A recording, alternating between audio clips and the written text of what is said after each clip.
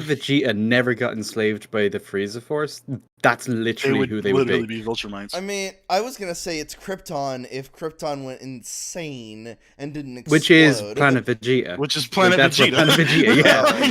That's literally all they are. They're literally conquerors who got conquered by something way bigger. But if that It's like way Planet bigger Vegeta thing, saw Krypton send like one of their children off alone to a distant planet where they'd be the most powerful thing that ever existed on that planet. It's like, what if we did that, but on purpose? they did the Will Smith thing. Ah, that's hot. Yeah, like what if we did that on purpose and trying to like make sure people died instead of mainly us dying. And thus the fucking montage of all the Viltrumites dying was so fucking hilarious. It's kind of that hilarious. was it was literally like something out of Metalocalypse, wasn't it? We were just Yeah. like, oh, we fought for a little bit. It's like, oh my god. Like, We're yeah, like, we had a there's bit of a one chick- domestic spat. There's one chick where like she just like the guy flies through her. Like she's got like a pole or some shit, like a spear or whatever, and just split in half because he jumps through her. It's like, oh my god, dude.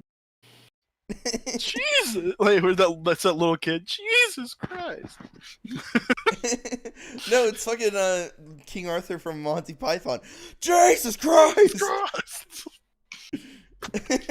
Told you. Somebody edited that fucking part over the Dark Knight part where he's shooting the gun. Not sure you made it quite loud enough, and they just like bass boosted. Yeah. Jesus Christ! We're live, by the way. Yeah. Hey. Oh, shit. I'm a devout Christian. Okay, and yeah. I don't support Invincible. It's like, I'm going yeah, neither did his dad. I'm gonna post what my goddess is in general, and that's what it is. That's what I worship. Oh god. I mean, you better change that up to be Omni-Man real fucking quick, because when he comes back, that shit's gonna go bloody. I actually like. I kind of I normally hate one-sided fights, but of all one-sided fights, this one made the most sense. Because, like, yeah, Mark was never going to do that much damage to Omni-Man. He tries his hardest. We think he's, like, heroic and admirable because even in the face of that, he stood by his principles and, he stood up to him. We admire him, but bruh. Damn, bro. Yeah, but you alright? You good, bro? You good? Yeah, it's one of those moments where it's like, oh, yeah, I know you're trying to do the I could do this all day, but then he literally beat you to a pulp. He literally couldn't do it all day. He literally couldn't do it for like a minute. Like, what the fuck? I mean, you could say he threw him through time zones. How does that work? You saw how far he went when he threw him. Yeah. And you saw how hard he can punch, so I guess that's how it worked. So, but what I'm saying is he like literally beat his ass all day because like he threw him from one time zone to another and it was dusk. Yeah, so technically it was one day. It's technically a day of ass whooping. Like, what's 17 more years? This ass whooping is beyond time zones. What's funny is like my favorite parts had to be the fact that it's like he's trying to stand up to him and he then just does something horrific like, all right, you hit me a few times, the subway. You tried to stand up to me again. I'm gonna cause an avalanche and have you just be in the middle of it, and you'll be buried amongst all the other people. It's like the part after the Jets where he's like, "If that bothered, let me show you this," and the snap of that punch, just damn, dude. Like all the sound design is just fucking so well done. It's good shit. Show's good. It's good. Yeah.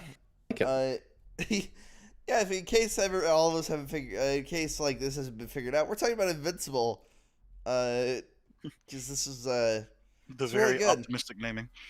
And by the way, we've kind of crossed the line already, but it's going to be a full spoilers thing. You should have seen it. Oh by yeah, we kind of did by this point. We didn't give enough of a shit to be like with Alice in Borderland. It's because Alice in Borderland, as far as like our circle has been concerned, no one's talking about it.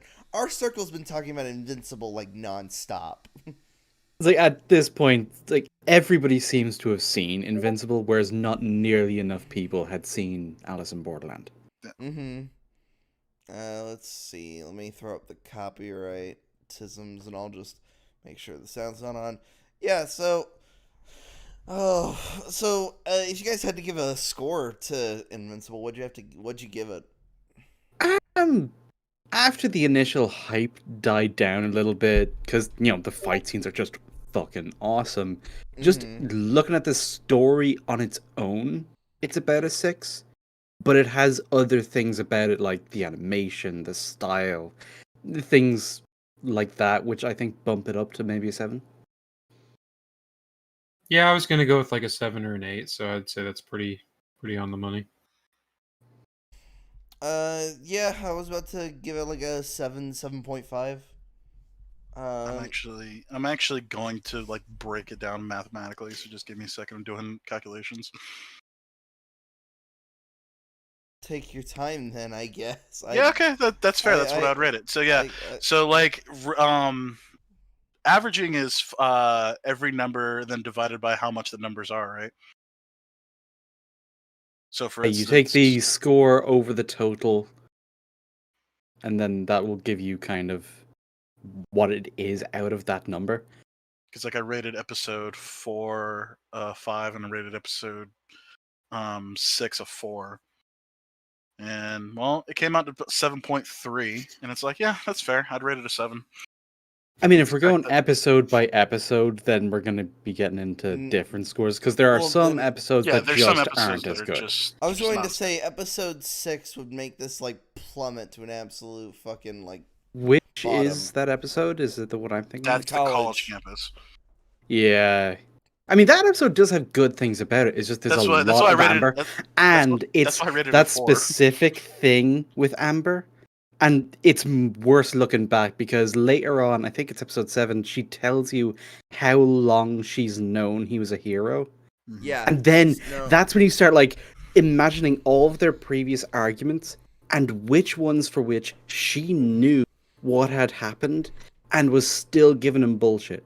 And even if she was on like the whole, I'm actually angry that you just didn't trust me enough to tell me you were a hero, that's fine if that's what she said. But it wasn't. Mm-hmm. She was on a whole other train of bullshit. And I did the calculation. She knew that he was invincible. But like I said, by her own words, this is what we're taking from her fucking mouth.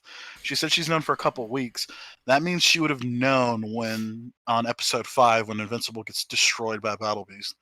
Oh yeah, and even so like she knew by quote unquote him getting hit by a bus that he was, a superhero.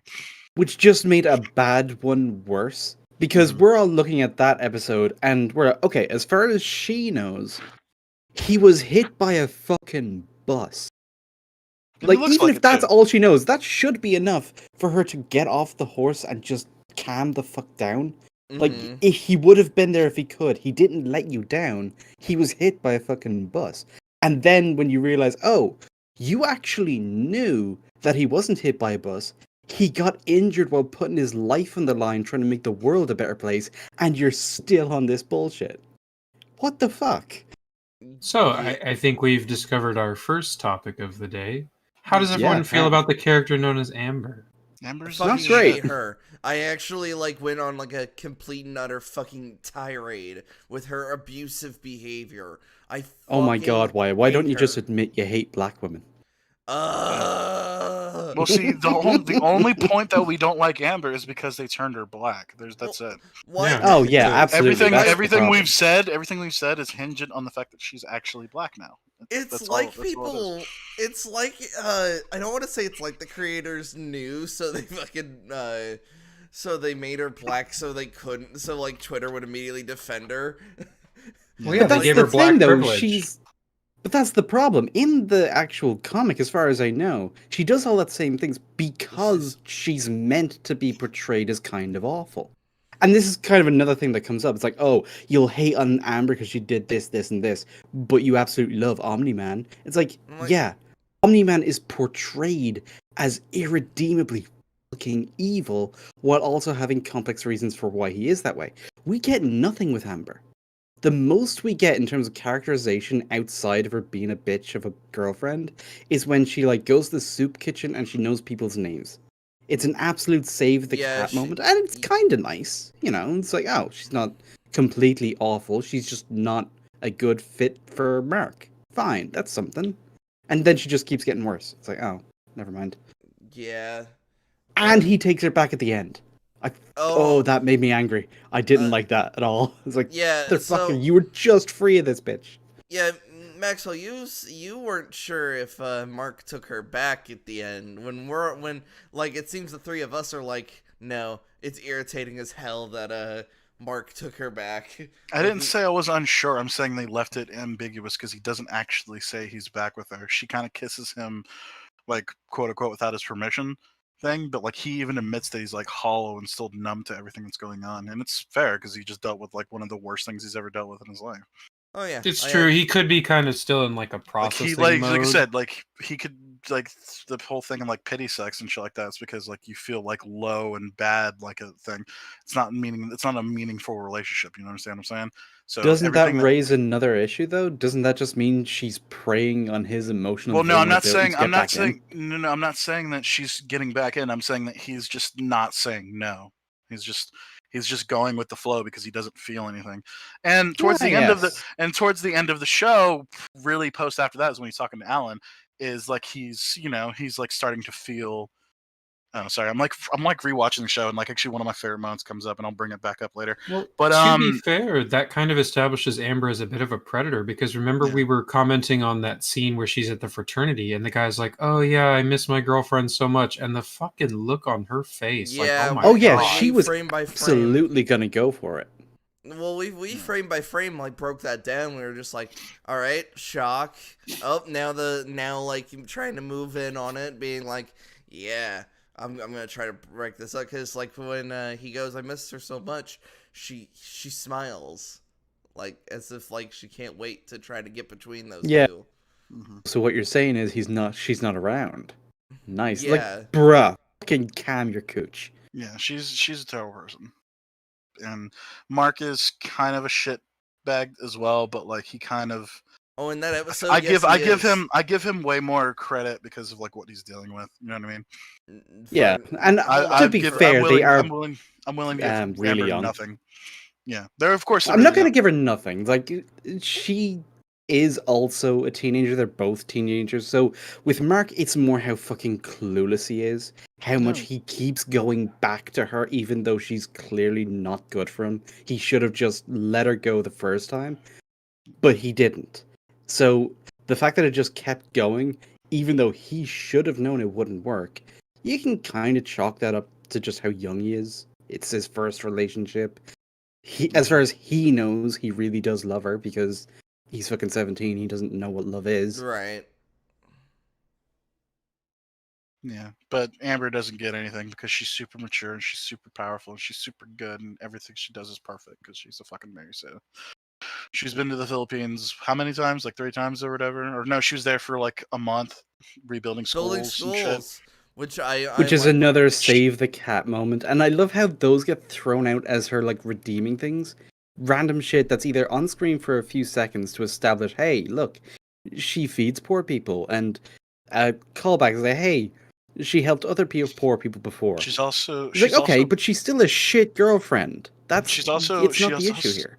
We're not judging her as her moral fiber. She's also possibly been to fucking like Mount Everest too, because when he brings that up, she's like, "Oh, how'd you like Nepal? Or did you go through China?" And it's like, wait, what? Does that mean? Oh no, that's just normal geographical knowledge. But like that doesn't mean she's been there.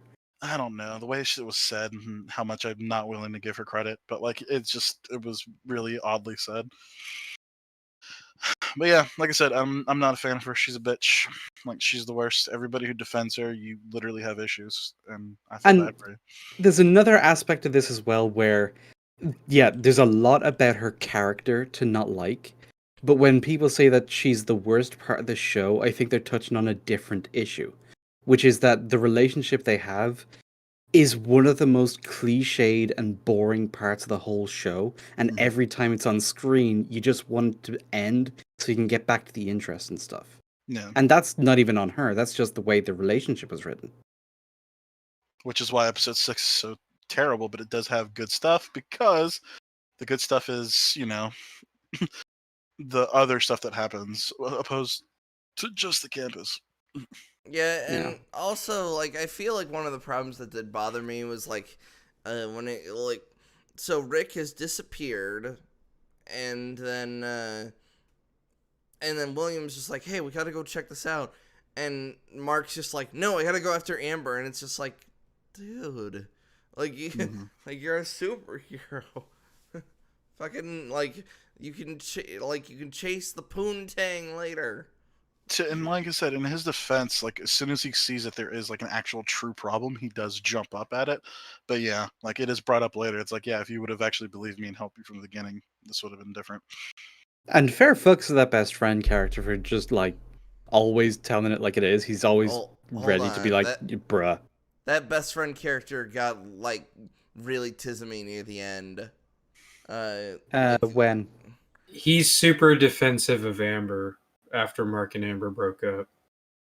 Like, instead of being on Mark's side, since he's Mark's best friend, he's very much like, yeah, Amber was, good. You fucked this up. Amber did nothing wrong. And it's like, what? Okay, in his defense, he didn't know the things we know, like how long she knew he was a hero. He doesn't know that. As far as he's concerned, it's just like, yeah, you're trying to balance hero life and normal life, but like, you didn't make time for her. That kind of sucks. If that's all he knows, then it makes sense for him to call it out like that. But if that's not all he knows, then it does get a little bit weird. Yeah, and of course before the shitty Amber advice, he does give pretty like good advice of like, come on, dude, snap the fuck out of it. Your grades he can does, be fixed. yeah. Your grades can be Yeah. fixed. Your family loves you. You have fucking superpowers. You're fucking awesome. Like, come on, dude. Get the fuck like just like you can't just sit here moping the entire time. And like people always like make fun of like, oh, you can't just say not depressed. It's like, yeah, it's fair. But like a lot that's of the also shit, just like, kind of how guys cheer each other up as well. and It's like, like, but like, yeah, but no, we but get what- it's kind of shit right now, but you do have shit going for you. So pick your head up, get back in the game. And I was about to you know, say, like, he go is for like it. being, but like he's trying to put like pragmatic things for like all of his mopiness. And Mark, as a teenager, doesn't really want to hear that. So that's why he's like, I need fucking somebody else to tell me something that I want to hear. And that's why he leaves William. Yeah, and it's little moments like that where people act in a way that makes sense for them. Because you compare that to how what's his real name? Eve. Norman? Oh. Who? No. Omni-Man. The way Omni-Man and his Nolan. wife talk. Nolan, that's the one. The way Omni-Man and his wife talk to each other. It's like the way they hash out their problems. It's like functioning adults in a long-term relationship. It's like they will handle it differently because they're in a different situation. And the way that highlights the difference between how mature adults handle relationships and teenagers, you don't see that contrast enough. Either the show in general will handle relationships like they're teenage drama, or they'll handle them like they're mature adults. You don't often see the distinction, and it's nice. I like that touch.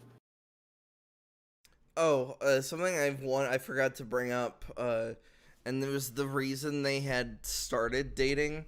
It's like, oh, guys will throw punches for me, but none of them will take them, and it's just like, wait, so you're glad that you like a guy who could basically you could use as a human shield, because Or a that's- guy who's willing to sacrifice his well-being for you. That's healthy. yeah, it's not how. Well, yeah, it's like, what the fuck. But that whole thing, because it kind of ties into the relationship overall, how the way the relationship plays out, and especially the way it starts, is really cliche and typical superhero shit. Mm-hmm. But the episode where that happens, the first episode, that was the point.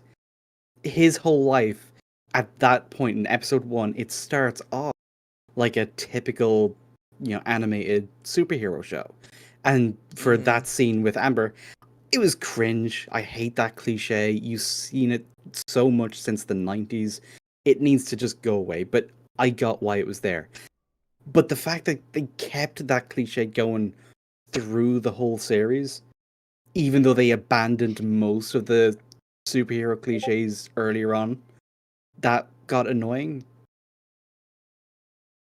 It's like the rest of the show is more mature than that aspect of the show. Yeah. So I guess that goes into hand with like how Mark is characterized, because obviously we've pretty much made it clear Amber's a Thundercunt. Yeah, like, there's nothing much more to say. Like she's just a terrible person. Right. And you're also yelling at Mark throughout the whole thing as well, because you're yelling at him. It's like, oh my god, just let her the fuck go, Yeah, it's so we can move on.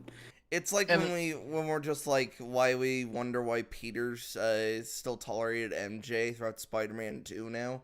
We're just like, Oh yeah, it's the exact same problem. Oh yeah, but in Spider-Man 2, he's a little bit older, so it's a little bit less. Oh, it's redeemable. inexcusable. He's easily what, But nearly 20, in his early 20s. It's hard but to when tell. you're 17, I mean, come on, I'm pretty sure we've all done something. Really Oh yeah, we've shit. done Yeah, we've stupid all shit for been- girls when we're that young. So yeah. it's like we're yelling at Mark, but like we can't get too mad at him because it's like, yeah, he's young, he doesn't understand shit. There's a difference like- between the difference between like, oh, I just started watching anime just to date a girl versus, oh yeah, I'm a fucking superhero and literally just have to just keep doing superhero shit, and that's disrupting my relationship. Well, no, there is another thing that you will get for guys that age, where if they have like their first part-time job when they're a teenager, any girl they have at that age will be yelling at him that he's not making enough time for her, and he's just like, bitch, I need to earn money. What the fuck? I've got school, I've got work. Yeah. Well, and No, I no, think no. something that makes it even more frustrating is you're yelling at Mark because you're like, why are you with this person? And then to add to that, you have Eve is like right there. Like, yeah, you have like, Dude. and that's like the weird thing is like Eve is way fucking better in literally every fucking aspect. She She's got literally flew to his window for that rebound dick, and he was busy with Amber's. Like, we were so close. So close. We were on the edge of greatness. We were this And then close. guess what, Wes? Why don't you bring it up? You're the one who like mentioned it. There is that good line though, where she turns to fly away, she's kind of sad, and Wyatt almost ruined it because he paused it and he was about to give Eve a ration of shit. But she's like, good for you, Mark. And I was Yeah. like, oh my god, just the depth of that dialogue just speaks volumes about her character. Yeah, so she's The more whole mature. reason she was going there was because she recognized that Mark was a guy that, it's like, this guy's actually just genuine and cool and nice. That's why she went there. So obviously, it's like when it turned out he has other good shit going on for him, he's like, you know what? Good for you. Good for you. And that was nice. And just in terms of how the story will play out as it goes on, I think it's good in the long term that they didn't get together then and there because she was still Right. going through some shit. Oh, I think it'd be better off if they get together later. I was about to Oh. say, how much knowledge do you have of the comic Slur? None. Oh, okay. I'm Fucking- tempted to try and catch up because I'm kind of hooked into the story, but Yeah, of course. we'll see. I'm so in terms of like Eve's parents being complete nutter dickbags. It's like, oh, Yeah. Rex cheated on me, forgive him. It's just Forgive like, him. whoa. Like and you say that fast, but like it's like, oh, you're like kind of like being hyperbolic. It's like, no. That's what happens in the episode. Yeah, Rex like- cheated. Forgive him. Forgive him. We Yeah, want her you dad with. is immediately just like, different forgive want him. you- it we doesn't want you matter with what him. he Were did. both kind of awful. Yeah. It's weird and horrible. It's Like, I there's think other shit it's- going on there that we don't know yet. As fucked up as it is, I see why they wanted her to forgive him, because they just want her to be safe, and they felt like he was somebody that was protecting her. right. And that part Um, makes sense, but it wasn't just that. That was like half of the reason, and the other half was just like, we like him. And they didn't trust her to find another guy that they would think was as good. It's like there's a whole Yeah, that's a little weird. multi-layered trust thing that they clearly have going on there. Good writing, but bad parents. Yeah. In terms of good scenes, by the way, I really like Omni-Man's explanation of flight. It's really fucking good. Like, as Oh yeah, somebody he who, actually makes sense as to what it would feel like for him to do it and why you need to keep practicing because you build up muscle. And it also yeah, explains why he's so swole because he's constantly using those muscles. yeah, and how he's It'd just be a like, you lot gotta like keep, swimming. yeah, you gotta keep Yeah. like you gotta exercise it. Um, Funny that you mentioned which swimming is because it's like peeing your pants. yeah, which is one of those things of I love that line. I'm trying to remember how accurately it's ever described. Like that's why like the biggest comparison of course is Superman. Like that's the comparison a lot of, like I think a lot of people would make with Omni-Man just with Well, yeah, he's mustache. basically an exact staple of the Yeah. Yeah, team. in the same way the other Diet Justice League members were off-brands of real Justice League members, Yeah, they're Mhm. literally he's an Justice League off-brand characters. Superman that they went a different direction with. Right. Which it's always really funny when they're like, "Oh, people complain about Man of Steel destruction, but everybody cheers when Omni-Man does it." Like we're not cheering. Omni-Man's the villain. Like, And this is where like, context, every single time, it's the they context. they Yeah, have Is to it remove when you have context. bad people being portrayed as bad people, we're not gonna be fucking whinging and moaning that they do bad things because that's how they're supposed to act. When we see people who are supposed to be paragons of justice do bad things, it raises an eyebrow. It's not And- that complicated. and especially if it's not being given like the I'm trying to think of the right word for it because there's that line in Man of Steel when when like the ship is destroyed, he saved us. And it's just like there's fucking screaming in the captions. Where it's You're like walking away from like a destroyed. yeah, it's fucked like up building. ground zero times a million, and somebody just went, he saved us. If somebody had just went like, oh my god, this is all your fault, like we'd be. Well, Be I would even be different. fine with both because like that brings up a yeah. complex point. Yeah, You know, it's like somebody's like, "Oh, he saved us," and someone's like, "The fuck he did." Yeah, like if as long as like somebody is challenged, the fact it's so one sided is what Well, makes that think feel so about weird. real life. How often is it, even if the answer is clearly obvious, how often do human beings agree on things? Everyone always has don't. like two sides. We can't even agree on the fact that our planet is like, oh, we're like on like the last little bit before it goes crazy, before like irreparable damage is done. And yet you've got somebody that's just like, well, the science isn't all in. And it's just like, oh, so it's gonna be one of those conversations. Let's see. Yeah, somebody in the chat just went, are you saying that when Omni-Man killed thousands, he's meant to be the bad guy? Unthinkable. And even then, when he threw someone through a building, the building didn't explode. It just made a hole in it that damaged its integrity, so the top part of it started to collapse. Right. So even on the shit that is the same, it's better. Yeah. I loved Omni-Man's like fucking broken ass logic. It's like, oh, you killed that lady because you tried to save her. It's just like, you're the one that threw him through the building. That lady. He threw him through the build. It's weird. Like there's some Tismy logic with that whole final fight. The whole point is like, dude, you're not bending the knee. Fucking figure it But out, or it's he's gonna keep using the getting worse. same logic that Viltrum uses when they arrive in general. He's giving him the lecture that a normal Viltrumite would give to the entire planet. He's going to cause a shit ton of destruction and said, like, if you had just surrendered and become part of the Empire, which would be good for you, by the way, then this wouldn't have happened. Just fucking accept that we have good things in store for you and fucking stop this. And I'd also argue that's how they do it. And I'd also argue that Omni-Man's doing it on purpose because he's trying to get back to his Viltrumite like mindset, because being on Earth has softened him a lot, and especially because of Mark.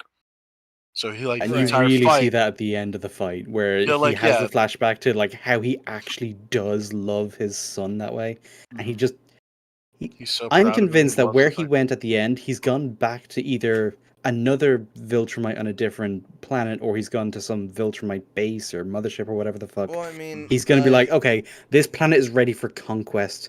It's like, I need to go back in force because it's time. He's gonna do that, but it's gonna be messy. I don't know if he's on gonna go both back. sides. The thing is, what do you mean force? Like there was literally nothing Like literally, humanity threw everything they had at fucking Omni-Man and it didn't. Oh do no, shit. I mean like their invasion thing, where they start establishing some kind of base of operations on their newly occupied world, I mean, Yeah, it okay. depends and they if they start bringing it go into the Empire.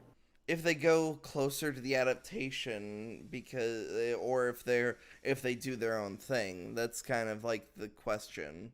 Yeah, well, This so is just far, my theory. I don't know yeah. because I haven't read the comic. So far Right. from like the differences in the comics, it's like really big. Like a lot of the shit's like changed and Mm-hmm. Really? and Like what? like apparently apparently him. So one thing is certain is the Flaxen thing. Omni-Man's gone for a couple months. Yeah, that was portrayed in the No, show no, as no, well. no, no, Where no, no, no, no. He's gone from Earth for a couple months. as in there was no time Like in dilation the thing. in the Right. show, he comes back in fucking 2 minutes. But like Yeah, but he was there for months he because was he there sees a for beard. months in our time. Right. So Right. that's Okay. Does one. that make a big difference for anything else? Like, does it affect anything, or is it just a Not weird really. thing they did That's for what I'm the saying. show? That's what I'm saying. That's not really like the meeting of the team is changed because they don't meet during the Flaxen invasion. They just meet like randomly. Like kind of like, are you watching the stream right now? Kind of like what happens now, where fucking Mark is just doing his thing. Like the team would have shown up right here, kind of thing. Huh. All right. Mm-hmm. Apparently the Omni-Man fighting Mark and leaving that happens earlier in the comics than like time-wise. They said a lot of the stuff in the fight is different. A lot of the portrayal of like Immortal and stuff like that is different. It's just there's like it's not like game changing things, and the stuff that's changed is actually like it's the show's still solid for it being it. Like I don't buy the adaptation argument at all unless it's like Right. bad. Yeah. Uh, Unless you can like just make a comparison as to why one is better than the other, that's Yeah. fine. But there's But it's not nothing like this is bad because it's not this. That's Ye- that's the weak argument. Exactly. Like nothing is made better or worse for the adaptations. In fact, it's made better because the Justice League is basically killed like almost off screen. Like you see Right. silhouettes of them dying. In this, you watch the fucking horrific action happen. If I had to state this, I've always wondered when it comes to the adaptation argument. I've always said like that Killing Joke is an example of like a 1-to-1 that is still bad because of course other than the Batgirl sex scene, the movie is pretty much a 1-to-1 adaptation. And that movie isn't the best Batman movie I've ever seen. Like I don't know what I'd give it if I had to like rate it objectively, but it's I remember it came out, everyone was going on about how it was just kind of shit, so I never bothered getting around to it. I still haven't seen it. I saw it in theaters. The dumbest thing was it had an interview with Mark Hamill, and like the conversation starts. So I remember when I was playing Luke Skywalker, and I'm like, oh, of course. It's like one of those things like, oh, of course you got to mention that, Mark. He was absolutely told to mention it. It's like at this Yeah, point, of I'd say course. he's like more invested in his role as Joker because he's been doing it longer. Oh, real quick Yeah. too. Speaking of Mark Hamill, the Red the Taylor scene. Oh, yeah, That costume is actually another. It's supposed to be another member of the second Guardians of the Globe, a guy named Bulletproof. Mm-hmm. And the chick, the shrinking ray chick, is supposed to be a guy. Yeah. But like I said, that doesn't change anything. Nothing's like has changed so much so dramatically that what's in their pants matters. Like nothing. This isn't like the key difference when it comes to like things like skin change and all that stuff is the Dark Tower. Like the gunslinger has to be white if you want that old town scene to work out. Like if you want that scene to play out properly, because Yeah, because otherwise it's going to play out like that scene in Django.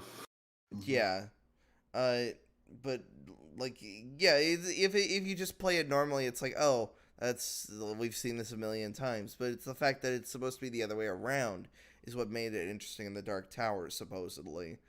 But with making Amber black changes nothing. Making shrinking person a woman, so far as we know, changes nothing. The only difference it makes is possibly making like Rexplode like more of a scumbag because it's Shrinking Ray and Duplicate who go to train or go to the gym, And then Rex goes, "I'll go supervise," kind of shit. It's like, But then they I say, guess no, that's you like won't. yeah, I guess like that's the only like true like super consequence, but that's like it. Like, you know what I mean? That's like the most definitive thing. Yeah, it just makes it more obvious that he was being a creep. Yeah, he's Right. just a shitty scumbag, yet not worse than Amber. I kind of did like with Duplicate that just more than one just comes out. It's just like, Oh, that was Oh, such and a the fact fucking that- bra moment. And It's like Yeah. one of the dude. funniest things, it's like she goes eep, and she goes what? And it's like, oh, nothing, hiccups. And it's like, oh shit, Duplicate feels. It's like it's one of those like weird like throwaway things. It's like, oh, she feels everything the other ones feel. That's awesome Well- slash horrific. Like, well, yeah, because like, because that's, like so many Duplicates are fucking dying. murdered and like during the episode 5 fight when she's splattered against the wall and she like changes, like it's clear that she's like, oh fuck, and like falls over. Like, Oh yeah, she just Ooh. passes out from that one. just oof, and I was like, oh man, that's horrible. Oh, by the way, Duplicate, what that's was why- his Beast, Warrior Beast? Battle Beast. Battle Battle Beast. Beast. That's the one. Me and Beast fucking Dwarf. names, man. But Dwarf. yeah, it's like we need him to come back because Oh, he Dwarf- was just Dwarf- fucking He's manimal. voiced by Michael Dorn, and it's just like they have no honor, and it's just like, Destroying insects has no honor. and I immediately And think he like, absolutely fucking annihilated those guys. He was awesome. Yeah, comic book wise, Battle Beast is way stronger than Omni Man. yeah, that was the Really? equivalent. That was the equivalent of like the Legion of Doom has fucking Doomsday on their side. Should I say it again? Does it count as a spoiler if it's in the comics way later or Well, what? There's I a mean, character. if There's they a do it, well. Stop then- me if you feel like this is uncomfortable. There's a character from Viltrumite who's way stronger. It takes Omni Man, Mark, and I can't remember the third character. There's a third character who fights with him, and they lose to this one Viltrumite. Battle Beast fights that one Viltrumite to a standstill. And if and if I remember correctly, that Viltrumite was injured during the fight too. Yeah, so they do the power scaling very interestingly. I Yeah. like how for the most part, like when it comes to like low level villains, Mark kind of seems to be able to do his thing, but like because he's so new to this, you put him up against any sort of challenge, and he kind of does just kind of crumble. It does It's- fucking it's- crumble. It's Folds like lack paper. of experience. That's the Well, thing. There's it's lack of experience. Also, the way he controls his strength is still really. It goes back and forth because you see when he rages out, Yeah, gets he can. almost fucking Omni-Man tier. Like he's not quite that strong, but he's able to really hold his own. And it's only when he has that fucking killer in his eyes. But when he's just trying to be the comic book hero, I'm gonna go out and punch bad guys. He's happy-go-lucky. He doesn't have that killer instinct. He doesn't have that power. So even when he's Mhm. going up against Omni-Man and he's tanking punches that can crush mountains, it's like he's calling on all of the power he can, and he's still getting beaten to a pulp. So Mhm. that's roughly what his power is. He's, I'd say, like- about as half the strength of Omni-Man total. And like, remember at that point he's the strongest that Earth has. It's like, oh fuck. God, I can't wait to talk about that whole fucking final sequence. That shit's amazing. But yeah, no, Omni-Man. Mark isn't just like he's strong, but he's just not What do you strong guys? enough. What do you guys think of the Invincible costume? Cost.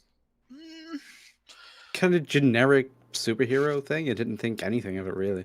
I kind of don't like it, but like it's fine. Like I In fact, mean, you know what? When I don't he like had blue his and yellow. flashback to when he got his powers and he was all like fucking caveman shit, I almost wanted him to just stay like that. It's wait, like, I'm Invinci- the immortal caveman. wait, you're talking about That would've Invincible been cool. or Mortal?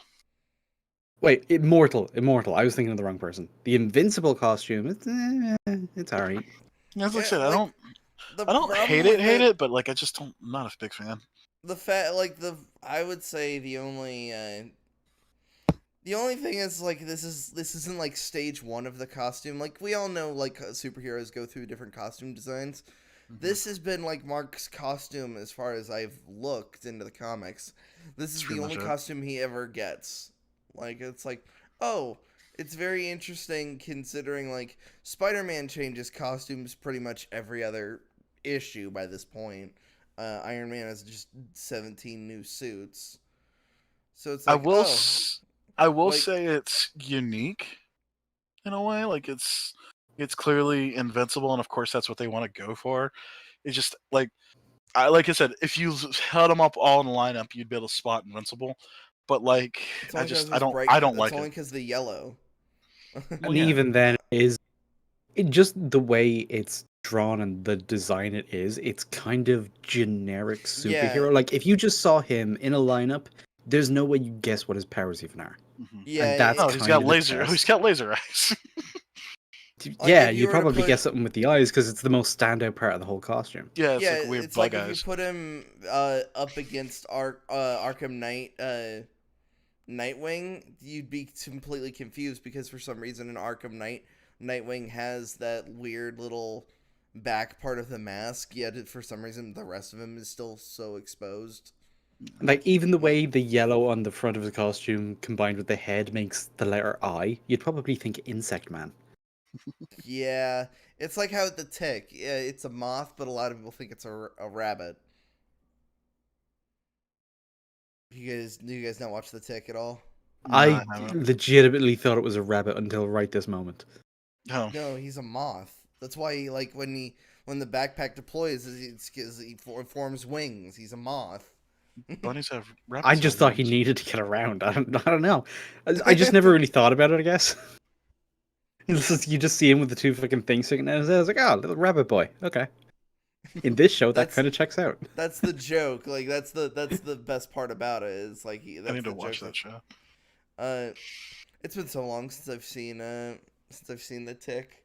The cartoon was what I was introduced to, and I only watched the live action one, probably like only a few episodes.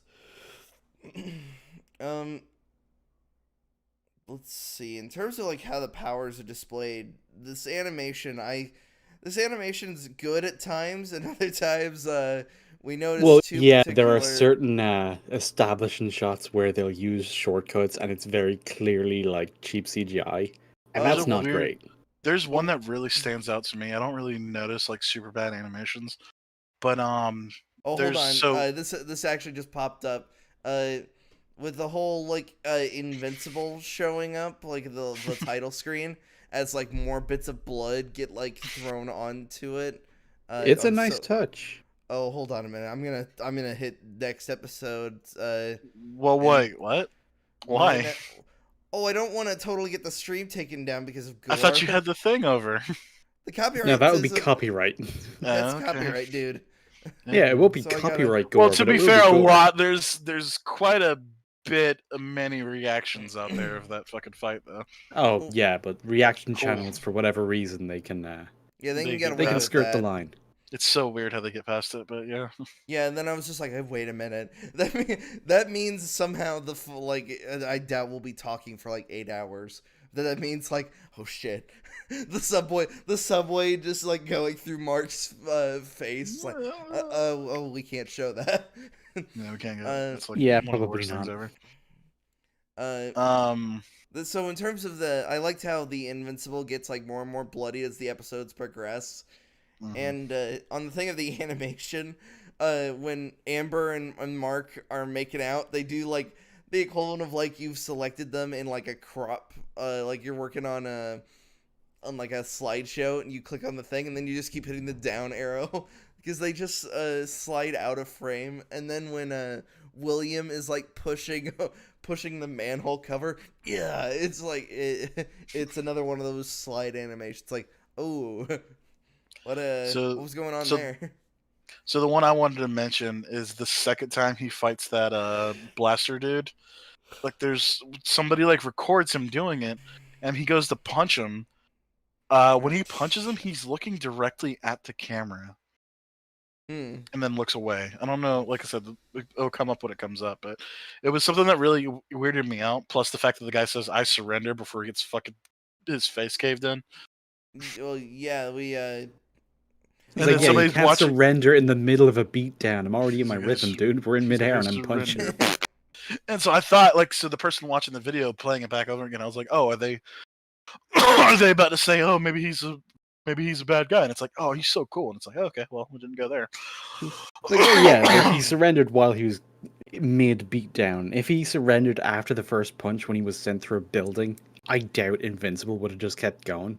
Right. But it was like too late to stop at that point, so it's fine. We get it. In terms of, I actually just thought about this. In terms of, do it. Go on. In terms of, just gore, I actually just thought about this. What's the difference between, what's the goriest, stream that's ever, I was thinking, oh, maybe somebody playing, Doom on, Twitch, but it's, I'm not sure if that really counts because they're not human and stuff as opposed to Also, it's gameplay, which usually has a whole different thing. Yeah, so it's oh shit, I can't show because I threw up the cover and stopped the video, so I'm like, oh, I can't show the Flaxians invade because half of them are just getting domed and fucking. Oh yeah, when Invincible has his first taste of real combat and he goes full Saving Private Ryan. Yeah, and it's just oh fuck.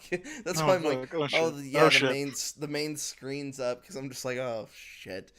How much of the show is I can't show that. Oh, I can't show that. A lot of the fight scenes are indeed like that because this is I'm pretty sure if you type into YouTube, you can probably find a kitty version of it. Well, at what point would I just be doing that thing where I'm just looping the trailer footage? Because that's the classic reviewer thing. Oh, I don't want to show too much, so let me loop the first trailer 17 times for 26 minutes. And it's oh yeah, but there are reasons why that's better than just having the show playing in the background. Yeah. Well, you could just put up the meme and people would understand what's going on. Just various. Yeah, I was gonna just start showing. That's why I posted a bunch. Well, it's because they're all the. They're all the. Are they all the think marks? Oh no, they're not all the think marks. No, that's just about 90% of the memes that came out of the show was just that one little screenshot that went viral, and then there's a few other things here and there. I like the oh hi Mark. That one's a good one. That's a good one. Yeah, no, I guess we could talk about that since we had to talk around it. But yeah, that whole fucking fight, the whole Justice League fight's pretty horrific. Yeah, it's fucking downright as I'm throwing up the Rose Tico meme on stream. It's not. Well, we hate. Okay, well, to be fair, that is what saved them because Omni-Man didn't want to destroy what he loved. He wanted to save what he loved instead of destroying what he hated. So he just kind of left for a while, and they were just like, "Damn." And he never hated anyone. He just said to do his job. He has contempt for humans and humanity and everything that they have going. He does, yeah. Except some creature comforts, when. Like a pet. Right. If in his head he's gonna get reinforcements, it's time for the invasion to happen. We'll just plonk down some spaceships as the HQ and start transforming this into the next Viltrumite planet. As far as he's concerned, it's you know what? The bakeries, the cafes, the restaurants, and wine and shit, those can stay. Those are actually kind of neat. We'll incorporate them into the Empire. Which he wrote books about. It's weird they don't talk about his books until the very end, but yeah, he writes travel books. Mm. Yeah, he writes. Which is kind of funny. Well, it's only come up once in the show, I think, when his wife's leaving. Yeah, his wife's leaving. It's didn't you say you were working on your book or something? As an excuse to get him to leave her alone so she can go do things, and it doesn't work. There's that one scene where he's got the laptop. He's like, "Hey, what's the name of that place?" And it's like, "Oh, but how are you supposed to know that that's what he's doing, writing a book about it?" Yeah, I thought it was just a random thing, is because that happens. If you live with someone, they will come at me with random questions because they're off doing something else that has its own context. You don't really question it. And then at the very end of it, Cecil talks about how it's now that he's quote unquote dead, the travel books he wrote would sell for more. And it's oh, he wrote travel books, that's cool. But it's we didn't know about that till the very, very fucking end. It's okay.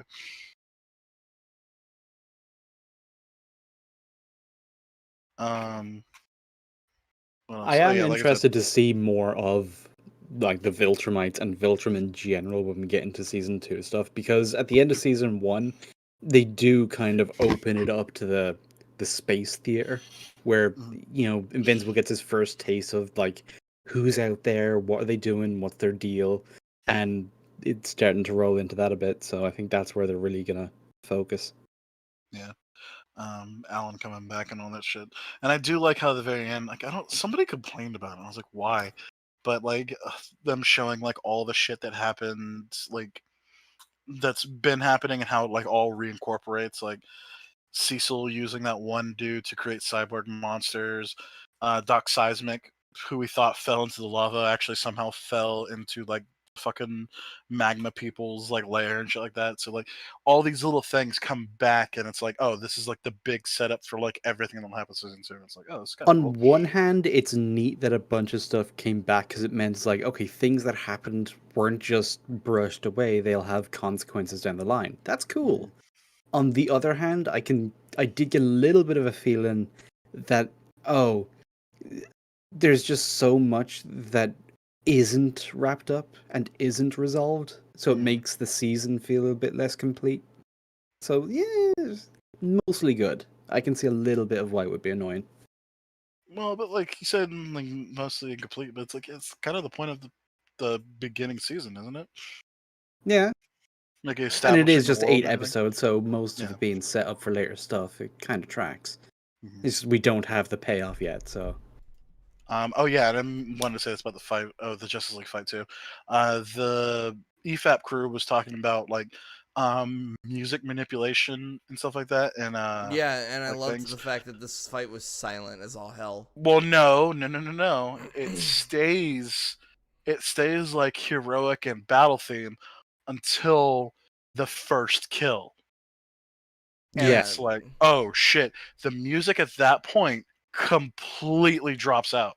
Because at and no that's point. kind of an extra layer of it as well, because the whole music manipulation thing, that is what the soundtrack is for. That's what it's supposed to do. If the soundtrack isn't manipulating you, it isn't guiding how you feel about stuff, it's not doing its job. So I don't like it being portrayed as a directly negative thing, but you also have to be careful with it, because when you're deciding how much you like something or you're doing any kind of analysis of it, it's one of those things you have to look at. It's like, did I think Amber was a good person because I saw her feed people soup? It's like you have to recognize how this thing was used to shape your opinion of something and weigh it up against everything else. So you Yeah. just have to pay attention. Well, like I said, they weren't really talking about it in a super negative way, but they were saying like shit like it's trying to manipulate you into thinking a certain way kind Oh of yeah, thing. John And they were Walker talking in and they were Winter talking Soldier was about a and thing. yeah, I was about to say they were talking about fucking the Winter Soldier. Oh, this is one Alexa, of shut up. Sorry, that was weird.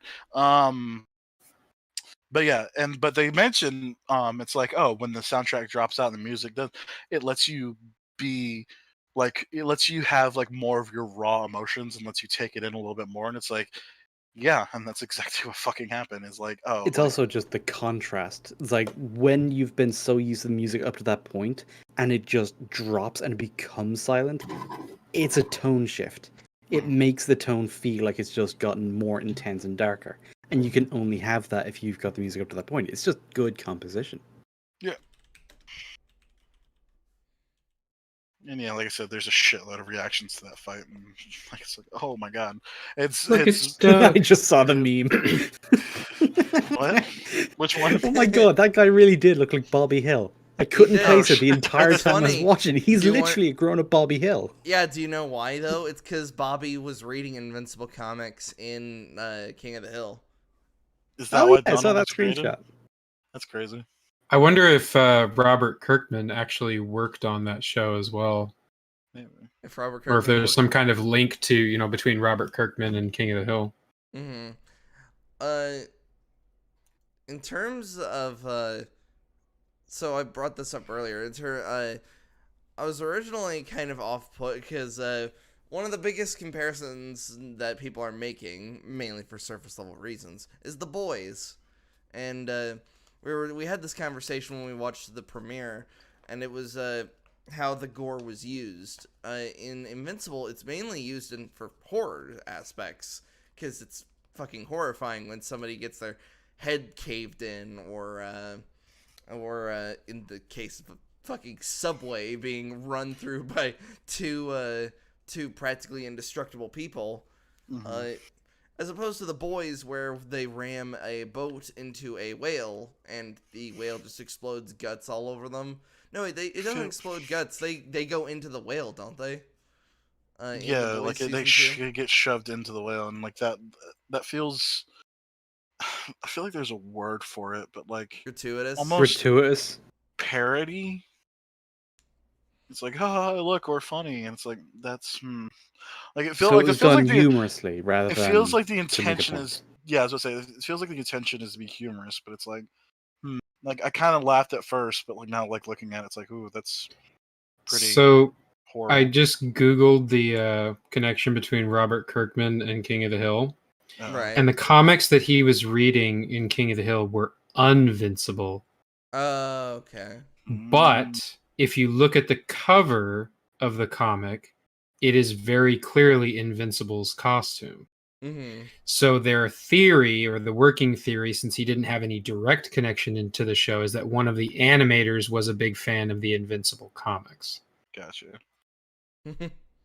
It's kind of so. What? So you're saying you noticed Invincible? How did you notice that it was Invincible? Because it's very clear. Like if you look very yeah, closely no, at I'm just saying his costume, as stupid as it is pretty iconic, and like that's what they kind of like went for. It's like it's easily like stands out like as like that's Invincible. Which Yeah, kind it's a of always, distinct color palette. which Yeah, very exactly. very much makes me chuckle, considering he pretty much is using the original Nightwing colors. Let me bring up his original costume, and like you guys will probably see it. Nightwing classic costume. Da-da-da-da.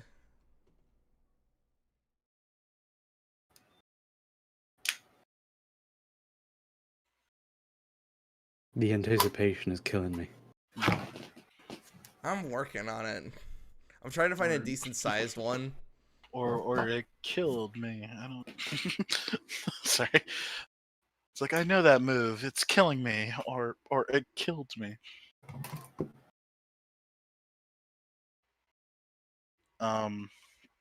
What else?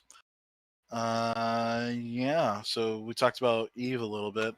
That's what am I Sorry. looking at right now? That's Nightwing's very original costume with the popped collar and the and the Pretty gay. yeah. I mean, yeah, they really they took the fucking tight shorts he had in the 1960s version and just went, well, he's already a gay icon. Let's fucking go for it.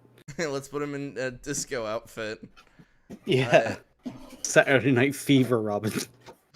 Oh wow, yeah, that's kind of weird.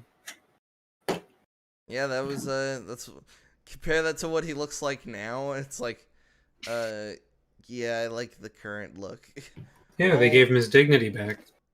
Oh my god, here's one where the popped collar is like the size of his head. Oh my god, I love it. There's something about like overtness. Yeah, he just goes around looking like a tulip. I've cut off like 90% of my vision, but god, do I look cool. Yeah, the 10% of my field of view that people can see looks fly as fuck. Oh my god. Me? I'm tight as fuck. So Your what? superheroes whack. Your government whack. The way it can't even defend itself from outside forces whack. Viltrumites were tight as fuck. Sorry. Oh my god! I feel like I could write. I feel like I could make a meme out of that. Hold on. I might workshop that later. I loved it when you were posting ones and you just went like, praise the sun. I don't know anything about Dark Souls. I don't know anything about Dark Souls. I don't, unfortunately. And like that was like the other one. It was like Moon Knight, and I was like, I don't know anything about Moon Knight. I think he's just neat. Like just the one where he's like doing the fingers, but it's like. Don't you understand why I must pray to the moon god and throw random bullshit at people? Moon Knight is unironically better than Deadpool at being comic relief. Oh, really? because he's completely in that world. It's like Deadpool has the whole thing. Everyone thinks he's more insane than he is because he's talking through the fourth wall. Mhm. Moon Knight, no, he's literally just broken. I actually, like, before I Yeah. fell asleep last night, I actually, like, Googled, like, full story Moon Knights, because, like, fuck it, I want to learn. And then I just fell asleep. I was like, oh, no. Well, it's why like when Punisher and Moon Knight talk to each other. Oh, are you still batshit insane? I don't know. Is your family still dead? And it's just like, oh, Just, Jesus. and I'm, like, reminded of, like, that one where he's, like, talking to fucking, like Jean Grey, or, like, they're about to, like, engage Jean Grey or some shit, and, like, Moon Knight whispers to Spider-Man, he's like, hey, I kind of spaced out. What's going on? He, like, whispers over. It's like, oh, don't worry about it. Just, fight whoever I'm about to punch. Got you. What do you guys think? I don't know how I feel about Oscar Isaac playing Moon Knight, mainly because like Oscar Isaac has been Oscar in Isaac's a lot fine. of bullshit. Like he's Oscar a Isaac's decent. fine. He's also actor. been really good in movies as I was well. about to say, he's like, even in shit movies, he's pretty fucking good. Like, it's not like like we can't like it's easy to fucking say, yeah, Hollywood's horrible and shitty, but it's like, yeah, some actors though really do try their hardest. Yeah. Yeah, even in and shit films like Apocalypse, Oscar Isaac was clearly trying. Yeah, that's true. he was learning. Sorry, but yeah, no, Learn. he learning.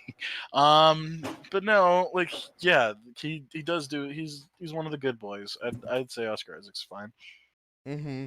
And the fact he's like doing all his own stunts. That's why Oh, I really? said when it was showing like his training stuff, I'm like, all right, you're probably gonna turn. This might, at the worst case scenario, just turn into one of those movies where or shows that I just like the fight scenes and like the casting, like because The Witcher is a prime example of that.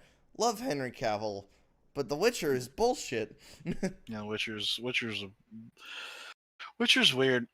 I've heard it's accurate to the books, and I'm like, I don't feel like that's a good thing. No, it's not. And even then, I'm not sure that's No, exactly true. it's not. Yeah, okay. It's- I don't know not. anything about the books. I'm Not at listening. all. I'm re-listening to The Last Wish, which is what season 1 of The Witcher was for the most part, except all the series stuff. The series stuff is like no, it's Sword of Destiny for the most part. But Jesus Christ, it is bad. That's not even like it's not even like I don't want to try to use the adaptation argument against it. It's just there's a reason, like, if you're gonna try to be faithful to the books, you got to use the key parts, such as like the fight against Renfrey is a great example of this. Because while that fight looks amazing, like it's all based around the fact that Geralt is specifically trying to like get to Renfrey as fast as possible. And instead of just like having this like long delayed fight, he basically I'm carves through banning in the 2 word seconds. "like" from your vocabulary. Stop it. Like.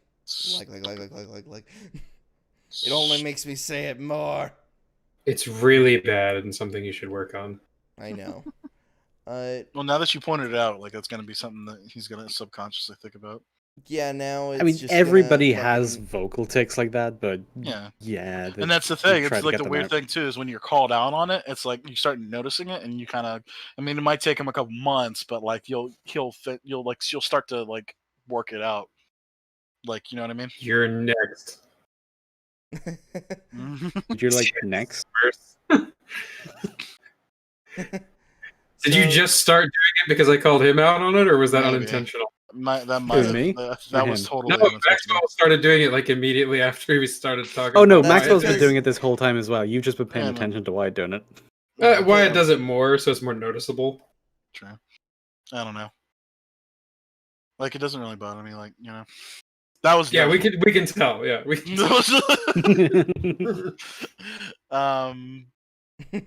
So to bring it back to Invincible, what's something else that you guys would want to talk about with the show? Well, actually, because- so we're talking about adaptation. This is something I would actually really want to get your opinions on before I bring it up. What do you guys think about Robot? But what? About Robot. Robot. Robot? I dug it. I think the robot body, the way it looks with like the weird granny ponytail thing, Yeah, looked the robot's off, the but it was robot fine. design is pretty weird, but him as a character, less about his design. Him as a character was pretty fucking interesting. I liked it. I just kind of wish there had been a little bit more of it, Mm-hmm. because like you don't really Almost- understand what's going on in the beginning, and then by the time you figure it out, you're kind of like, oh, okay, well, how does this tie into the main story exactly? And like I Well, was they kind of set it up as a completely tangential mystery. So you see him take a piece of Rexblood's DNA, and then you see like the floopy body in the tube go like, yes, finally, stage 1 can begin. And because we're so locked into the mystery we already have, we assume they're connected, and it throws us off. Right, Well, but there were several scenes during like the foreshadowing where it was like, because it directly showed Robot working for Cecil, and so you're like, okay, so whatever he's doing has to do with whatever like the GRA is doing. GDA. GDA, whatever. Yes. That. Yeah, and like that will The admit GR... that's what I forgot. No, he's Well, working for the the The GRC. GRC, yeah. Fucking Omni-Man needs to do better. But No, He, that would be very bad for us. If he was doing any better, we'd already be dead. oh no, oh no. Sam, your speech, it's backfiring as like Omni-Man's murdering everybody. No, but speech backfire. You need to do better. Well, because I bring it up. So we've talked about the adaptation. Is in the comics, Robot doesn't have a relationship with Mark, but he is more prominent. And like last night, you guys talked about how Mark needed like a friend who was like a superhero kind of deal, and More in the so comics, than Eve. yeah, in the comic, because in the show, we kind of had William for human stuff, and while Mark would talk to Eve, we didn't really have there wasn't really that much there other than the occasional scene. Well, they kind too. of built on it towards the very, very ends. Like when he realized that he's having super problems, he can't really rely on his human best friend for that stuff. So he goes off, he finds Eve, and you kind of see that character moment there where she, like William, was going to call him out on his bullshit a little bit. It's like, you can't just fucking throw down the costume just because you're depressed and shit. yeah, It's like, you can save lives. You can find your own meaning. You have that power. It's like, join me when you're willing to accept that, and he does. So it's like, she's supportive, but willing to kind of push him to do better. And of course, like I said, I'm not super into the whole the adaptation argument, but in this case in particular, Robot is, like I said, more of like a somewhat mentor figure. He kind of helps him out like the first time they hang out. Like basically there was like a detective thing, and like Robot was there to like help Mark figure everything out. And I feel like that's missing from the show, because like you guys said, his thing felt like really like not out of place, but really like inconsequential. But like that's just like the whole thing is like they're supposed to be going like side by side in a way. Yeah, I think that just plays more into how the way Omni-Man was training Invincible, it meant Invincible wasn't part of the teen team at all. Mm-hmm. And for him to constantly be with the teen team with Robot as a mentor might have just thrown that off a little bit. Mm-hmm. And you would have needed like an extra episode's worth of content so it wouldn't interrupt anything else. Yeah, and honestly, I feel like his whole like story still hits like emotionally really hard anyway, without like having have been like a major player in Mark's life. Like that's like his whole like story hits mainly because you see how fucking hard he's working to save Monster Girl. Yeah, and it's like the first time we see him like act like a human being in a way. Yeah, and even he says it when someone else notices, is like, "Oh, I was programmed with human emotions." And Black Samson is like, "You didn't go to the Arctic and almost die for me." And he's like, "All right." It's like, yeah, it's like he knows that there's something up. There's something. He knows what's up. Human there. Take a second to talk about And Black then it's Samson. revealed. It's like, yeah, he was never actually a robot. Yeah, Black Samson's super good boy. I love Black Samson. He's cool. And that Alright. whole. By That the way, whole. like in terms of that- naming themselves, that's like the best hero name because by naming himself Robot, he meant that nobody would ever even look for a human body for him. True. Everybody would just try to destroy the robot. I really Yeah, like that that's line true. Black Samson says. He's like, say I lost my powers again. I'm gonna beat you so bad you're gonna want to call me daddy again. That shit was so good. And like the whole team is like, oh, like it's like, oh shit. By the way, have you guys been looking at the meme that's on screen right now? Oh no. Oh God, Shad. Yeah. Stick. Use stick. With the nunchuck debate. Okay, so alright, you brought that up. Side note, I'm loving the fucking stick arc of Shadiversity. It's so great. He's making a lot of sense though. His barrel tangent. Oh, I didn't see the barrel tangent. What is that from? Oh, he did a video about barrels. Yeah, And they're why actually did you kind do of a video? cool and neat. And they are. Why on did he if do a video the about barrels? well, Oh my basically God. the Hobbit argument. With the Hobbit, okay. with the dwarves getting into the barrels and stuff. When all of us are talking about Eve. This is advanced simping. I mean, it's not simping to recognize her, virtues. We're not here fucking drooling. Well, most of us aren't here drooling over her.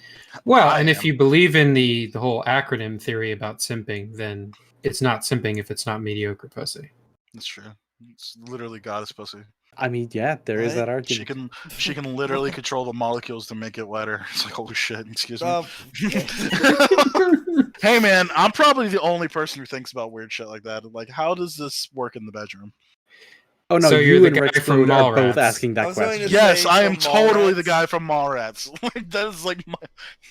He seems a Except little for- obsessed with superhero genitalia. Well, no. You might get him some Well, help. but the thing is, the difference is he focuses on their dicks. I'm more focused on like, yo, if Froppy has a long tongue. No, she is 16. Everybody has thought of that. She's 16. Everybody. That's one If of those. rocket can make gravity, like, If it stop. exists, if it exists, Japan has made porn of it. It's not Yep. Japan. Fucking do not blame Japan for America's indecencies. No, Japan has some serious indecencies. And No, it's but great. but the thing is, the Overwatch community has shown that America has power here too. Gandalf the Grey.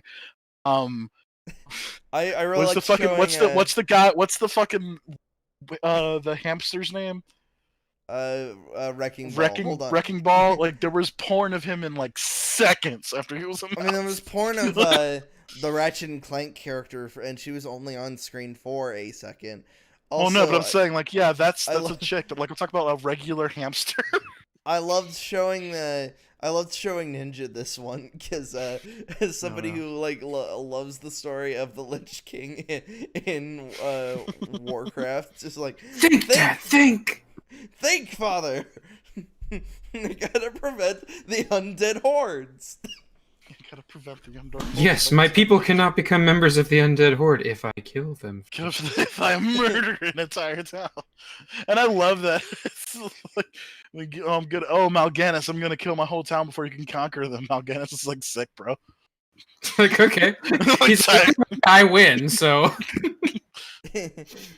Oh yeah, it's like they even challenge each other. To, yeah, like they have a kill- race to see who can kill more people Who in can kill more Stratholme people. first. We joke. I This jokingly while we were watching one of the episodes, I jokingly said that this was Southpaw. If you've seen like pictures of Southpaw on Twitter. Oh jeez. the fuck. Oh, I still can't yeah. I still can't get over that the fuck in that fucking episode. Oh, in that episode, it was only hilarious in the sense that that was used in so many YouTube poops that it's like the fuck. And I recently just watched fucking Team Fabulous too. Yeah. And it's like, yeah. The fuck. Get that motherfucker. Yeah. That fucking video is fucking amazing. If Yeah, you don't which know is- what Team Fabulous 2 is, you need to go enjoy some fucking 2012 internet hilarity. Well, that's which, like, by the way, Rip Kitty 0706. Rip Kitty 07, yeah. He was a good boy. That's one of those things of like when you look at the reanimated, it's unfortunately okay. lost a lot of its charm. Like, Yeah, it's sweet what okay, they but did. it's not like, yeah, it's definitely sweet what they did, and that was actually the crazy thing. Did you see the fucking charity? They were supposed to only raise $2,000. They raised $20,000. It's like, fuck yeah, dude, that's awesome. But yeah, like the animations just aren't as good. Like there's a certain charm and a certain character to it. They're like the part where the fucking heavy's riding the go-kart. I am bulletproof and instantly dies. God damn it. Can we watch that as a palate cleanser? No, palate cleanser. We're not talking about anything well, we might. We talked about Amber. So I'm proper chuffed about that. We need to watch a kitty video. I was gonna say we might end up covering something really toxic. No, Slur, why? Have you heard the fact that Amazon themselves are now making video essays? Why? Not only are they making video essays, they're making video essays covering their own shit. But why? Why would they spend money on that being a thing? Is it literally just, okay, whenever we release media, there's a bunch of people on the internet talking about it. Why don't we join the conversation so we can talk about how great the things we make are? Is that what it is? Are they basically just going to be ads? We don't know if it's going to be super cringe or not, but I'm leaning in that direction because it's Amazon. It's already cringe. The idea is cringe. It's only maybe uphill from there if they're really good, I guess, but I doubt it. One of them is comparing like The Boys to Invincible. Yeah, it's called how both Invincible and The Boys portray a dark side to a fatherly bond. And it's like, yeah, that's what? Like, they obviously know that the fucking Boys season 2 was an absolute shit fest, and it's like, but no, you guys like Invincible, and Boys is like Invincible, so yeah, like The Boys, please. And it's like, it's so like they're just being like, okay, you have to have seen all of our shows to be part of the conversation, which is, oh, that's cringe. I don't like that. And like I said, but it just feels like there's a fucking word for it. Not crowd control or damage control. Yeah. No, damage control. It's like no. Look, it's good though. It's okay. I promise. It's not a bad show. I forgot that. There's the Invincible reference in Paul. Mm-hmm. Paul is such a and then it would come back because Seth Rogen was in Invincible. Seth Rogen was the alien in Invincible. Yeah. It's like poetry. It rhymes. It rhymes. It's like pottery. Alan kind of is the key to all of this because he's the only reason Alan is the key. Anybody on Earth will know anything about what's happening in space. So yeah, he's kind of the key. Damn. And spoilers, he gets really fucking big in the comics. But yeah, no, Alan's great, and like I said, there's the animation of like his fucking face when he realizes, like his particularly his eye when he realizes he's on the wrong planet. Just slowly goes to the side.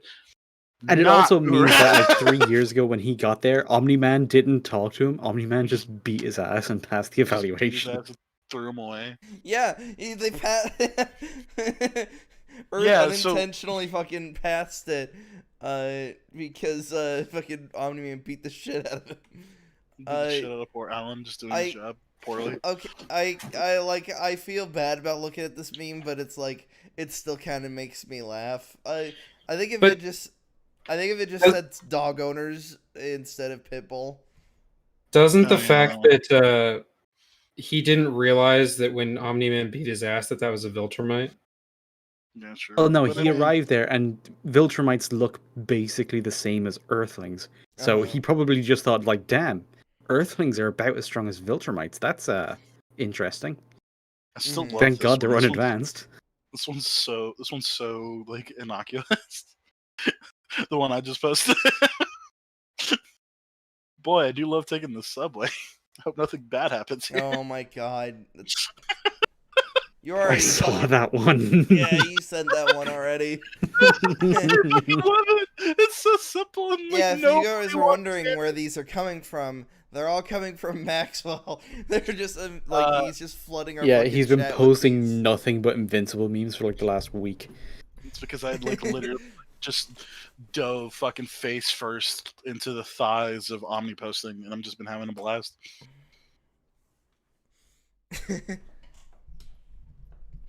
I'm actually kind of glad that because I was hesitant to watch Invincible, and with all the shit going on with like the Falcon and Winter Soldier and fucking WandaVision, it's just like, Just oh right, media in general. superhero stuff Mortal- can be good. Yeah, Mortal Kombat, fucking Kong versus Zilla. Like, there's a lot of fucking just absolute dog shit that's come out, and it's like, and people are just eating it up. We still Like, I need to do actually that like. short where we still need to do that short where we just like spend like an hour just fucking ripping apart fucking Mortal Kombat, talking about Arcana. Oh, Fucking A. God. But like I've been told I'm a hateful person because I don't like these fucking shit, and I'm like, dude, I'm so sorry that I have standards. You just hate everything, bro. Like you can't enjoy anything, and it's like, well, fuck you. I love Invincible. Go fuck yourself. They're always silent every time we end up talking about something that's actually good, because then they'd actually have to admit there's a difference. Exactly. God forbid. God forbid we have standards. How to Those are survive? racist. How to survive Invincible? First, get a gun. It's just like, it's like what? Where did What? I was First, quoting. second, leave the planet because fuck this. No, I was quoting a video that we had covered earlier of her Alice in Borderland. First thing to do, get a gun. There's this gun shop in Tokyo, and it's just like, oh. Second, use everybody as human shields. What? Yeah, it was really bad. It's just like, whoa. Whoa, bro. That's when fucking Murderface pops up. That's pretty fucking metal. Alice in Borderland's really good. You should watch that one day. I'm definitely going to. Some fucking faggoty or some whatever ninja told me to watch it, and I might look into it.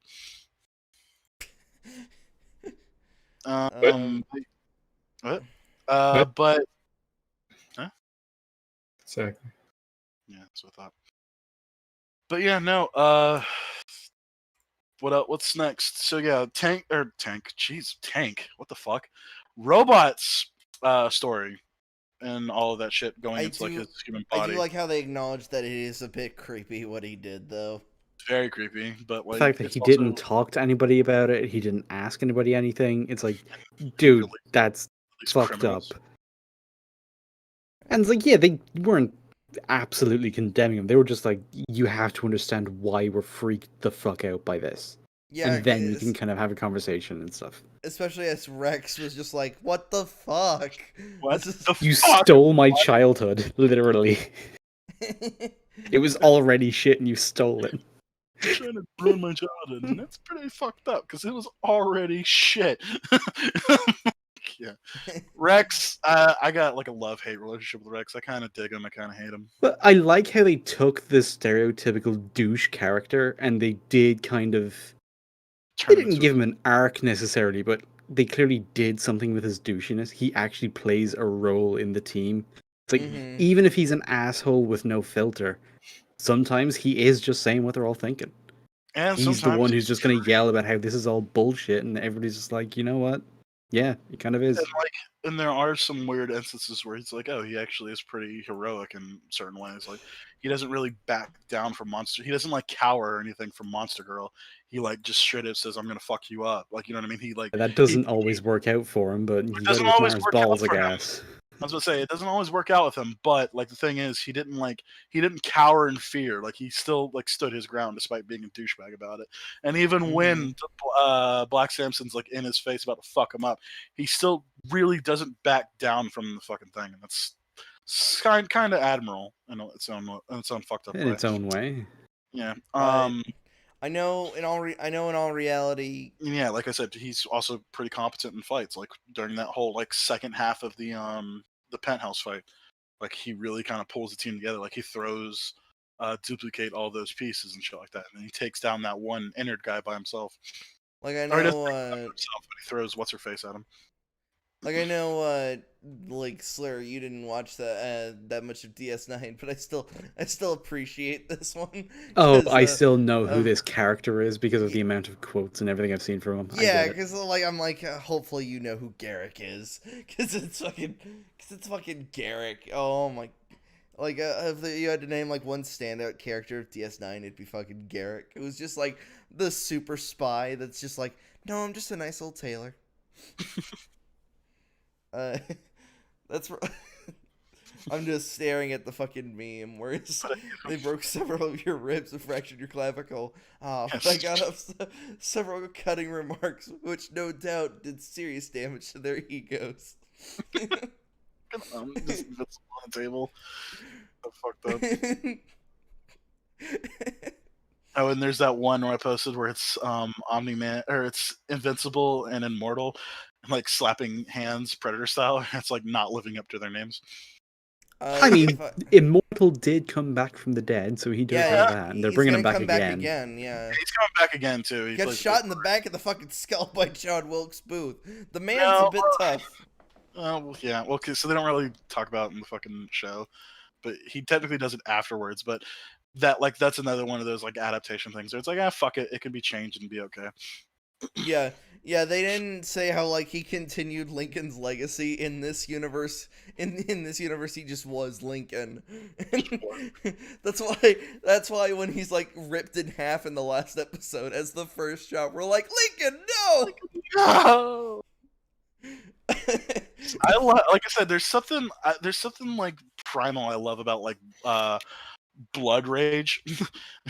Like just oh yeah, when Omni-Man and him fight again, because he just comes back from the dead, and the first thing he's like, "Oh, that man needs to catch these fucking hands." Well, and it's yeah, like, and he powers through like the shot collar, and he's just like, "I don't give a fuck that you're villains. Where the fuck is Omni?" Like, yeah, well, yeah, his last thought before being revived was Omni-Man killing all his friends and him. So you're gonna wake up and be a little pissed. Just be a little miffed, you know? Just like I'm not exactly like, this is not like I need a coffee kind of day. This is I kind of need to murder my ex-best friend. Yeah, he woke up that day and chose violence. He woke up that day and chose violence. Yes. Are there any Scrubs fans here? See what you get, Carla? You see what you get when you mess with a warrior? I love that shit. So good. I don't know which one I love more, like the complete drawings or like the shit tier photoshops. They're both pretty fucking great. Like, let's be honest. My favorite one still has to be like the Simpsons one, but that's because it's classic Simpsons. Like if I could really if you could like it can like be it. Yeah, like just start immediately just Weeds. Just gotta throw up that image anytime I start rambling. It just covers the entire screen of Ninja's Omni-Man. Weeds, Wyatt. I was about to make the comparison of the House Full of Love and how EFAP made that comparison with Falcon Winter Soldier. It's like if you can make a Simpsons reference, it's like a 95% chance you're gonna get a laugh out of me because Simpsons is just that good. Like, or at the very least, it's kind of shit classic now. Simpsons at least. Yeah, Classic Simpsons. Yeah, that's actually the tirade that EFAP went on 136. It's like the first 15 minutes was just reminiscing. Was them just talking about Simpsons. Yeah. That was amazing. I was just listening to that and being like, you're like, man, yeah, god damn, The Simpsons was fucking amazing. And fucking Ninja has not seen a single episode, as far as really? No. Do you of what? Of classic Simpsons, as far as you've had conversation. Seen a shit ton of it. Oh, It's so just not one of my favorite shows. I think it's kind of overrated because even the really good episodes aren't that like laugh out loud type funny. They're just kind of even Hank I Scorpio. I put South Park over Simpsons personally, but I still respect the fuck out of the Simpsons.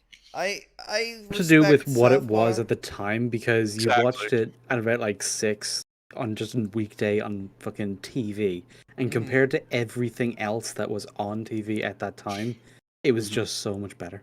It was so Mhm. rewatchable. Like like the fact that it's revolutionary shouldn't be understated. Like it's like it's was like one of the first like true like crazy cartoon things. And like I said, I like South Park more, but South Park wouldn't be there if there wasn't for something like The Simpsons. Mhm. right. The Simpsons paved I the way for a lot of other stuff that is Yeah. arguably better, like Futurama. Yeah. And it's like I don't Oh, like Futurama's I so don't fucking great. it's like I don't really like the Beatles, but like I still respect them as like a band. And it's like a lot of the music that I fucking like is inspired by it. So it's like, yeah. That you If like, still like That you And like, it's like, yeah.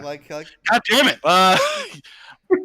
But fuck. No, now it's just gonna be a picture Now you're of like trying me. not to do it and you can't Now even it's- speak. Now No, it's you gonna should be change me the as Omni Man and like Maxwell change- as Invincible. Like Max, like. Then you should change the fucking name of the fucking stream to like or some shit. Like Till yarp. like yet another response Yeah. podcast. Yarp. Oh god damn it. To bring it back to Invincible. So yeah, Think of I the will- GDA compared to something like Shield, because we don't get nearly enough. We get very little of them compared to how much of Shield we get. And Yeah. as an agency and as an entity, I just think the GDA is so much more fucking competent. Well, I was actually about to. We had a whole conversation, or at the very least, like a good 5-minute conversation, on how much more competent they are compared to Sword. Compared to Sword, absolutely, but that's a Yeah. low bar. I'd Well, rather it's compare them to Shield, which did well- things. Well, mainly because like the comparison I made was WandaVision, comparing Cecil to Hayward, where it's like, oh, Cecil's actually smart about a lot of his bullshit. Like, Actually savvy and competent. Oh my god, the fucking Moomin Rider one. hold on, let me throw that on screen. Oh no. oh my god, I hate you. Moomin Rider Let me alone. fucking- hold on. He did his best. He did his best. He did his best, god damn it. Like it's not fair. Good boy. And it's Thank actually you. perfect because it's literally the thing that Mark Literally was the doing thing in that that happened. fight. Like, He's going yeah. up against someone he didn't have a chance with. And Mhm. just, he kept going. Except there was no One Punch Man in this universe to actually win. Yeah, there was No, there's Battle there's Beast. no- Battle Beast could have fucking hit. Could have. Well, let me say, there's no good guy to save the day, and like I said, Right. even Battle Beast not being a good guy, he's still not there. Right. What was I going to say? I do. I actually do enjoy how a lot of the damage, for the most part, it is consistent. I know for the most part, like when Battle Beast kicks the shit out of Mark, it's just him in the hospital and then jump cut to him getting out of the hospital. But Yeah, like, but you see the ramifications because he was in the hospital for weeks. And I was about to say, like, you also see the ramifications of the other characters too. Remember, fucking yeah, Beast Girl or Monster Girl didn't have a face, and like Black Samson was like all in pieces, and if he didn't like somehow get his powers back, he would have been fucked. mm-hmm. Yeah, he's the only one who got some Deus Ex Machina look, and it didn't actually change that much because his powers are basically what his suit gave him, anyways. Yeah, it's like, oh, he's super, Right. he's basically immortal. But yeah. So he's not immortal. He's Oh kind yeah, of sorry. the Mr. Incredible meant, thing like- where he's just really powerful. Yeah, he's just kind really of powerful. like Luke Cage. Yeah. He's also voiced by Cyborg, which I really loved. I was like, hey, look, it's Kyrie. Oh, in terms Oh, of the blue twins, they're voiced by Goro, Yeah. which is Yeah. nice. in- Well, I- I don't know. Well, yeah, voiced by Goro, but the first thing I think is And- like Dragon and Tartarus from Halo 2. oh, I was gonna say, what's his face from Lilo and Stitch? Oh yeah, Mr. Is he Oh, Bubbles or Mr. is he Bubbles. like Cobra Bubble. Cobra. Cobra Yeah. Bubbles? Your knuckles say Cobra. How does his knuckles say Cobra and Cobra's Wait, whatever? no, Cobra Bubbles was Vin Rames. I was talking about the other bounty guy. hunter. Big- Yeah, the big bounty hunter dude. yeah, that Yeah. No, was the coalition dude. yeah, cause I was like, that wasn't Vin Rames. Cause that's who Cobra Bubbles was. Um, yeah, the voice cast was really fucking good. Standout in my opinion was actually Cecil, the guy who played is Walter Goggins, the guy from Hateful Eight. Hold on, they brought in Justin Roiland for like a 2-second cameo. He actually has a lot more lines than that though. He's actually like in there for a good minute, and then he plays in the very next episode one of the guys digging up Immortal. Oh, Oh Drink- yeah, Drink the- the schnapps and we get his powers, Morty. I mean, kid. I was and gonna is bring it up. the first 2 episodes, I think, where at the very beginning we start off with like the story of this kid who's like he's turned his life around. His stepdad's real proud of him, and then the next one they're in England, they're looking at Buckingham Palace, and then the next time we see him, oh, I guess he just died. Rip. What do you mean? No, Well, no, the 'cause, blue guys killed him. Did they? I mean, it's implied. But the blue guys don't kill most times. Did you notice that when like the whole? So that was actually something I wanted to bring up during the like watching that first episode, is that the blue guys don't actually kill anybody in that fight. Yeah, they were just trying to kill the president, so They were it just trying to wasn't kill the enough to president. kill him. We have to make a scene. Whereas, like the security guards and everything. Well, no, Like, hold he on. was- He tried to kill the security guard Well, because the no, security guard he- pulled the trigger. He kneeled down to the security guard. He's like, "What are you gonna Yeah. do?" He didn't do anything. And then the security guard And then the shot security out his shot eye. eyeball, and he's like, "Motherfucker!" And he's about to kill him. He doesn't really Yes. kill without like he doesn't really kill with malice intent, really. with this meme, I love the fact that I've- Mark is holding Immortal's head. Oh, hi, Mark. I I mean, but yeah, J.K. really- Simmons is an easy standout for the voice cast. He was fucking amazing. Oh yeah, of course, yeah. Bad episodes. I really did not like. So the college episode's pretty bad. I was gonna bring up how the Mars one isn't the So, best. which Uh, so Kind of a here's the subplot that they didn't do anything with yet. yeah, I was about to say which one's worse. I personally feel like the Mars one is worse, just because on a world building standpoint, and like what the fuck is happening with like all these loose things. Like there's that one astronaut who's apparently a Martian, and there's another astronaut who got left behind and becomes like the Yeah, there's king of the one Segments. astronaut that got left behind. He's currently devouring the Martians. All I of guess that'll Mars. pay off in season 2, maybe. And then there's something came back with them, and we never got a payoff for it. Yeah, it was So that's probably going to happen later down the line or something. I don't know. But as it is in season 1, that episode, it doesn't really advance anything within the season. So it's kind of really weak. Where even episode 6 in the college one, even if we don't like how much Amber shit there was in that episode, there's other things that really move everything forward. Yeah, and like I was saying, the whole like there's power of throwaway line. Oh, and the fact that Sinclair is also now part of Cecil's like army or whatever. Like now he has like robots that are on par with Omni-Man.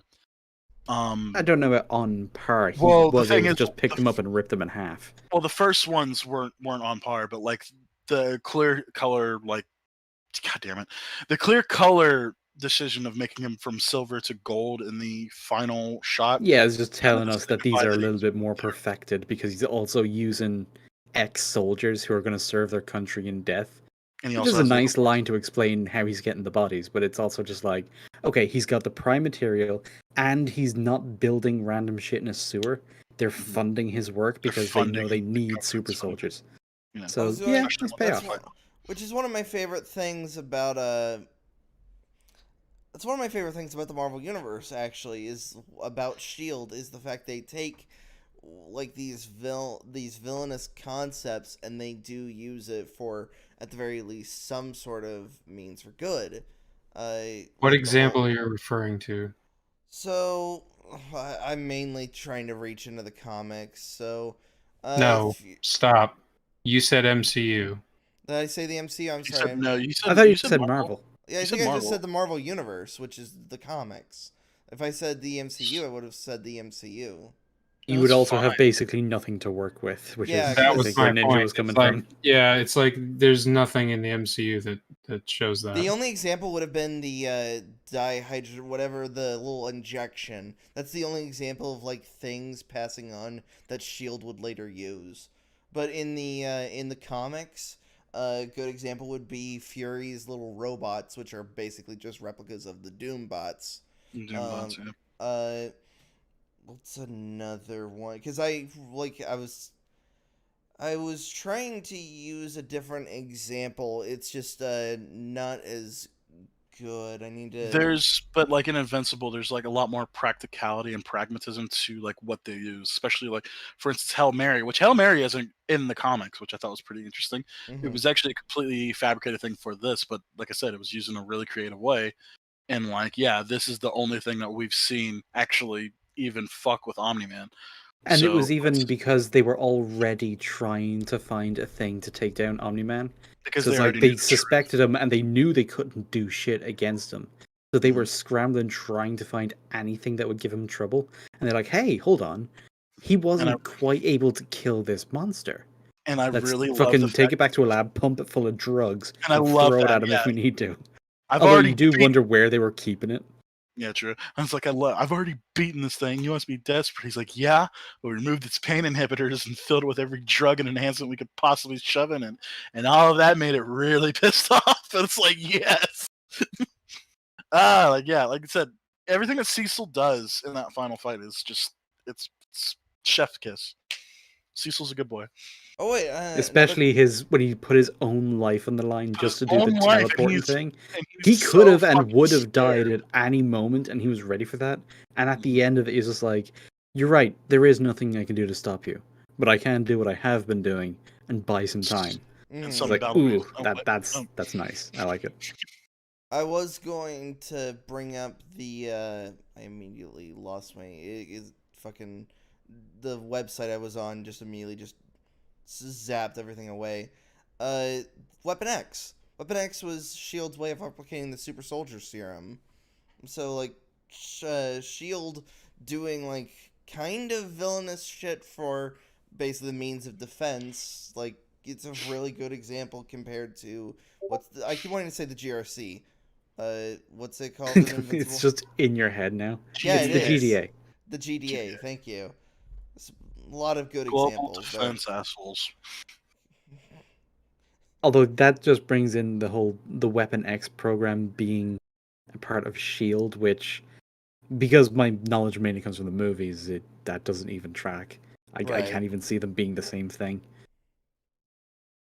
Yeah, this is one of those times where I'm glad I can keep them separate for the most part, just for the fact that I know more about the comics by this point, because the MCU is kind of just turned into complete shit. But then again, the comics can be complete shit depending on which ones you look at.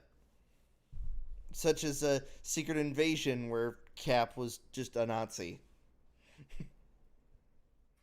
Oh yeah, the hyperbole. I knew the comparison was eventually going to be made to the light room to the hyperbolic time chamber. And then they did the whole thing of like, oh, all the taps in America have a compound in them that like makes you like more domesticated. It's like, oh my god, they actually did the fluoride in the Yeah, water they did thing the as fluoride an in the water actual thing. conspiracy. They put the chemicals in the water that turned the freaking frogs gay. They turned the freaking lights gay. Yeah. So yeah, Cecil being good boy is good. I really like all of the stuff that GDA does. And yeah, like I said, it's really there that he's very competent as a character, and he's also really sympathetic too. Like I really like Cecil's like characterization and everything. It's Oh really yeah, he's just relatable. pure pragmatism because He's even but when he's not. But he's Dark Blood Detective was trying to crack the case, he's just like, dude, we know you're not exposing the truth. You're getting in the way. If you reveal it too soon, we We're won't have a way to fucked. stop him. I have to exercise you just so we can buy ourselves time. Yeah, it's just like, stop it. We told you to back off. Yeah, it was a really nice line when he's talking about that's the problem with you demons. You see everything in black and white. I need stuff in gray. Yeah, I need to keep things nice and gray for now. It's like, oh, it's like bullshit. Yeah, I Drop like the it. goddamn case. Like I said, I love Walter Goggins as Cecil. This is such a weird, out of context image. As I was looking up things that Shield has done that could be kind of just villainous, What? that they've done for like What? self-defense, What and am I I just see looking at this. I'm like, fake family, and it's like Project Tahiti. He's got the Captain America shield. What's going on I'm here? assuming this is Cap. That's Steve Where- Rogers. Where are my And real his wife girlfriend and is a son? robot. This is weird. I mean, don't assuming that's disassemble another Natasha. guy's sex bot. That's not cool. Don't do that. You don't want to know what's in there. Ew. You need to leave things nice and gray. Bruh. Don't. Fucking shots fired. Putting one in the chat. Oh, Oh god. we can turn a profit just because of our shipping. We're going to outlast you. Think, Netflix. Think. Mainly because I'm trying to think of other than Alice in Borderland, what else does Netflix really have going for it Cuties. at this current moment? Oh, Thunder Force, the award-winning show that's actually apparently done No. great things for them Oh, for some fucking reason. They have a couple of like original anime that are pretty good, and there's a couple of shows that are buried under some things, but So we can't pretend that Castlevania isn't pretty good. I haven't seen even it. that's like okay. Castlevania's pretty good. Yeah, it's not amazing. It's got It's a not lot of like- like yeah, it's not like plotisms about it, but as a show, it's really neat. Looks awesome. The characters are cool, even if sometimes they do stupid things. Maxwell, post- what are these you should called? I call them should post- literal memes mainly. I don't 'cause know it's what they're just called, but I fucking love them. And like the They're I my Got f- Time one is like They're my favorite one. They're my favorite ones as well. Mainly, I think it's just because of the irony of it. It's like the thing and then the thing again. Because you can apply Yeah. it to anything. When You this can apply is it to anything, and it just makes it funny for no fucking when reason. this is a I don't know. sparring I program. don't know This is a Yeah, sparring this- program. It's designed to. when it's my second rodeo. This isn't my first rodeo. Or no, but like I said, the one that's the biggest one is the fucking Mr. Incredible. I got time when you got time. When you got time. When you got Yeah, when you get time. This one actually had me in stitches last night. Like I said, it might have just been because I was hanging out with you guys, but this one fucking killed me. You should post this one. I You should saw post this this one. one. You should post this one and read it for me. Give us your best reading. And pretend you're giving a eulogy. You want me to try to do my J.K. Simmons impression? Zoom in I a little don't- bit. Oh, never mind. It's actually pretty. It's fine. It's fine. But like, pretend you're giving a eulogy. See, the problem is like. Come on, voice actor, do it. Jeez. Dance Guardian- for us. dance, you trained monkey.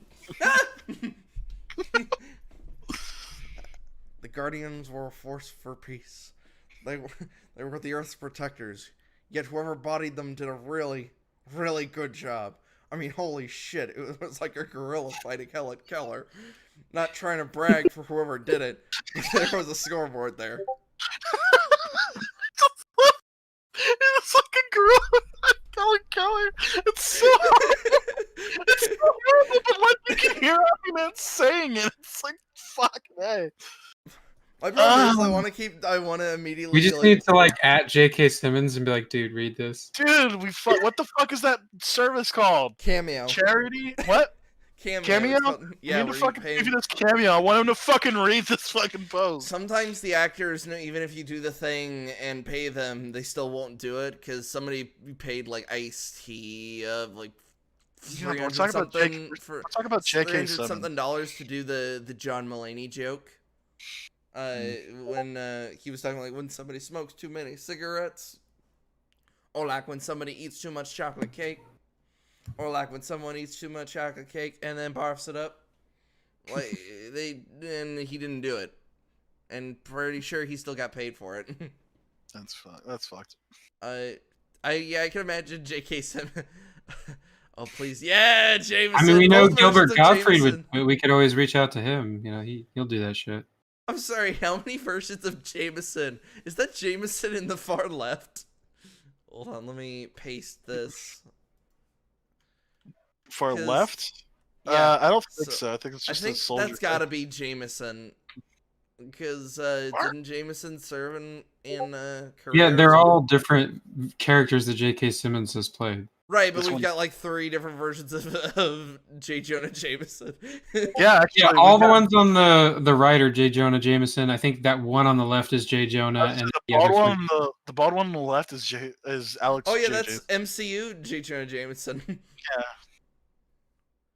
That's his Whiplash character. This one got that one got Wes yesterday. The fucking alarm clock and Skylar Johansson. Oh yeah, I already posted that one. Oh, you did? Okay. I already showed that one. Yeah. The pizza. That's one of those.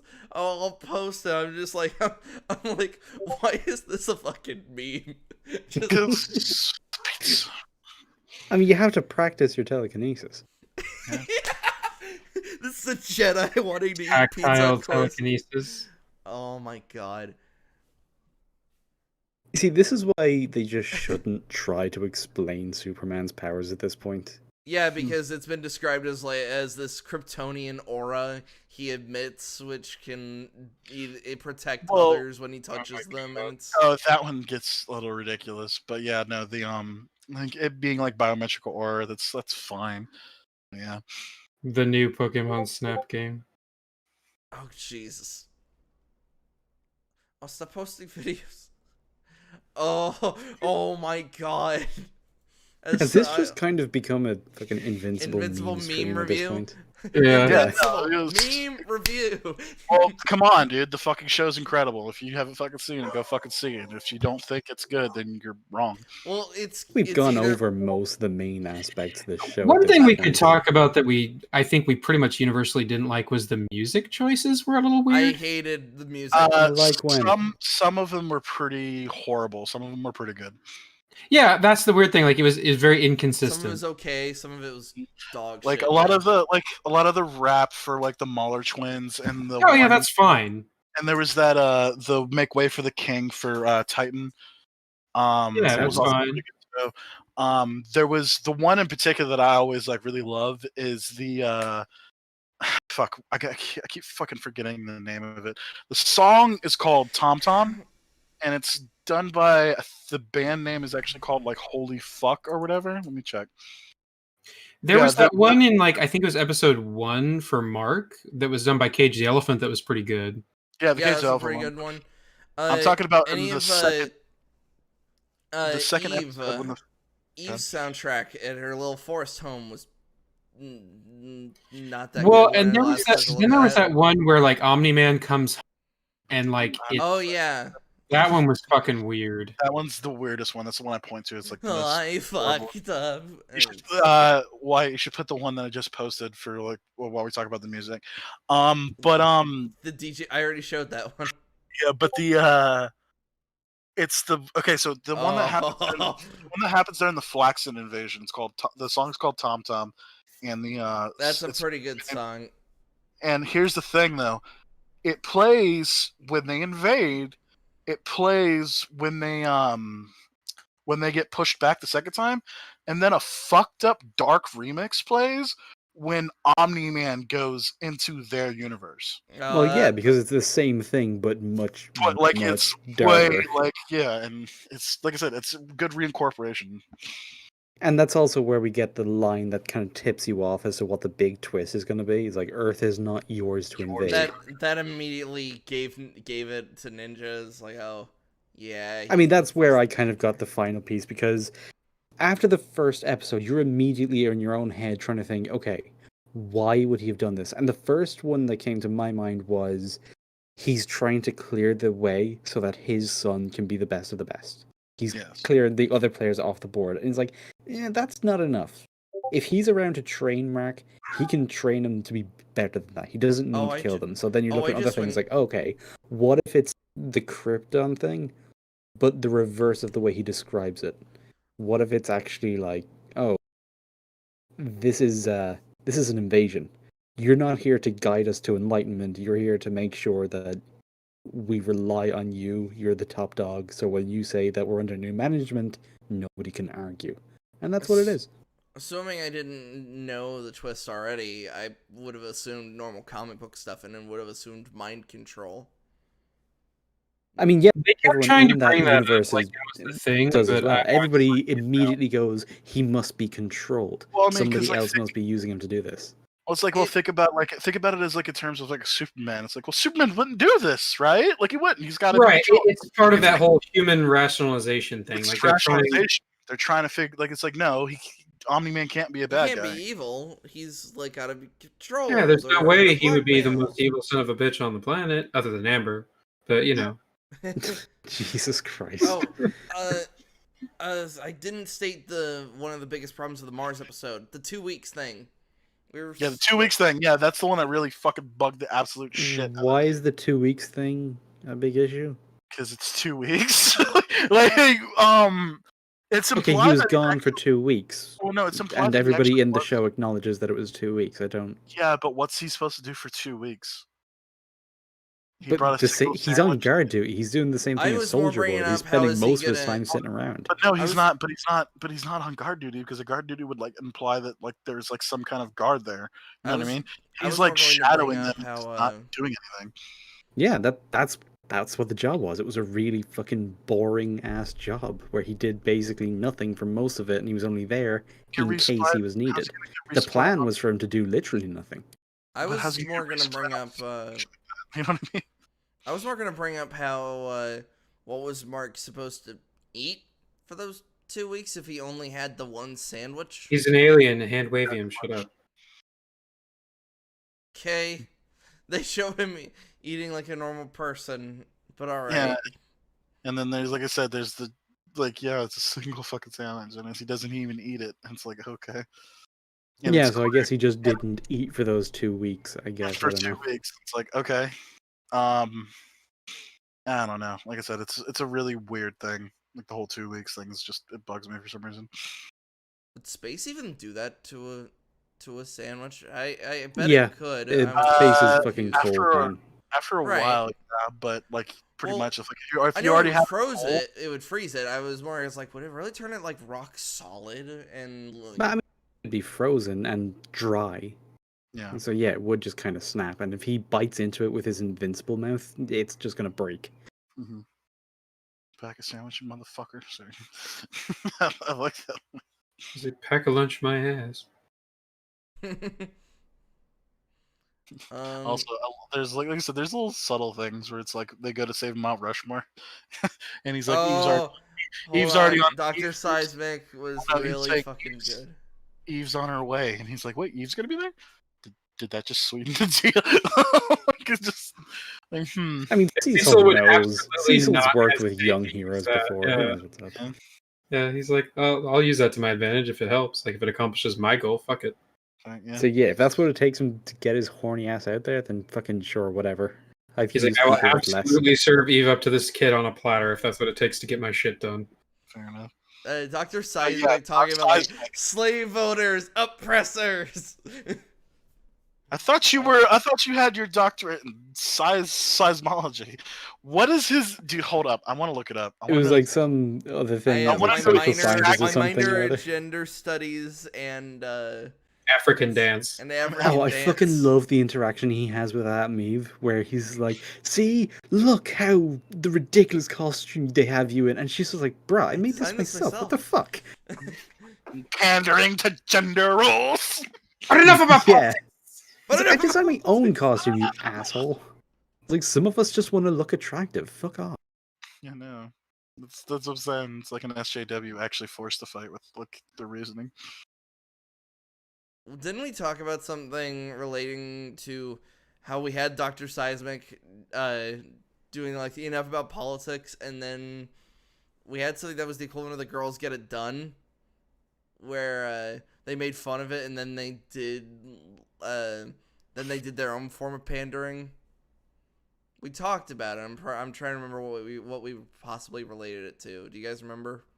Well, we were talking about how you have like Oh sort of no! self-aware moments with like Dr. Seismic that are great and funny, Right. and then you have like all the Amber stuff. Yeah, it was mainly we were talking about Amber when we were talking about Where we like went to every Maxxi. moment she's on screen and every line that she says is very much like, oof, they're not as self-aware as we thought. And that's where it's like, oh, you can tell that there's multiple people working on the script. Sorry, I just accidentally stumbled onto the dreaded Reddit. Doc Seismic was actually a good guy, and Doc Oh Seismic god. was right.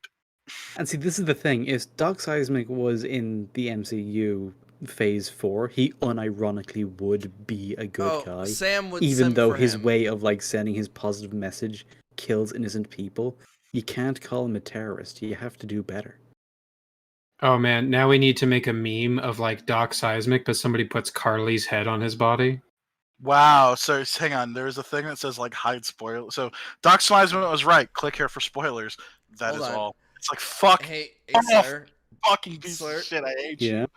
Could you put Carly on Omni-Man's body and put Sam on Omni-Man? Think, Sam, think! Oh, No, that actually you need is basically what Sam on happened. the fucking Omni-Man and then the Senator.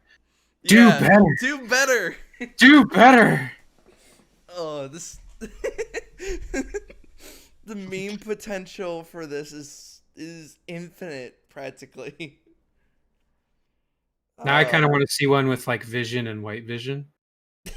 Ship of The Chip of Theseus! Oh, there is one where White Vision was about to try and crush Wanda's head, and then you just see it's like the fucking Leonardo DiCaprio thing where he's snapping at the TV. It's like, oh hey, I recognize that. But he's dressed up as As Omni-Man. Omni-Man. Hang on, Yeah. I got that one somewhere. Hold up. Give me a sec. I thought I did. Oh, there it is. Yep. Boop. Yeah. Fucking love that Also, one. yeah, Jake with some data here saying that most people dipped out of Thunder Force 20 minutes in. Oh, no. I am not surprised. So hold up, who's Fight For? So I need to. I want to know if they're actually just as fleshed out in the fucking comics or not. But Fight Force, I wonder if that was like a joke for Thunder Force. Simply ineffective. There's that fucking because there's that part. It's like because they're looking at all the superheroes are here for the tryouts, and it's like Fight Force. Why do they even show up? It's like damn, who are we? Fight Force? It's like ooh. I like how like all the little team names, they have like this like the Lizard League, like they have like the stupidest names. Yeah. See, now you're Oh, I doing got it as huge well, by the Venture way. Brothers vibes from how they talked about the Lizard League.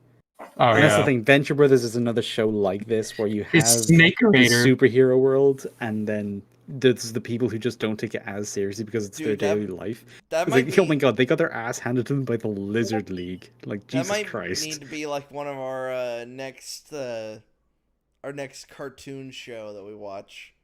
If Oh, if Venture nothing Brothers? else, I would yeah. absolutely be down for that. I love that show. I've only seen a couple episodes, and it's decent. I love the Monarch and Dr. Girlfriend. Yeah, they're really, really cool. I will say, like, in terms of like plot and story, I don't know if it holds up that great. Oh, It's no. mainly just for the jokes. What? Did you post a meme? I'm about Oh to. god, yeah, the Caesar salad one. Yes. Which is a Oh. reference to another meme, and nobody seems to get God, that. God. Oh. So this one I don't understand because since I'm not a Naruto fan. Oh my god, it's Oh, horrible. it's actually pain. That's great. That's horrible. That's kind of what happened, yeah. Oh, hold on. This Minor is the best. spoilers for Jiraiya, R.I.P. to Jiraiya. As somebody Oh, who we could would, have it 500 years. My porn. Pain. My porn. you really think you're a space ranger? Think, Buzz. Think. You are a toy. I fucking love Toy Story. He's even missing the arm. I didn't notice that one. It's nice attention to detail. I have to send that to me and a friend and I are we're really big Toy Story fans. Mainly because of the meme potential. Have you guys seen the it's a Infinity War when Bucky's about to get the new arm and opens it up and it's Buzz's arm from Toy Story 1. I'm gonna post one. I don't know if you'll be able to show it on the stream because the writing will be too small, but you should read it. I was gonna Send say it. it should be the one I sent, but okay. This is Oh our- yeah, this one. Is this our first? This is our first meme episode, and we're not. And it's I wish- completely unintentional. It's just the memes are such a huge part of the show's presence online. It's like Yeah. we so saw the good. trailer ages ago together, and we were just like, you know what, superhero show, violence seems to have consequences. It could be all right. And then we just never thought about it again. And then once episode 8 aired, you just started seeing memes of it all over the place, and like, okay, clearly this has had an impact. Maybe I should check it out. And I Yeah. did, and it was awesome. Somebody else do the impression for this one while I throw it up on screen. Anybody else feel like they have a strong impression of it, or what? I don't have a fucking J.K. So here's the thing: I only have a J.K. Simmons impression when I'm my doing God, J. it's Joe so Jameson. Okay, but if I do it, could you post the other one too? The other funeral one? I already did the one where I So- read. The bigger one. I'll read that one too. Let me break it down for you, Mark. Your mother and I have a relationship that's all about a master/slave dynamic. When I said she was more like a pet to me, I meant that in the most literal way possible. Remember that time you found a dog collar under the couch and I told you it was because we were getting a dog? That was a lie, son. Truthfully, your mom likes it when I put her on a leash and walk her around the backyard. She's usually naked, of course. I can't explain why, but the whole thing is her idea. She'll piss on trees. I didn't read this far before. Piss on trees, sleep in dog cages, chew up furniture. She once took a full-size adult woman shit in my lockers. Your mother is one fucked up slut, Mark, and I love her, but I'm not bringing that energy back to the filter with me. Frankly, she scares me some more sometimes. I don't know who molested her or how they did it, but there is some dark juju in that woman's head, and I just don't know if I'm strong enough to fuck it all away. I didn't read that one all the way through. Oh my god, that one goes places. Jesus Christ, That is probably one of the best ones I've seen. That's a good one. That's a great. Oh, hold on. Before you read the next one, I gotta just show this one off. As a Metal Gear fan, I gotta think, Raiden, think. Nano Machine, son. People will be allowed to live their own life. We'll make America great again. Oh my god. That one's good. Armstrong's just the walking meme by this point. Don't fuck with the senator. Pretty much. He literally says, "Don't fuck with the senator." Kicks right in, and a fucking crowd cheers. Yeah, it's like, where did the crowd come from? It's like, wait, what? Don't dislike the character. The character. Oh my god, they actually photoshopped it so it came from Amazon Prime. Oh my god. That might be Amazon, who knows?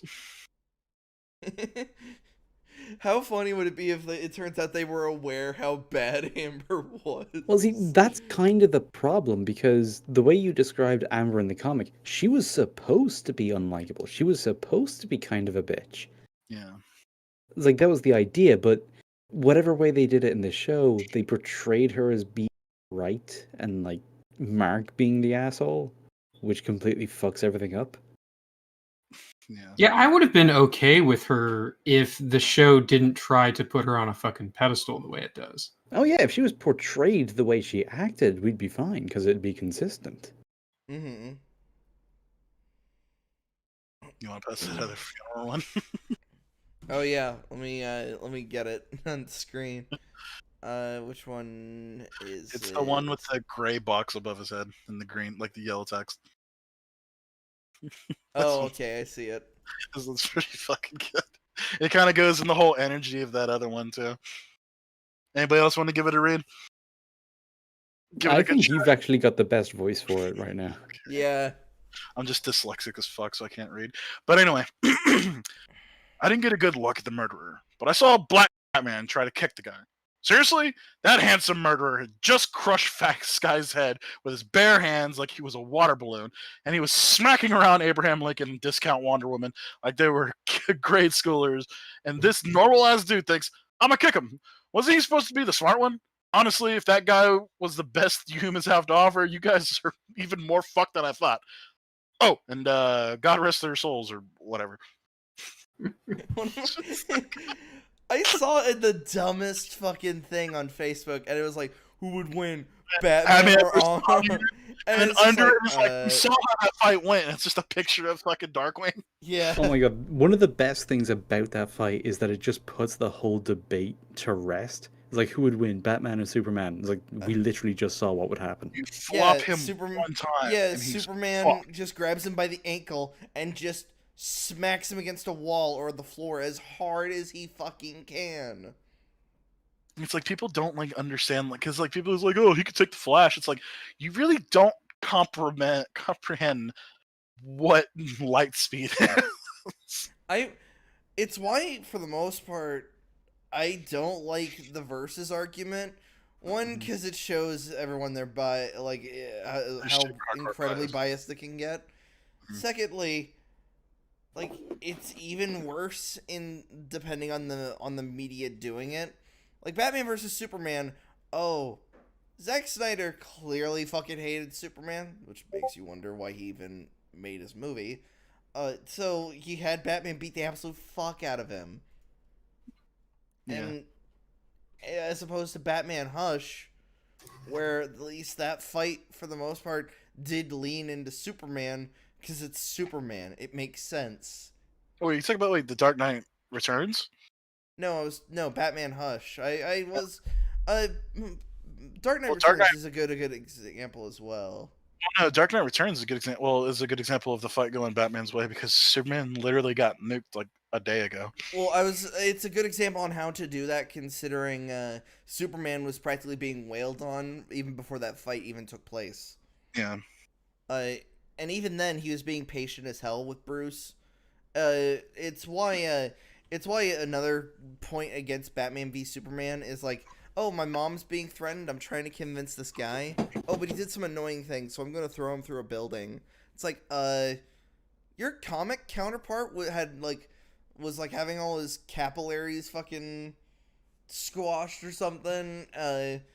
He was deafened, had an entire city's electrical grid put into him, and he was still like, hey, knock it off. Not to mention a nuke going off in his face. Yeah, he got all sorts of kinds of fucked up. And Fucking I'm once again asking you to go to space. He does that 3 times in 8 episodes. That's quite a bit.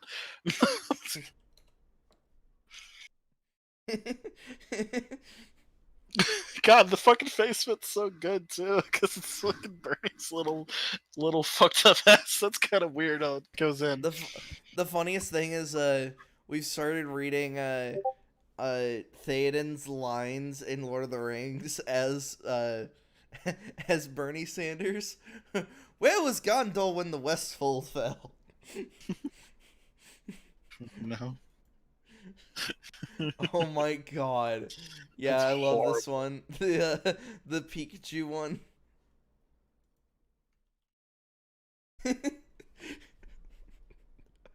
Yeah, so Yarp, they were talking about Invincible for like 20 minutes, and then they spent like an hour and a half looking at memes. To be fair, we're still talking about Invincible. Yeah, we are. And in all honesty, this is way more entertaining than the possibility of the video, because I don't know if I want to get angry over the video.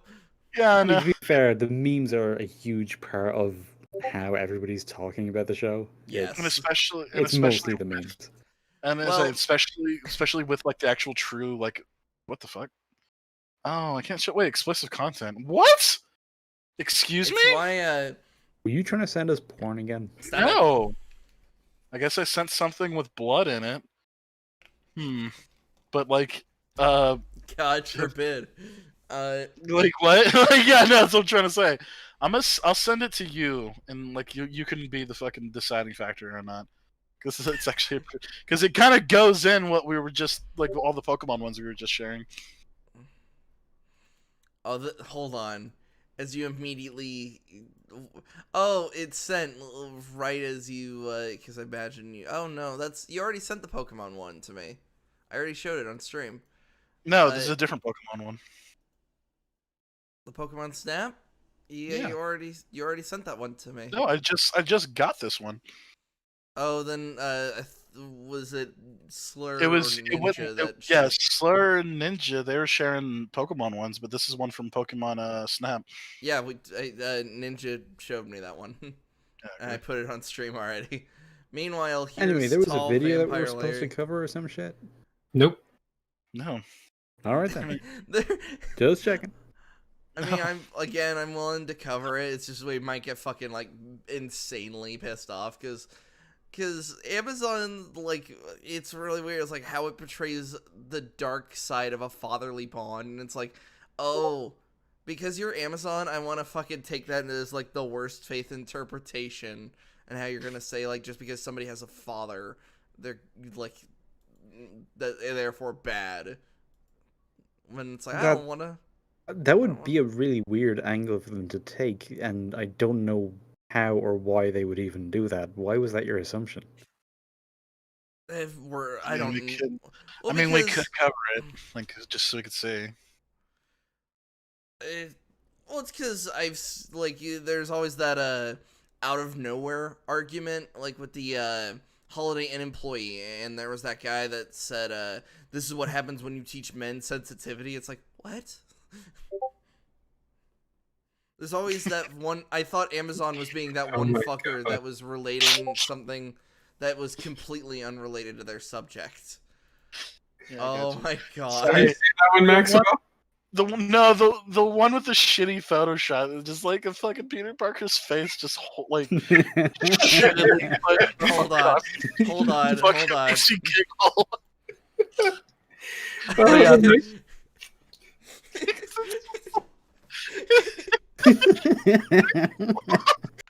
Just looks so stupid.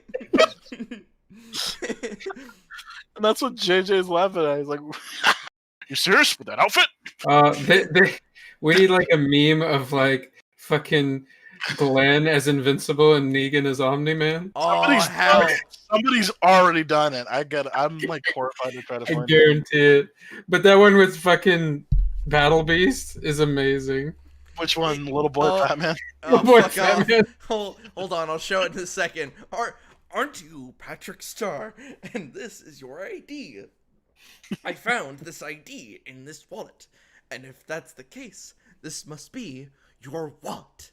Think, Patrick. Think. That's not my wallet. Oh my god, they kept the line. Like, just like in a bloody heap. That's not my wallet. Oh, The Godzilla one is so great too. The what? God. Oh, I'm showing the fat man and little boy. It's like Japanese citizens about to experience the fury of the sun. it's like, ooh, Susan, I swear, we're just showing what the internet is doing. Oh God. Oh yeah. Hold on. Somebody's. You gotta do the. Somebody's gotta do the King Kong one. King Kong and Godzilla. King Kong Godzilla one. Yeah. Squeonk, squeonk, squeonk. Sorry. you just play the Godzilla roar sound. Think, Kong, think. Stupid monkey. I like how you chose that one and not the one that actually had Godzilla in it. No, this one's funnier. That one's good.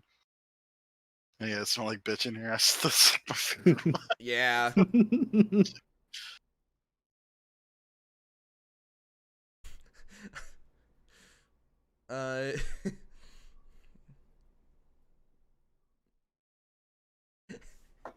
So are we just gonna keep doing this until we get bored, or are we gonna cover the video or something? No, I'm putting the video up. I was like, we'll let's do this do for it, like a let's few do more it, yeah. minutes. So let's cover the video.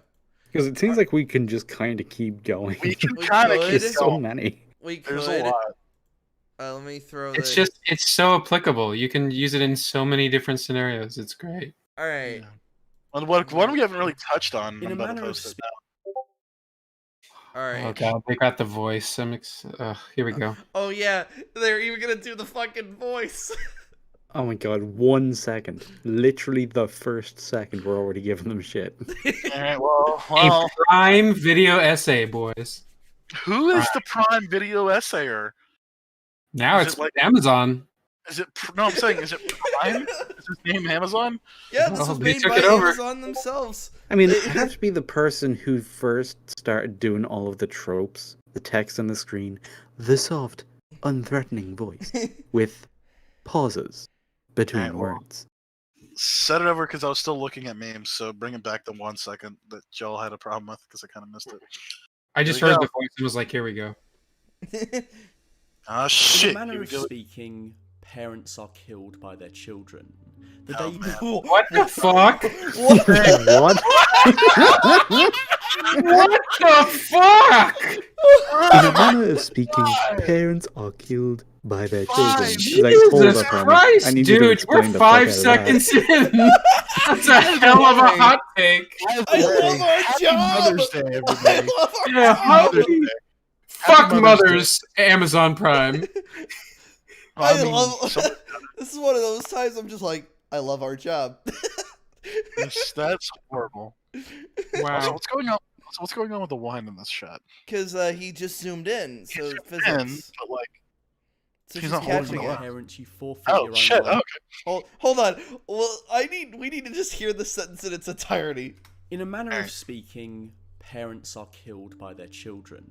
The day you become a parent, you forfeit your own life if ever necessary. Your priorities are the safety and preservation of that child, your own well-being. Okay, second. hold on. Okay, That's so that's that- not exactly true. Like that's Yeah. I see where he's going, but that's a stretch. He is reaching. Yeah. Okay, so, Ninja, did you feel like when you started having to prioritize your kids and doing things for them rather than the things you wanted to do for yourself, did you feel like that fucking killed you? No. I think what he's going for is the idea of, a Freedom parent would like take a bullet for their child, and it's like, sure, I would if But that's that the only very option. rarely actually comes up. Well, but I'm one of those parents that's like hyper vigilant. So like if we take the kids to the park, instead of like playing with my kids in the park, I'm kind of standing there watching for like threats and shit, making sure that my kids are safe. So would I take a bullet for my children? Absolutely. But first and foremost, I would avoid situations where I would Yeah. have to do that. Let's imagine you've got like a kunai in your hand. You're just like, try it, motherfucker. Try No, it. he's got the shadow clones and they're all facing different directions. It's fine. Exactly. So sorry, the way the So guy started hold the up. sentence, All right. So he made so it seem based more on- literal. based. No, he said it based in a on- manner of speaking, but then he said something so extreme that in a manner of speaking doesn't quite cover his ass. You still came out with a flaming hot take. Just a bit. Kids kill their fucking children. It's like, Shit. oh, happy Mother's Day, everyone. Yeah, happy Mother's Day, everybody. I'm glad we're having a good day. This pivot in perspective is what ultimately ends you. All your efforts are put into them because you love them unconditionally. But of course, not all parents are like that.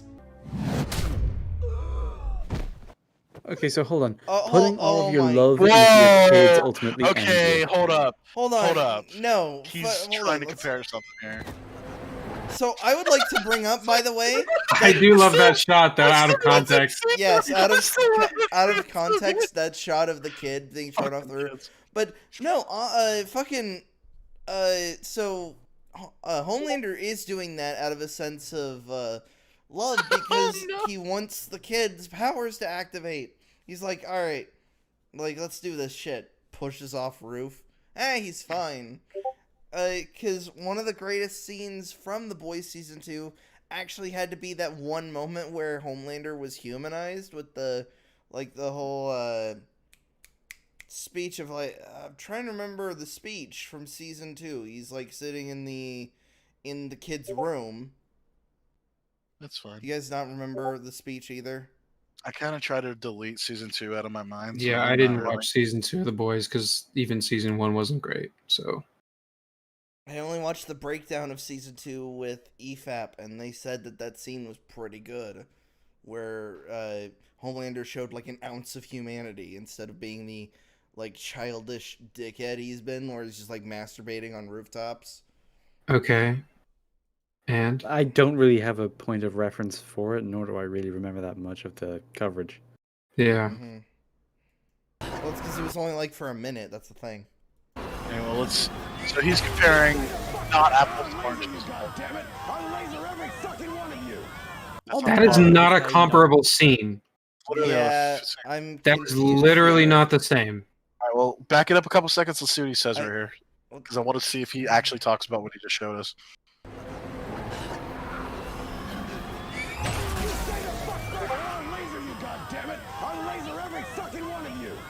Omni-Man, aka Nolan Grayson, is the superheroic dad to the titular character of Prime Video's Invincible, otherwise known as Mark Grayson. But Mark and his human mother, Debbie, have no idea of the truth behind Omni-Man until it is too late.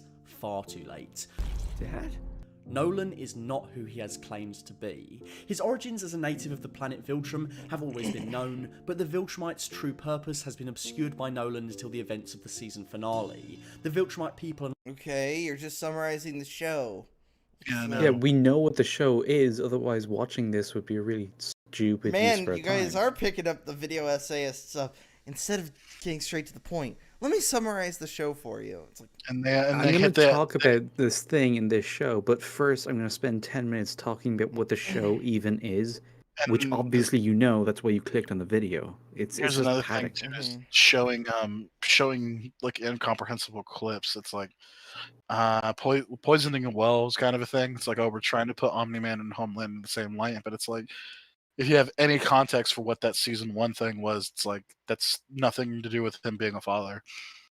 Oh no, you Yeah, can't this use before he even context. You just have to knows- have the most superficial comparisons you can, so people are like, "Oh, it's the same." Okay, yeah, I this get is it. before. This is before. Look, that airplane scene is before Homelander even knows he's a dad. Yeah, but not he's a sent out father. across the stars to nurture and protect, they are sent to conquer.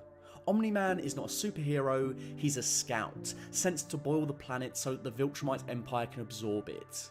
But we can help them. We can stop wars, eliminate hunger, give them medical technology centuries. So the way I thought about the Viltrum Empire, it's basically the Federation without the Prime Directive, and is more of an empire rather than the actual Federation. Like how the British justified their invasion of other countries. I'll say if Yeah. you It's It's wanted like, to oh, make a think comparison, we can bring it's Britain or Rome. infrastructure, modern medicine, modern science, all this shit we have.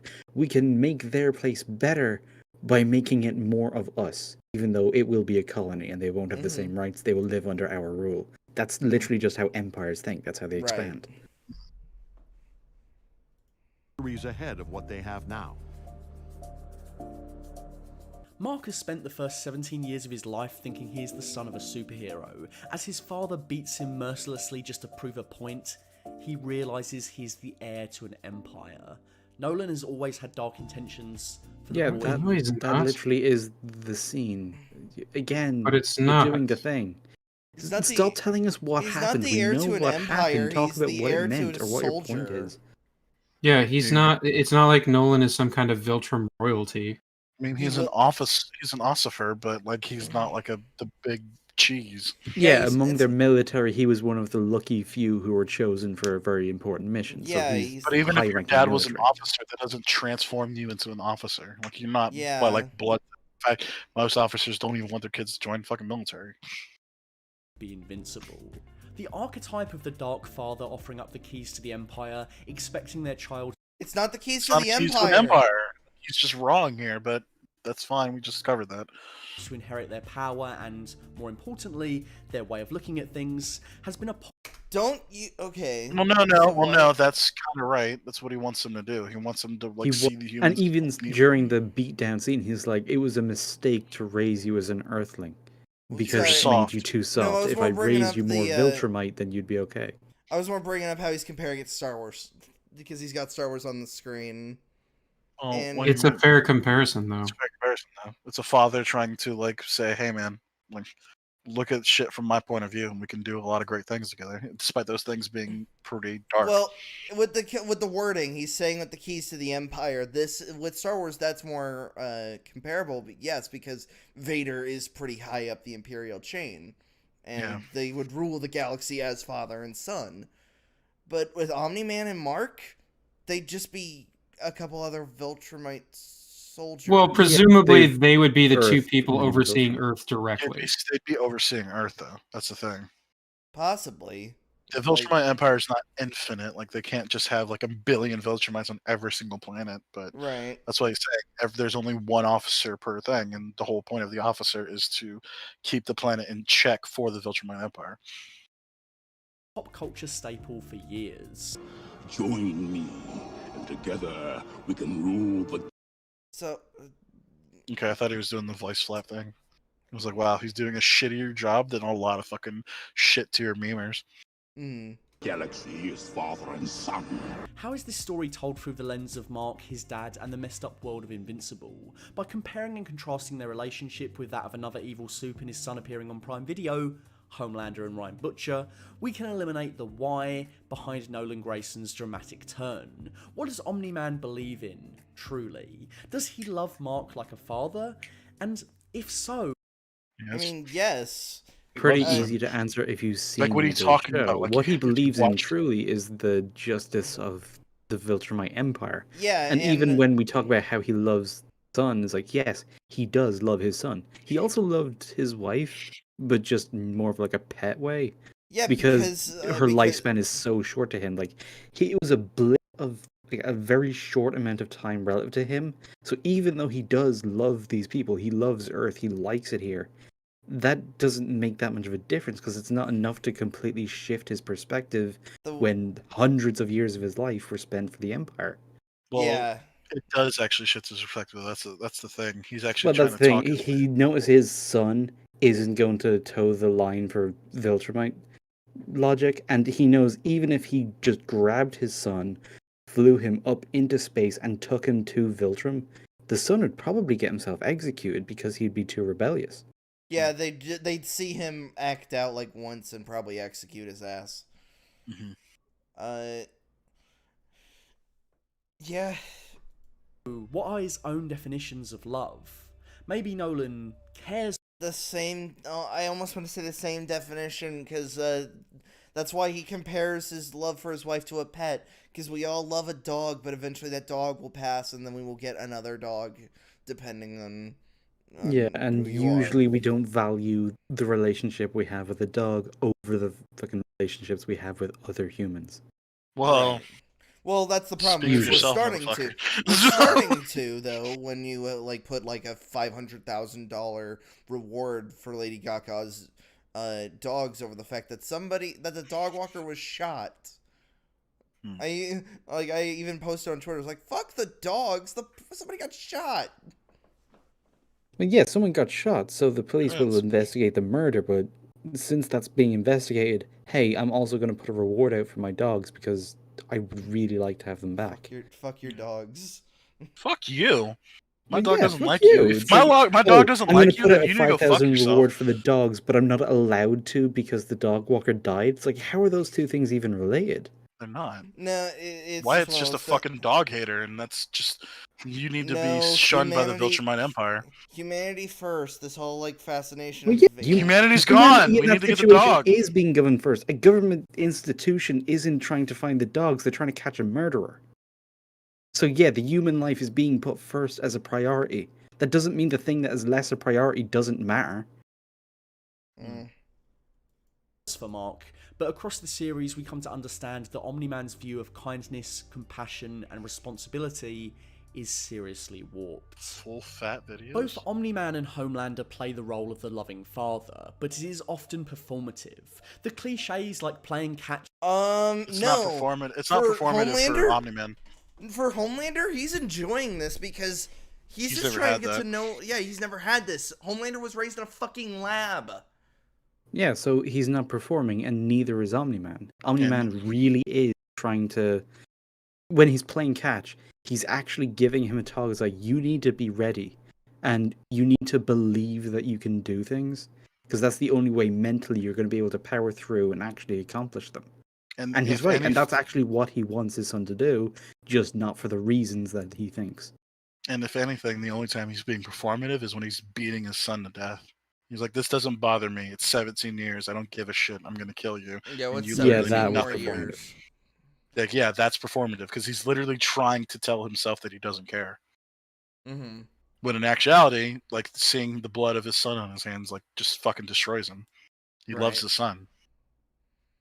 What is important to them, ticking off the hallmark card moments. This is because their devotion to their sons is not rooted in selfless love, but their own arrogance and self-importance. Son, kids your Really, age how- think they're invincible. It's like, What the fuck?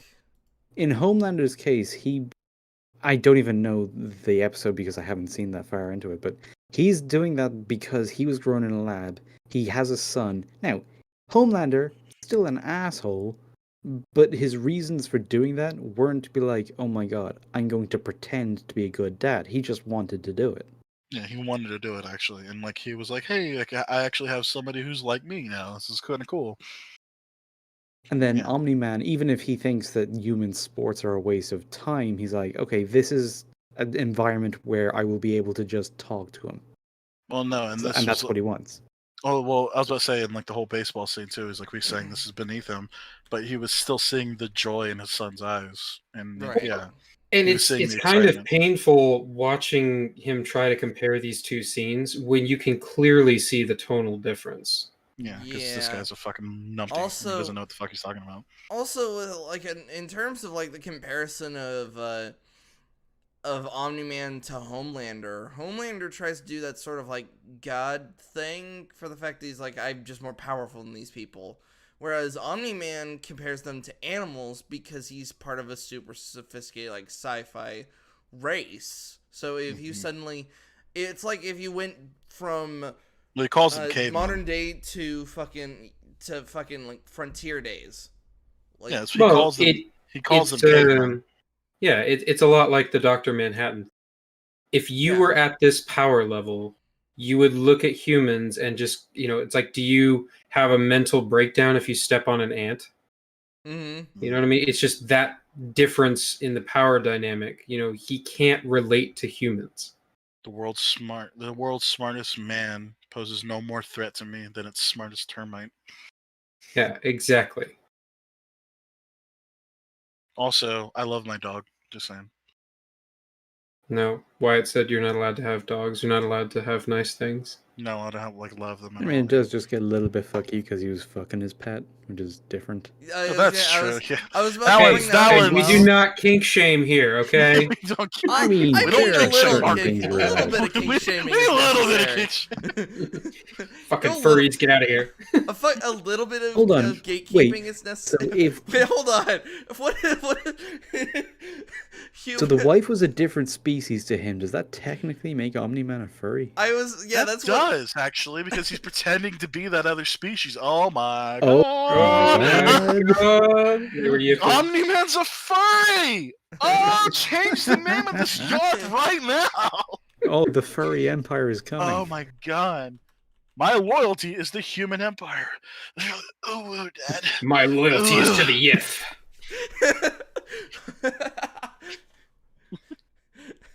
God. Holds them back, makes them careless. The thing is, Nolan was his you're persona. different. He's very smart for a persona. No. He's like Omni-Man. award-winning writer. Oh wait, no. How does this work? Is Omni-Man the persona? Because Omni-Man's No, supposed to be because that's who he protector? really is. Nolan Grayson is the persona. No, it's a you're right. multi-layered because It's like it's really multi-layered, actually. Yeah. Just like the furry orgy. Oh god. Just like the Ah! first. Oh no! He's a fucking furry. How did we ruin Invincible without even bringing up Amber? We fucking ruined it. Good job. Checkmate, atheist. Well, now we understand why Mark has no concept for a healthy relationship. Yeah, because his dad's fucking furry. Amber, you don't understand. My dad's a furry. Oh no! Why? It's like poetry, it rhymes. Actually are invincible. What is he? Title card. You and me. We're gods. Homelander and Oh, that was the. See, that this was is like the speech, people by the who sit way. down and go, see, soda and milk, they're both beverages. So they're Shit, the you're same, right? It's like, ugh. I mean, when you think about it, they are liquids. So that was the part of the speech, by the way, where he was it was basically doing the Kratos speech from God of War. He's like, we are gods, so we have to be different from just normal people. I mean, you can With also put them in Homelander, cups he too. was saying we have all these powers, we are above them. So we. And if you pour them over cereal, it makes them delicious. What the fuck are you? Don't worry about it. Just a really surface level comparison. It's like they're both saying similar things. Yeah. But why they're saying them, the context in which they're saying them, and what they mean when they say them, they're completely different. Yeah, with Omni-Man, he's almost trying to be. He's trying to give him this wisdom of you're young, you're gonna be reckless, but at the end of the day, there's something behind that because you could get shot in the face and nothing would happen. And there's other things as well, like other moments of his advice or his speeches are like, you have responsibilities that other people don't. Yeah, and he Y- actually like you have legacy that other people like. He was if you- slowly trying to yeah. drip feed him to think on a bigger picture, to think of the world as a global thing where individual lives don't matter, only the larger cause, because that's how he would introduce the Viltrum stuff, and that's Yeah, the if you line go of back, reasoning he was using when he was arguing with Mark as to why he should join him. if you go back and rewatch it with the knowledge that he's like a Viltrumite like soldier or whatever, but yeah, what? I wonder. So there was the question of if Mark hadn't gotten his powers, would he have just been another human for Omni-Man to rule over? Well, that's I kind of almost- a I theory almost- thing, because what we think happened, because remember when Mark got his powered, Omni-Man looked almost disappointed, or he was put off, and it's like, oh shit, that means it's go time. Because I think Yeah. his plan up to that point was, he's gonna have a wife, he's gonna have a kid, and because they're just humans, it's almost no time at all. The Viltrum Yeah. Empire won't care that I'm taking a little time to do this. So he was gonna wait until Mark was gonna live out his human life, and then when Mark was gone, it's like, okay, the ones Another I family. specifically care about are gone. It's fucking go time. Mm-hmm. Omni-Man don't want to see their sons achieve their supposed destinies because they want to see them flourish and experience the things they do. They do what they do because to see Mark and Ryan attain their levels of power would be to immortalize them. Homelander and Omni-Man see themselves and their legacies in their sons, or more accurately, their successors. Ryan, this is a No. good thing. Okay, Homelander's That was more almost so more in fucking lines of triggering. like Homelander's more in lines of like being with somebody who's like just as strong as him, like somebody on his level. And Omni-Man wants kind of a similar thing, and like, oh, now him and his son can both protect Earth for the Viltrumite Empire. Also, with Homelander, it's just kind of him trying to just express like himself as a father, despite the fact he's very bad at it. Hence why pushing him off the roof. He's like, oh, this will activate your powers. Shove. It's like, oh. Like, And Homelander never had that. Like, he never had somebody Yeah, to he be there doesn't as a. know. He hasn't had there somebody to be there as a father, as opposed to somebody being just a fucking doctor or lab attendant. Mark, this is good news. Homelander wants to make sure Ryan becomes a god free of any Okay, hold on. No, completely different context of that. So Homelander was basically trying to get Ryan to show his powers, and he realized one of the aspects would be, oh, I'm gonna threaten the mom because Ryan obviously cares about his mother. Well, no, he just happens to do that, and it like makes it. He doesn't want to threaten the mom to like bring out his powers. He just happens to do that. I thought this was Like, the time when he no, realizes that's what brings it out because of the red eyes. Like Homelander doesn't actually want to hurt the mom. The mom's just terrified. I know he doesn't want. I know he doesn't want her. It's just he realized. I thought there was one time he does it and that reacts, and then there's a time where he does it on purpose, knowing that'll bring out his powers. As far as I know, no, he never actually like purposely threatens the mom. Okay. Like like I said, he actually kind of wants it to be like a fucked up family situation. And he even admits it, but he still wants it to be a family situation. Right. All right. And that's why one of her threats is killing herself to fuck with the kid. If anything, she's actually a little bit more fucked up than Homelander's situation, but it is what it is. Everyone in that situation is kind of fucked up. Everybody in the situation is really fucked up when you look at it. Even Billy, who's just like, fuck him, he's a superhero kid, regardless. Regardless of the fact it's like, oh, but that child is child. Also one child. Secondly, is very much the result of a non-consensual action. So it's like, oh, him existing is not his fault. Yeah. Anyway, the oversight, and Omni-Man wants Mark to become an interstellar conqueror. Like them, to achieve these goals would be to placate their fathers. It has nothing to do with their own individual desires. The difference between Homelander and Ryan doesn't have any desires right now. Ryan has basically known nothing of the outside world. Ryan has been inside that fucking house. That little sheltered neighborhood. If I remember, was it a whole neighborhood, or was it literally just that? It was like literally a whole neighborhood because he gets like I think he gets driven to school too. Yeah, so this is one of those things of like Mark is possibly college age. We don't really know if he's 7. They say he's 17 or 19. They say he's 17. 17. Okay, so that means he's technically got like one more year of high school. With the whole college stuff. Well, junior year is normally in America's system when they're like, oh, you really got to start thinking of college. As opposed to Ryan, who at the most is like is a fucking 10? kid. Like he's like legit like a child. Yeah. This is weird. They're at different really points of their maturity. Omni-Man. Like, Mark's basically supposed to be an adult by this point. Is that the latter sees every action he takes as justified. Love is not a motivator for him. He's driven by a sense. Love was the motivator for him leaving. He's literally as he left. flying away, crying. So yeah, whatever. Like, well, let's let him finish the sentence because this guy, he's going somewhere. Duty to his planet and their heritage, a heritage soaked in blood and colonial overtones.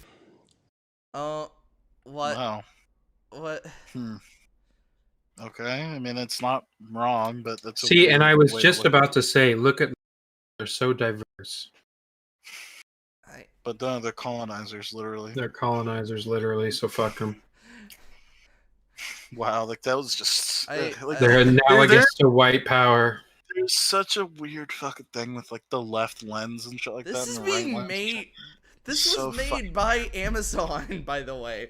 Amazon is almost shit-talking their own show. Yeah, well, we know where their political bias leans. How do you do that? How do you, like, make a thing about your own show and just not understand it? Is this like how the guy who made the Civil War comic, who was like, that at the end of the day, the pro-registration side was right? And it's like, whoa! What the hell? No, but that's analogous. What this is the guy who wrote the Civil War comic, and then some fuckboy like in the office, like literally across the hallway, is like, well, this is what it's really about, and it's like, well, no. The reason I compared the reason I made the comparison is because one would argue he doesn't understand the point of his own story if he said one side was just absolutely right. because the whole point of Civil War was that both sides are right and both sides are wrong. Yeah, but what I'm trying to say is that I the know, person making this video has nothing to do with the creation of the show. So it's like, oh, this that's guy's true. a fucking asshole. This guy may be like employed under the Amazon guys to make this video, but he was probably not anywhere near the office when Invincible and the boys were being made. Yeah, this is weird. Like now, like I'm thinking about it meta wise, it's like, oh, are you like intentionally just fucking with your own show now? Oh, that's so weird. Yeah. My dad and I, we never played catch in the yard with a World Series ball. Truth is, I never had a dad. I'm gonna pause for a second due to copyright. Yes. This is the. Yeah, but yeah, I do. Now I'm starting to like the more he's showing it, the more I'm starting to remember a lot of the show. Yeah, this is Homelander like actually trying his damnedest to like understand like what's going on. Or a mom. Homelander thinks he does right by Ryan as a Oh, stop cutting off that fucking speech, because I know it defeat your fucking point. Still, god damn it. genuine human father. He thinks he is being loving in his own twisted way. He only acts the way he does because he has no idea what a healthy childhood is. Homelander might be toxic to his son, but he can only work within the boundaries of what he thinks love is, an incredibly limited and twisted understanding of love. I'd argue that he's not being toxic to his son, though. That's an outsider's perspective that it turns out to be toxic. Because think as the funny as it is, think back to the scene where he throws him off the roof. What's the difference between that and letting your kid ride without training wheels?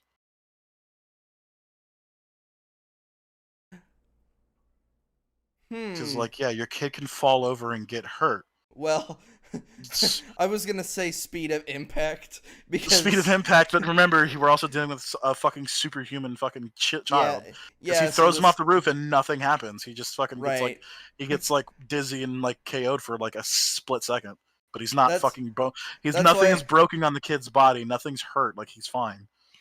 Yeah, that's why I had to be like, well, and but you see what I'm saying? When you fall over on your bike, you get a scraped knee. You might fucking get something a little hurt, but you're ultimately fine. You're still trying to learn how to ride a bike, and you're still trying to learn how to fly.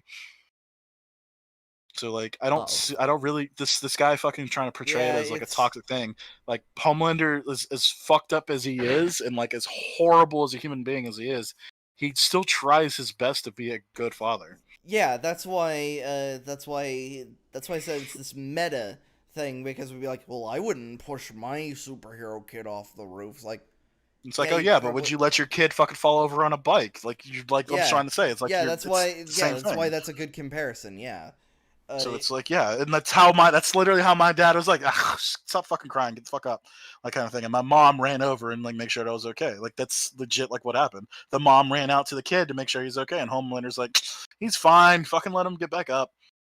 You know what I mean? That's just how it be, Yugi. Right. Nolan's ways are twisted only from a human perspective. On his own planet, everything he says is rooted in a centuries-old doctrine. Okay, yes, you wanna know why it's twisted from a human perspective? Yeah, it'd be pretty twisted no matter what, whether that be a human or fucking Martian, if you held my face up to a subway and I went through it. And also, it's millennia old, not a century old doctrine. It's dude, come on. Nolan's thousands of years old. So it's okay. Yeah, that's why I have to imagine that even on Viltrum, if you take their local equivalent of cows or other livestock, if you take your kid and you use your kid to slaughter those animals, even though they were going to be food anyways, that still has to be seen as a bit fucked up. Yeah, that's why it was it doesn't matter if they're humans or Martians. If I was held up and my face went through a subway, I think somebody would be even some Kryptonian would probably be that's a bit fucked up. Fucked up. It's pretty brutal, though. You're trying to get I was about to say, would a Saiyan probably consider that they'd probably be well, why are you guys just not fighting each other? Why are you... Why are you involving a subway? Why don't you just keep hitting each other? It's weird. Yeah. Fucking It's like for weirdos. Saiyans, the fact that they were killing off weaklings in front of him to get it through his head that they weak didn't deserve to live. Then, depending on the Saiyans, they could probably get it, but even then, they'd be like, Why aren't you "Bruh, there's probably an easier way to do that." Yeah, just punch your kid. He'll get it. He'll get it sooner or later. It reminds me of the fucking Christmas special with Team 4-Star, where Santa was like, "No, Goku, you're legit evil because of all the bullshit all the involved horrible for shit you you've done." just to get another fucking fight." These are my people! We have a responsibility to Viltrum. I don't give a shit about Viltrum! He has no qualms with the morality of what he is asking Mark to do. He makes no attempts to talk to Mark like a loving dad here. There is no pretense. Mark is his does talk to soldier, him. his second in command, his See, warrior. I would highly disagree with that. Yeah, he does talk to his That's a son. freeze frame. He Yeah, that's highly talks to him like somebody that he cares about, because if he didn't, he wouldn't bother talking to him at all. Exactly. Like He's trying to convince his son, the only being on this entire planet that matters to him. Yeah. That could have Like, the why this is concept so of getting important. it. Try to give this speech to Immortal Man. He just fucking took his head off. Even though Immortal Man would be someone who, if he was on board with the Viltrum thing, is like, oh, this could actually uplift humanity onto the galactic stage. Really cool. Never have a even hard- gave him that chance. Hold on, you'd have a hard time convincing Abraham Lincoln to subjugate all of humanity just Yeah, so it's true. just so Well, they I can get mean- medicine. I mean, he was a He racist. did and kind of grow oppressor. the federal government quite a bit. That had some fucked up consequences. Yeah, Mhm. true. And no one in American politics ever had problems sending immigrants into the firing line if it could bulk up the numbers of their own army. Right. Mhm. But enough History- of politics. History. About enough about politics. I was about to say like, oh, history's looked really. We look at Lincoln with like these shiny guys. It's like, oh no, he's got blood on his hands too. Yeah, But yeah, he led a fucking war. That's Right. just I was how gonna that say, happens. anyone, any leader in wartime is Well, might not we be make the greatest we person make in the world. joke that like Teddy Roosevelt was just on the front lines with like without a fucking shirt on and a rifle, and it's like, Who makes this it joke? makes- Are you okay? Well, Blink not twice if you just- need help. Have you never seen the jokes of Teddy Roosevelt? Yeah, The Teddy. guy who Like would Teddy's fucking- Teddy always- was an adventurer, but I don't think many people thought he fought on. Well, I thought that's what the- the whole Rough Riders were. the Was Rough that- Riders, was that yeah. He fought a fucking war too. It was before he was president, but he still fought. Yeah, Not after Teddy he Yeah, was this president. wasn't a pitched battle Also- like that. The Rough Riders also- were more like a guerrilla force. Also, I Yeah, was it's kind of rough I was to- making more of the stereotypical joke, like the. You ever seen Drunk History? Where Yeah, Teddy's seen as like a war hero and a dope motherfucker, like in most like vernaculars. Yeah, the joke was I was about to compare him to Saxton Hale from Team Fortress 2. Sexton, more fucking Gmod shit. Let's move on. Legacy. I can't believe I'm saying this, but Omni-Man, you're making Homelander look like a better father. That is seriously. What? No. Oh, I'm so oh. confused here because these are two different, completely different. I mean, yeah, concepts. the fact that it's apples and oranges makes it very hard to compare anyway, but I would argue that Omni-Man absolutely cares about his son more. Well, I mean, No, Homelander I would cares actually about say his that- son. It's just I was about to the say problem Homelander being actually is- cares a lot about his son too. So like it's Yeah, but yeah, it's- like you just said, it's apples and oranges. Like I can't quantify who loves their son more. They both love their son. okay, so here's Like how you one, could just compare the it. difference is one hasn't beaten his son halfway to death. So No, here's how you compare it. Here's just how he loves the son. He just doesn't know how to properly show it because all he knows is how he was raised in a fucking lab as a science experiment. He loves his son, but at the end of the day, the mission comes first. That's it. yeah, but they both love their son. Like I said, there's Yeah, no they way to both like love. say who They loves. both who love loves their more. kid. They're just like they just got their insanely different ways of showing it. Messed up. In both narratives, the women involved are undervalued and serve their purpose only as mothers to rear the child until their fathers can finally be bothered to. No. So no, different what context. we literally just had this conversation. Homelander wants the mom around because he wants like a somewhat stable. He So- wants like a picture perfect family, mom, dad, and son. And Omni-Man, despite his speech, he still Does loved his. genuinely care about her. He does really love Yeah, thing. it's just- Because remember, we're talking about a guy who can literally run through her in no second. And she's throwing bottles at him. She's screaming at him. She's fucking telling him he's a piece of shit. Telling him to go fuck himself. And he takes it. He literally takes it. Well, and if you think about it, I mean, I know it kind of comes off a little bit comical, but the line where he's like, she's more like a pet to me. When he's saying that, he doesn't mean it in a derogatory way. Yeah, it's just he lives hundreds. He's of more kind of a talking about the problem. perspective. Yeah, it's just he's like, compared to me, her life is basically nothing. Yeah, I will like. She will live and die and fade away, blink of an eye, to my lifespan. Yeah, Ego made the same sort of statement. It's why he kept having kid after kid after kid. Yeah, It's like, and yeah, a lot of people try to compare Ego to fucking Omni-Man, but the difference is Omni-Man truly loves his fucking kid. And I don't want to spoil it, but it comes up later too. But Omni-Man is actually And so pretty. there's no way he's gonna come back, and he's just been lobotomized of the things that held him back on Earth. It's like that's gonna pay off somehow. I don't want to say it, but let's just say Omni-Man has a. Let's say Omni-Man has a really good arc. Mm-hmm. Cool. Also, insanely different context as well. Rape victim that end up getting used by Vaught to basically make a contingency plan for Homelander versus Puppy dog. Versus Puppy dog. Versus like basically. Well, basically the Lois Lane archetype Yeah. that taught him everything he knows about humanity and married him and was a big part of his life for 20 years, which And to loved him him. is nothing, but to her is everything. And Yeah. well, and here's the thing, and loved him, and he loved her back. Exactly.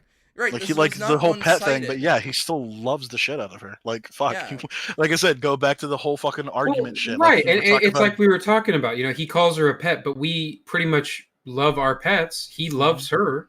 Yeah. He just doesn't love her as an equal. Yeah, I'll say it once, I'll say it And that again. was the It's problem. It's the equivalent of, like, we all love our dogs, but eventually, in our, like, hopefully, 90 to 100 years on this planet, compared to their 15, we're gonna have a few dogs. We're gonna, like... And that's what they would want, in a way. They're like, oh, yeah, you get another dog, because they don't understand, like, that kind of stuff. Because it's a dog. But yeah, it's more. I love her, but I do not see her as even being the same thing that I am. Yeah, And even if you just understand that that's how he meant it, that's fine. But that's why it's such a good line. You get what he means. It's just that that's still fucking awful from Mark's perspective. Yeah, And from everybody her else on perspective, Earth's remember perspective. she hears it too. Yeah.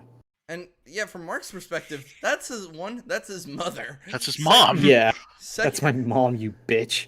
That's what I'm saying. That's when he like snaps the first time. He's like, "Don't talk about my mom like that, you piece of shit. I don't give a fuck who you are." Yeah. Secondly, yeah, Mark's pretty young, so he doesn't really have the like. Compared to Omni-Man's perspective, he doesn't have any of that information. As far as he was concerned, he was going to live as long as a human. Yeah, if Omni-Man had just completely waited until Mark experienced outliving everybody else, he might have had an easier time convincing him, but there wasn't that much time. It's like, it's confirmed he's Viltrumite, which means as he's coming of age, growing into his powers, it's time for him to become a soldier, because if he's going to be a Viltrumite, he has to follow Viltrumite traditions like that. Mm-hmm. So yeah, the way it played out was the only way it could play out. Right. And the problem being is that I had this sort of thought while like it was like only for a split second of what if the whole family sort of was in on it, and it was sort of, what's that FX show that was all about that married couple that was Russian spies? I'm not sure. Does anyone know what I'm talking about? I'll need to Google it. But I thought about this for only like a minute, where it was Or like, what if the whole family was in on the whole Viltrum thing? And it's like it wouldn't have made sense from the mom, because the mom would have been like, she's lived amongst Earthlings her whole life because she's from the fucking planet. So to suddenly marry into this, the only way that would have made sense is if she was basically trying to secure her own safety. Right, that's what and she was willing to sacrifice the rest of her planet to do it. Which is like, that's really fucked up when you think about that. But she was willing to. She willing to have her own like independence and shit like that. Like go back to the scene where he's like, "You're the wife of the most powerful man on the planet." Oh, it's She's the like, American. Excuse me. I hate well, there's the scene where she kicks him out of the house. Yeah, and like I said, and once again, he leaves. Like he's still like he loves her and respects her. That's the like crazy thing about it. He's like, oh, yeah. The show was. I hate the name of it. It was literally called The Americans. Okay. It was basically they were Russian spies during the Cold War. Okay. Purpose only as mothers to rear the child until their fathers can finally be bothered to show a true interest in them. Okay, so the true interest. Well, hold on a minute. No, that's not wrong. true interest. Fucking Ryan was hidden from Homelander. They found Homelander had to do some digging because remember, Grace, was it? The fucking lady who ran Vought was immediately assuming it was like she was trying to trick Homelander into thinking that not only did she die, that the baby died as well. Mm-hmm. And that's what gave it away that she lied. Because it was conflicting evidence with the person that did the experiments or whatever. Yeah, she said it was a miscarriage. He said that she gave birth and it fucking killed both of them. It's really that fucking video essay thing where they have to ignore the details of what actually happened because it will throw off their point. It's like one which of makes those their point redundant. Like, what was the, there was a fucking, not a famous quote, it was like one of those TV quotes, like, you saw, but you didn't see, like, where it's like, you see what's in front of you, you weren't really paying attention to it. No, it's like, oh, you're hearing me, but you're not listening. They had the show on, they weren't actually watching it, they weren't paying attention. Which is to weird coming from a fucking in-house Amazon fucking channel. This is just weird because no matter who this is from, this is their job. Yeah.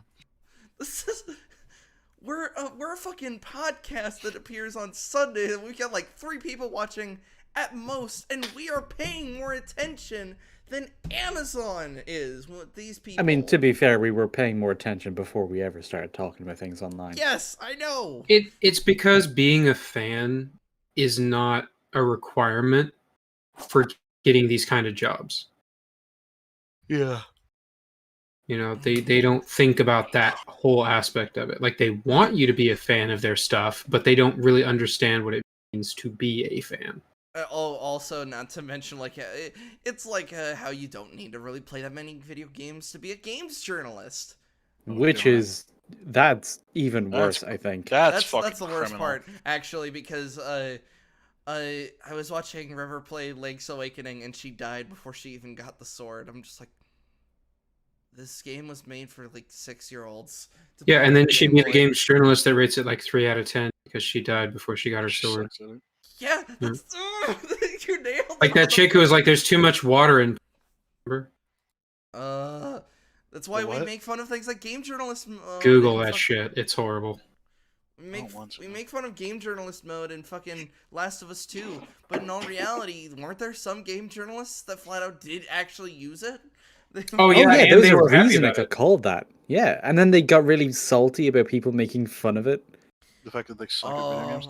And it's like, it's not the fact that they just suck at video games, it's like they're put on like certain things that are like, it's just not their type. Like, I'm a guy who likes to play fighting games, action games, and RTS games, but I kind of hate shooters and shit like that. So if you were to put me in like a shooter or a sports game, like I'd kind of, like I already have come in with like bias. Apparently game journalists don't get that choice. They have to play whatever game they want to play or forced to play. Sounds like a shit part of the job, but the problem is usually the way they talk about themselves and the way they like to be talked about online is as voices of authority. Ugh. They And it's want the like, clout, but they don't want to do the work it takes to have the respect of people. it's just You so really dumb. feel like when you watch Invincible, you really feel invincible. It makes you Bruh. feel like Batman. It makes you feel. It's like I can already picture the thumbnail for that fucking video. It makes you Ugh. feel like a what the fuck was the goddamn Miles Morales thing? Makes you feel like an black? exaggerated swagger of a black teen. What? the fuck? What? What the I'll fuck? I'll post it in the chat, but yeah, there's some horrible pandering shit. And to that fucking is thing. extra pandering because that's not even the vibe he gave off in the movie. He was portrayed as still being I'm quite talking about young the- and no, socially I'm talking awkward. I'm talking about like the game. Somebody reviewed the game, and that's what their fucking thing. If I heard The that, game I'd made them feel black. What? Exaggerated Not even swagger of a pizza? black What the teenager. fuck? Is the exact quote. Wow. Do that on the rig. Like a pet to me. Homelander waltzes into Becca Butcher's life and just thinks he can take Ryan whenever he wants. And Omni-Man spent a lifetime only vaguely Yeah, because he doesn't know that he can't. He doesn't know boundaries. When you can literally, like, shoot lasers out of your eyes and do a bunch of other shit. The idea of just like, yeah, I'm gonna just take my Well, kid. even regardless if of what that he said. wasn't the case, even if he wasn't superhuman, like he's still the dad. He still has Yeah. parental rights. Yes. I was more just explaining like why he doesn't have his boundaries because like his essential quote, Well, unquote, godhood. if she tried to keep the children from him, she would be in the wrong. Yes, she'd be in the wrong no matter what, regardless of the fact that Homelander could just simply Like, just even though it drive was away a with shitty hand. set of circumstances that led to that situation, like that's why law is so complex. You know what I mean? It's not easy to just be like, oh, well, she's the right and he's the wrong. It's like, well, but you have a child together. She would have to go through the process to get his rights basically, revoked. Which Also, you think another Vought little bit of would work. work insanely hard on doing, because that kid's supposed to be a contingency plan. Well, but the Yeah. problem with getting somebody's rights removed is you kind of have to have them Yeah. involved in that process, and Yeah, the whole that's thing the- is they're trying to hide this from him. Yeah, not to mention, like, the Vought is stupid in the sense that they're like, oh, don't worry about it because hopefully he'll get bored. And it's like, oh, Yeah, That's that stupid. That was pretty stupid. Everything around the I'm Homeland gonna rewind relationship. it. I'm gonna try to rewind it a little bit to fucking... Because he said something so stupid that it's just like, it fucking distracted the hell out of me. the child until their fathers can finally be bothered to show a true interest in them. She's more like a pet to me. Homelander waltzes into Becca Butcher's life and just thinks he can take Ryan whenever he wants. And Omni-Man spent a lifetime only vaguely pretending to be interested in the human side of Mark, waiting patiently. He was interested True in at all. whatever side of Mark because... In fact, he was hoping he wouldn't get his powers. So that's the Yeah. opposite of true. Yeah, because if what we're thinking was true, he was either waiting until Mark just died of old age and then would have conquered the planet, or simply just I was being a little generous in thinking like, or he just would have said fuck it to his mission. But it's like, wait, nope, 100-year soldier. No. He's not giving up. Even if his Well- son just turned out to be another human, he would just be like, all right, I'll just wait till like I love you, son, but I'll just wait. And till that you actually would have die." been preferable for him because he wouldn't have had to have Kill that him. conversation. He wouldn't have had to go through the painful process of telling his son, another Viltrumite, the continuity of his species, and saying, okay, I've kind of fucked up, and I brought you into a world that you're going to have to watch burn. So, Yeah. This would just be like, all right, like I'd imagine like Omni-Man would be like, look at Mark's deathbed and be like, oh, yeah, he's dead. All right, time to get to work. Because like the idea of like grieving over a pet, it's like depending on how fast you just get the next dog, it can be rather fast. For the Viltrumite plan to unfold. Guess who's finally getting his powers? Oh, that's great. Son, just great. okay, hold on. He just did You a missed thing. the pause. You Yeah, just did the he- fucking Yeah, literally he edited skipped out most the important part of actual that. reaction. His That is honest reaction was fucked up. just shock and a pause of like, oh fuck. because Okay. it didn't spell good things for him because he cared.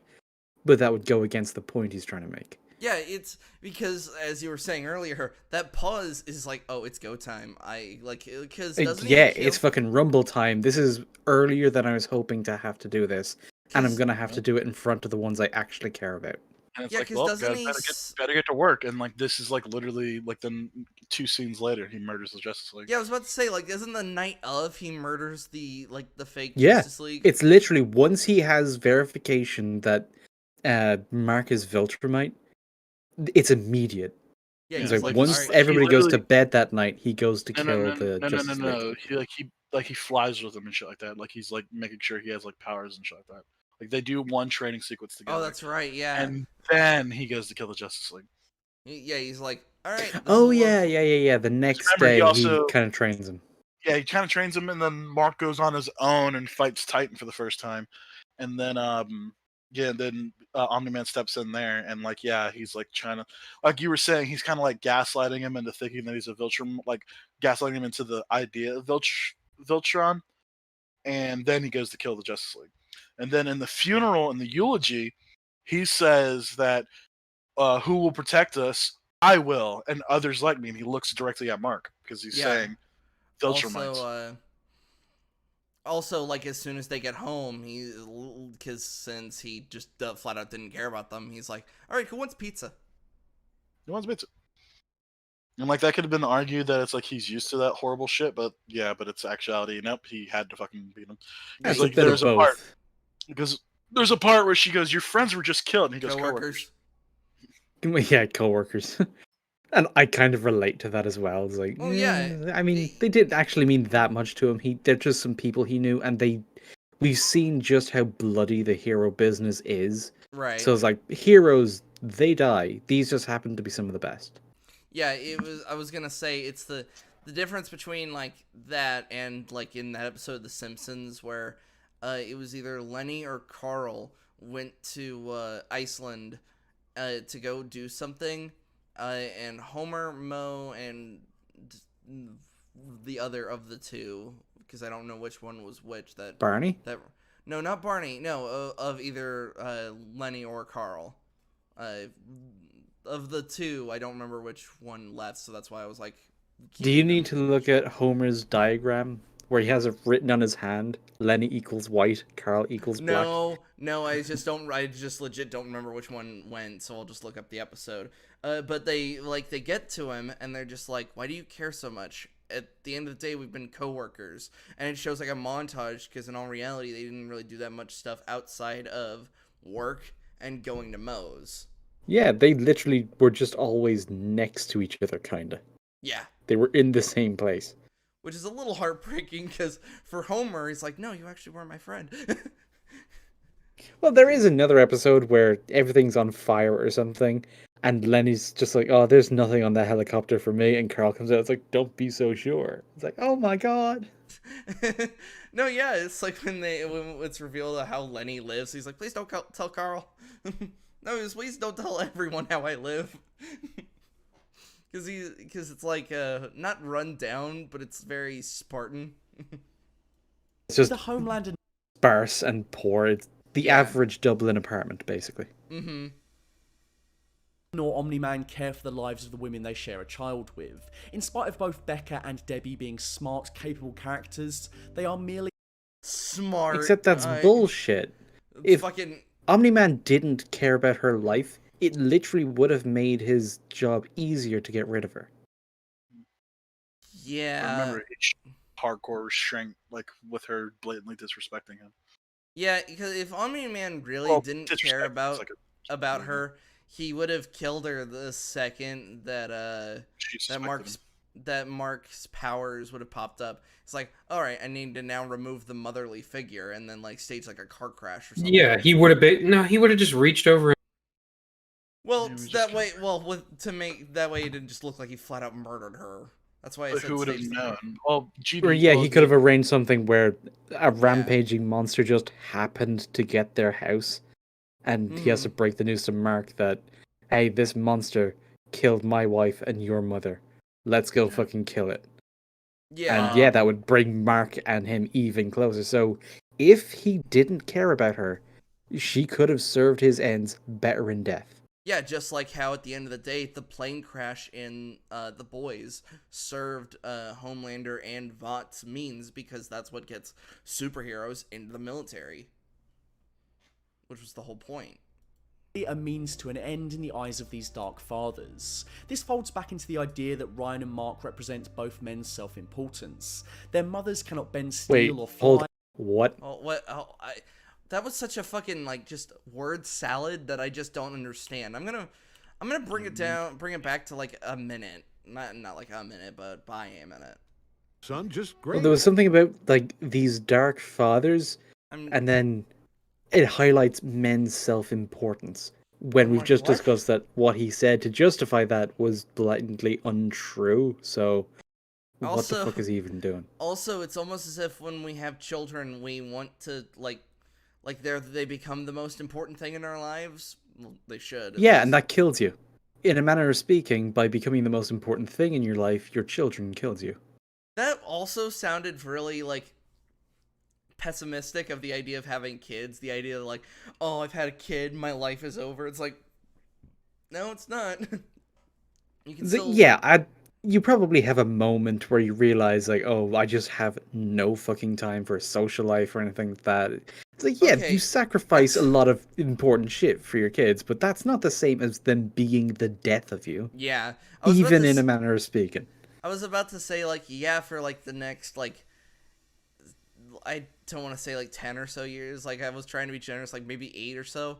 You'd be like, yeah, your time's almost completely devoted to them, but then they can start to, like, year by year, they need you just a little bit less, and then you can reclaim a little bit of that time, especially once they start going to school.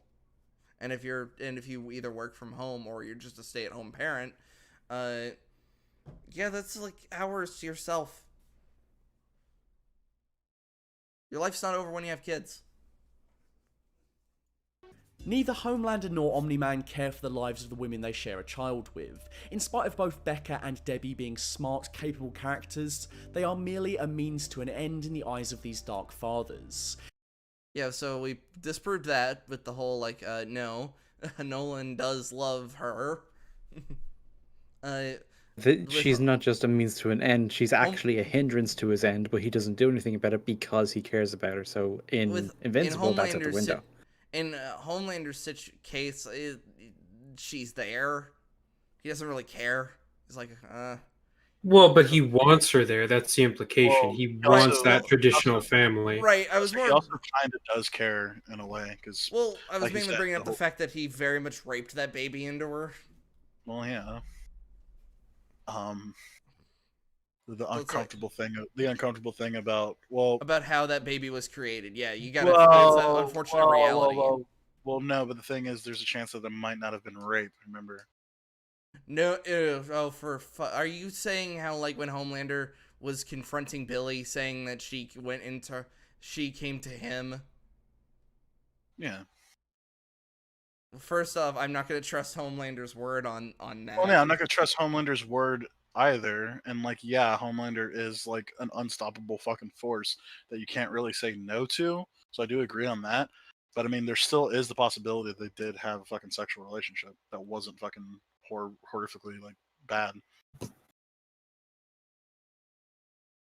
Like I said, there's a weird thing there, and like I'm sure, like I said, I'm not saying that like, oh, she's not a victim or anything. What I'm saying is that like there's a chance that like there's more to the well, the thing is there's more to the relationship than like what's being led on, especially because the fact that Homelander doesn't just fucking say fuck this bitch. So I'm trying to say, like, we don't know, and I don't feel comfortable saying one way or the other, because it's like there's a chance that there might be something there, and it's hinted at because of the fact that, like, well, she still exists, and he's fucking, and at the end of the fucking thing, spoilers for season 2, don't watch it because it's shit. Yeah, he's really fucking upset that the baby mama's dead. Right. So there's like I said. It's weird. I don't like. It's weird, but like that's the whole fucking crux of it. There's no fucking you demons deal in black and white when I need stuff to stay gray. Right. Sorry, I was more confused because you made it sound like 50-50 that it was consensual. It's like, Oh, it's definitely no, not it's 50-50. I would definitely say that there's some kind of power dynamic, but a power dynamic isn't rape. right. I was more just saying like, if I had to trust like what like the depictions of who's the most accurate, I'm like, I'm probably at most only gonna give like 10% to Homelander's view, if even that. Yeah, that's fair. This folds back into the idea that Ryan and Mark represent both men's self-importance. Their mothers cannot bend steel or fly or save the world directly, so they are practically invisible to Homelander and Omni-Man. They are Well, first off, That's no. just straight up inaccurate. That's just Super wrong. Homelander. Okay, so in this scene, Homelander has a girlfriend, but like I said, he still respects the mom. Yeah, and also, fucking Debbie told Omni-Man to fuck off, and he did. That's the most important thing. It's like she told him to fuck off. He's a piece of shit. And so first thing, she told him he's a piece of shit, and he got mad, but he fucking stayed in the fucking thing and like lamented what he did. Yeah, And the second time, she told him to fuck off, and he fucked off. We'll talk later. Yeah, which is something that just happens in relationships / the like flying through the roof. It's normally just a door being slammed. It's like, fine, I guess we'll talk later. Yeah, door being slammed like really hard can like do that. Yeah. We'll settle this later. are coded by their worth. How useful are they in the given moment to furthering Homelander and Omni-Man's personal objectives? If you're thinking, well, Homelander does clearly care for his son meeting and interacting with mother figures, since he tries to make Stormfront his new stepmom for Ryan. Oh, how sweet. Well, that is true, but Stormfront... Pause. The way he said that was like... I think it's because it's like Nazi. That's the thing. Like, well, no, but like also fucking... I think the show just started deteriorating and writing anyway, so it's like... Yeah, he might do that because, like, yeah, the show's making him stupid now. I guess I'm looking at it from more of a meta sense, since I don't have all the season 2 insight. The idea of... No, it's not even about that. What I'm saying is, the way he's saying that makes it seem like, you know, wanting your child to have a relationship with the new woman in your life is a bad thing. Like, that makes you a shitty person. And it's like, that's not true at all. In fact, one would say that that's really great because you're like, oh, because it almost means like the kid kind of has a bit of a say because they're getting acclimated to this, and hopefully the kid will say whether or not. Well, and in most, you know, semi-reasonable cases, it's not something that's done lightly either. Like, it's not. If you're doing it like when you first meet, then yeah, that's stupid. But if you've already spent time getting to know this person, things are going really well, it's like, okay, hey, now it's time for you to meet my kid. Yeah. You know, that's a real part of dating for a lot of people in their, you know, late 20s, early 30s. And at this point in their relationship, yeah, they had like started like truly dating and whatnot. Well, yeah, they had super sex when they were slamming each other into walls. But the thing is, like, this wasn't just like, oh, we had sex, now we meet my kid. No, they actually been together for a minute now. And despite her kind of gaslighting her own like weird fucking Nazi-tisms in there. Like I said, there's a certain point where I don't blame the characters, I blame the writing of the show. So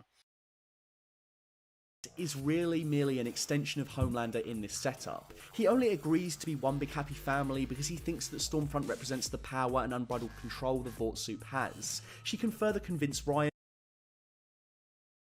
Sorry, another word, just word salad. Then I'm like, okay, hold on, let me finish. Show him her power, and in turn show him his power. What's wrong? Boy deserves to know the truth. This is all for Homelander. What? Did that clip actually add anything to the point he just made, or did he just put in a soundbite for no reason? I think he just put in a soundbite for no reason because that I'm pretty sure that clip does not match the I'm gonna rewind the whole sentence again. What is it with this bullshit? Because it's just he's saying words and like half of them don't mean a damn thing. Yeah, well, here's a video essays.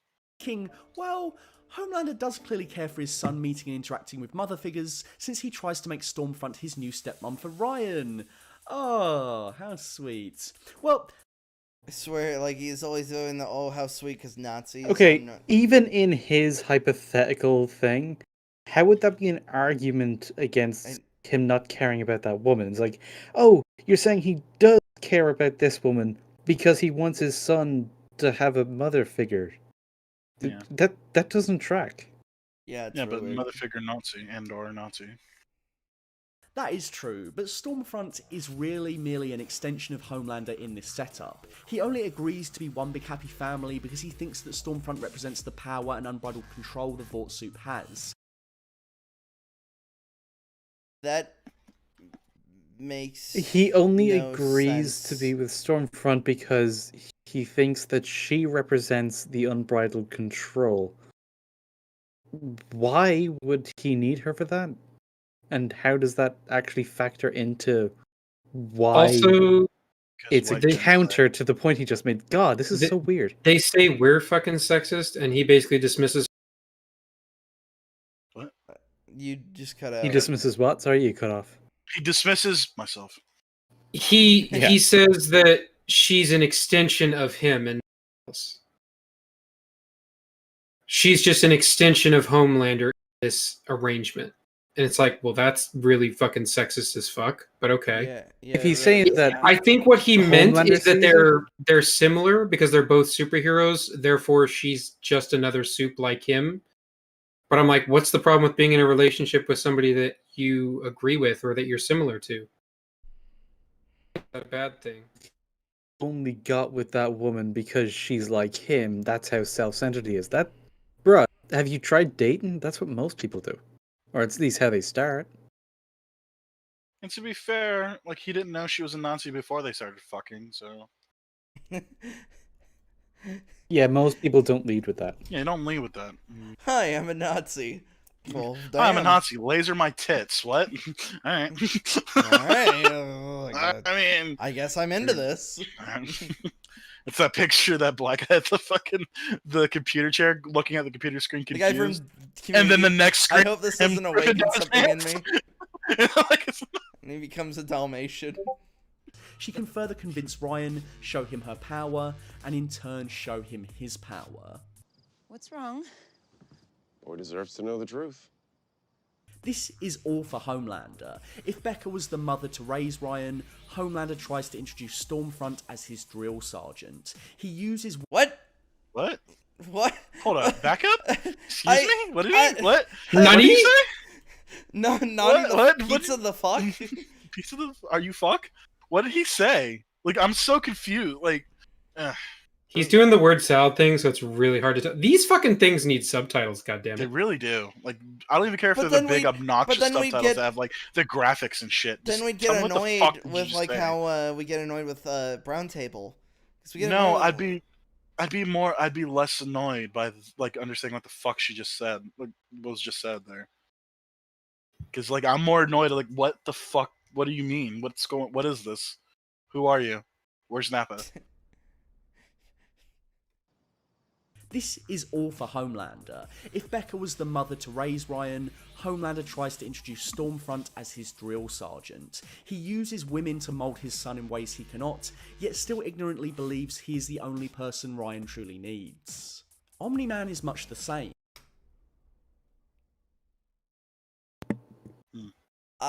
Okay, so he sees the function that each woman has, and that's it. So he sees the original mother as a mother figure, he sees Stormfront as kind of a drill sergeant, and he's using them both. They have no agency of their own, I guess, even though they do.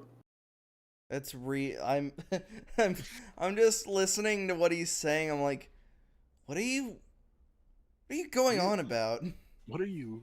Who are you? Well, it's like he's locked into the point that both Omni-Man and Homelander don't care about the women in their lives. They only care what they can use them for. So he's going back to Homelander. He's saying, okay, he's using that one as a mother and he's using that one as a drill sergeant, If even that though was the case, that's not why he got with her. as my voice decides to forget how old I am. If that was the case, Omni-Man would have put so many fucking kids into his wife. Mark would not have been an only child. Like, There's a Viltrumite who does that, but we'll get there later. fucking shush. Like he makes a fucking army of kids. Mark knows their true purpose. It's as if Debbie never contributed to his upbringing at all. She is likened to a pet. In Nolan's eyes, she is lesser than him, worthless. Okay, it's why it bothers him that, like, as Mark stands up to him, he's like, oh, I should have raised you more to be like Viltrumite. Then you wouldn't be fighting me. You'd actually just be, like, on board because you'd realize the importance of our job. Because I let these weak humans get into your fucking head, now I'm gonna need to give you, like, a reality check.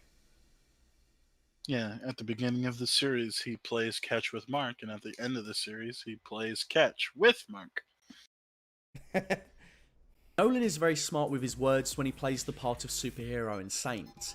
He's not technically lying here, but when we recontextualize it alongside that pet comment, this just becomes gross and self-serving. Omni-Man sees...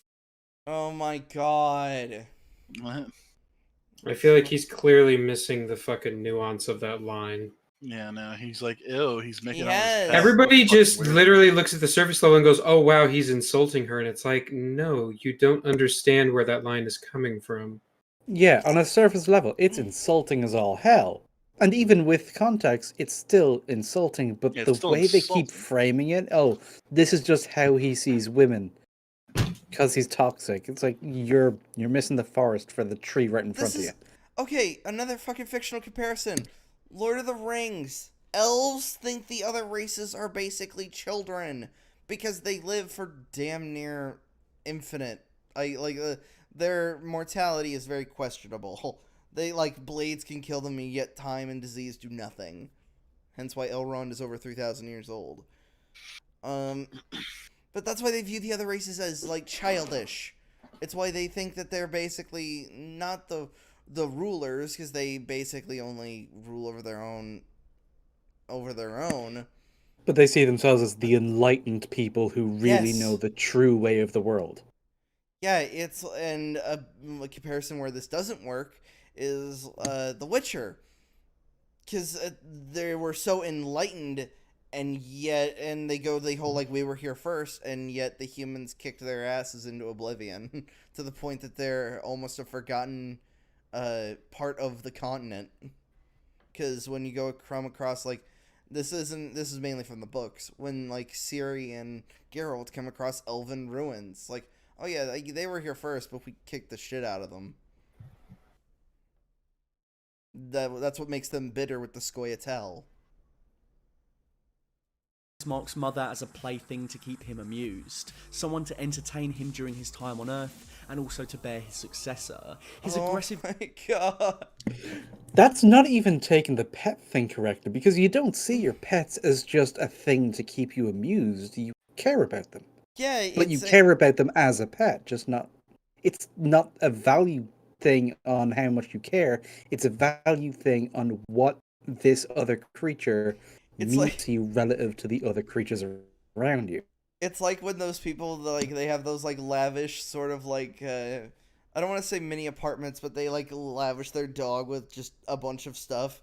And then you look at the dog, it's like, I roll in the mud. Because at the end of the day, I am a dog.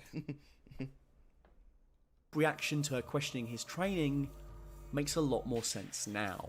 Are you questioning me? To pompous and arrogant Omni-Man, this is the equivalent But of... no, he explains that literally right after it happened. And he actually Yeah. apologizes. He backs up, he cools his temper. He's like, I'm sorry. It's just there's a lot on my mind. Now, we do stressed get the more fuck out. context for it later because what's on his mind is much heavier than what he said. But it's still, he snapped and he backed down and apologized. Yeah. Cat telling you to take the bins out. Invincible's mother Debbie has the hardest job. She shares all the pain of the betrayal just as Mark does, but is left without the power to do anything about it. Mark didn't have the power for it either! No, what are you talking about? Nolan kicked the shit out of him! No, Debbie had the hardest thing, so... Yeah, better. Yeah, it was having my hard. face caved in is fucking. That's nothing compared to my mom crying in the bedroom. Yep. Yep, he Damn. called her a pet. God damn, her Hmm. life is He ruined. called her a pet. And even Did you not see the Cecil, conviction in her Cecil fucking didn't face? have the hardest job, even though he had to be prepared to fight Omni-Man. No, she And had to- it hardest And because she damn near cried. died doing it. It's like, oh, Yeah, he that- put his life on the line. something that. But no, she had the hardest time because she cried. So that's something that sometimes even Fury wouldn't do. They'd say like Fury would put himself on the front line, but in all reality, that's a robot decoy. Yeah, it was always a decoy or a clone or some other bullshit. He never really would put his life on the line. Yeah. Meanwhile, Cecil was like, "Oh, that actually put my balls in my throat." I've faced death so many times, but now I'm actually fucking scared. And it was the very last teleport where like it took his fucking tie. Almost fucking got him. Like holy shit. Like Yeah, he came back without his tie. It's like, oh, and he came goddamn. back without his tie and flying backwards into the wall. It's like, oh shit, that was like almost his ass right there. Like that was like, He goes quick. It's like, I'll be right back. Goes into like basically an antechamber. Just, no, but he can't because he's still got to deal with the situation. yeah. He's not allowed to take a minute because it's like, well, fuck, I still got a job to do. After all this is over, he's like, I almost died. I was frozen today. I knew you immediately quoted her. I was frozen today. Today. Mark might not be strong enough to take on his dad right now, but he can learn to stop him. He can reach some sort of catharsis there. He has a purpose, something to distract him from the pain of all those. Nolan would have to sit on his ass for 300 years eating nothing but Cheetos for Mark to even dent him. Mark wailed on him in this scene and it did nothing. Lies, no and honor. more than that, Mark will never have to know what it is like to receive that man's love and then subsequently be seen as lesser than him. Even if he and Mark disagree about the Earth, Omni-Man still sees Invincible as invincible. He's a Viltrumite in his blood. and No, blood he sees him matters. as a Viltrumite. Oh my god. It's like he never had to see his father not as an equal. Yeah, he did. He was treated like an insubordinate little bitch and got slapped around. Yeah. This is the fucking scene as he's like he just dropped an arm. And his dad basically saying, this is your fault. Whole lot to Omni-Man. Debbie, on the other hand, has no value and no worth to him now that the cat is out of the bag. She can't shout at him, hurt him, or even be free of him. Well, pause. When he said she can't shout at him, as he said the words, it was showing her shouting at him, and now we're looking at the thing where she fucked a bottle at his head. She threw 2 bottles at his head. I was Holy going to shit. say, that's a what are you talking about? That's a feat. Holy shit! How did Yeah, even he looked surprised. Like He's like, "Oh, holy damn." shit! Shadow clone no jutsu her fucking he catches bottle. both. What? He catches both bottles. He's Nani? like, he catches both. He's like, you only threw one. You threw 1. How did you do that? What? I That's knew what I loved you for some reason, my pet. Oh, Jesus. So, if I had to imagine, this is just a simple animation thing. Since Yeah, animation is the animation in certain parts is really cheap, but that's because Well, they went all out in the last. I was episodes. about to say this is mainly based on like I need to look it up if Invincible was animated on 1s or 2s.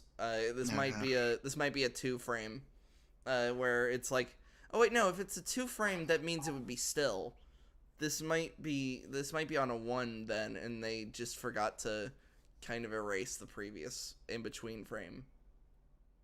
Man's presence is a threat to everyone on Earth. There's nowhere she can ever run to where the fallout of her marriage won't find her. But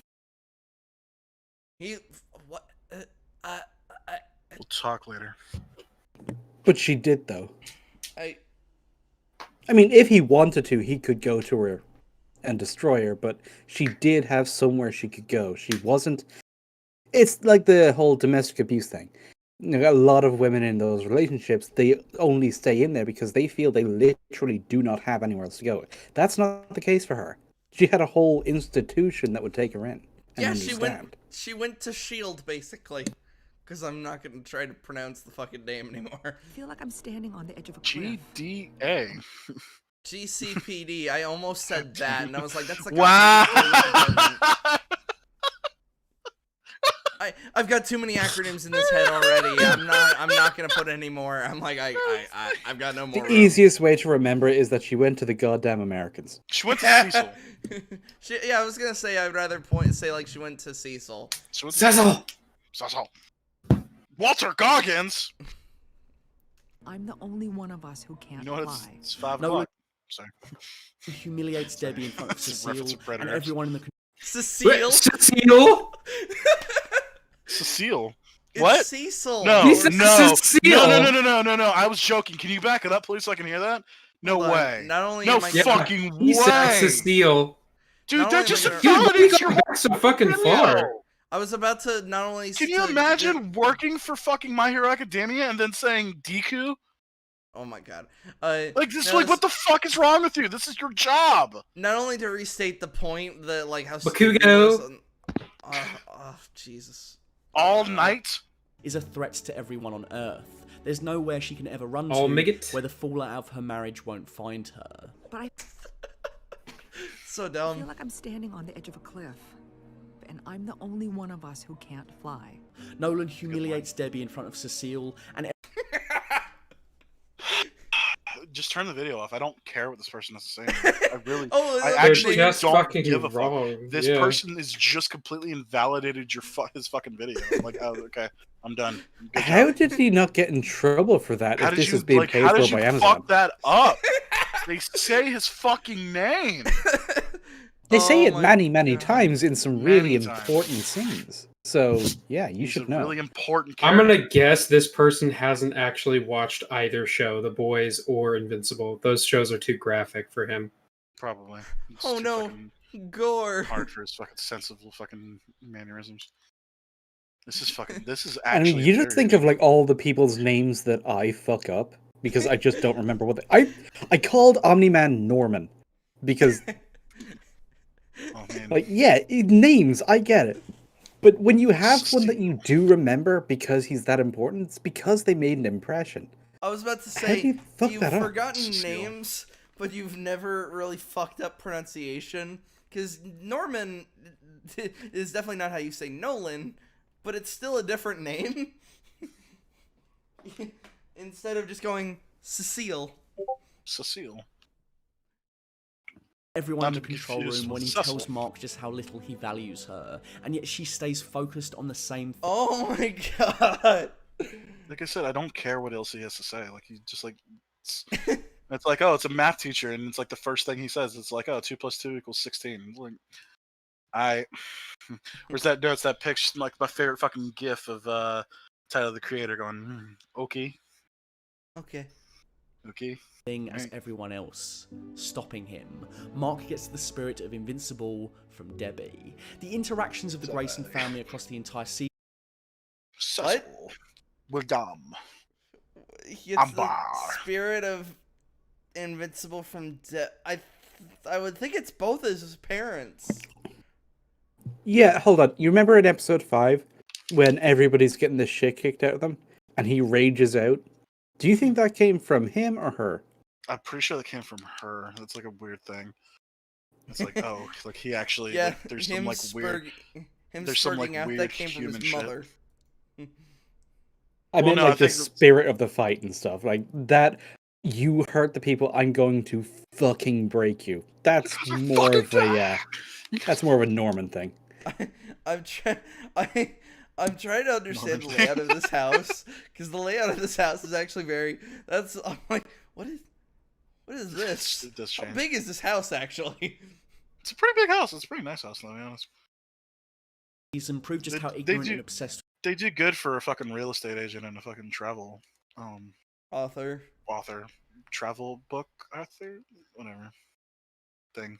with Blood and Heritage Omni-Man is. Debbie and Mark prove that their minds and their perspective can more than hold up to Nolan's, in spite of his powers and extended lifespan. The comparison to Hold on, you're saying the human spirit can stand up against Omni-Man.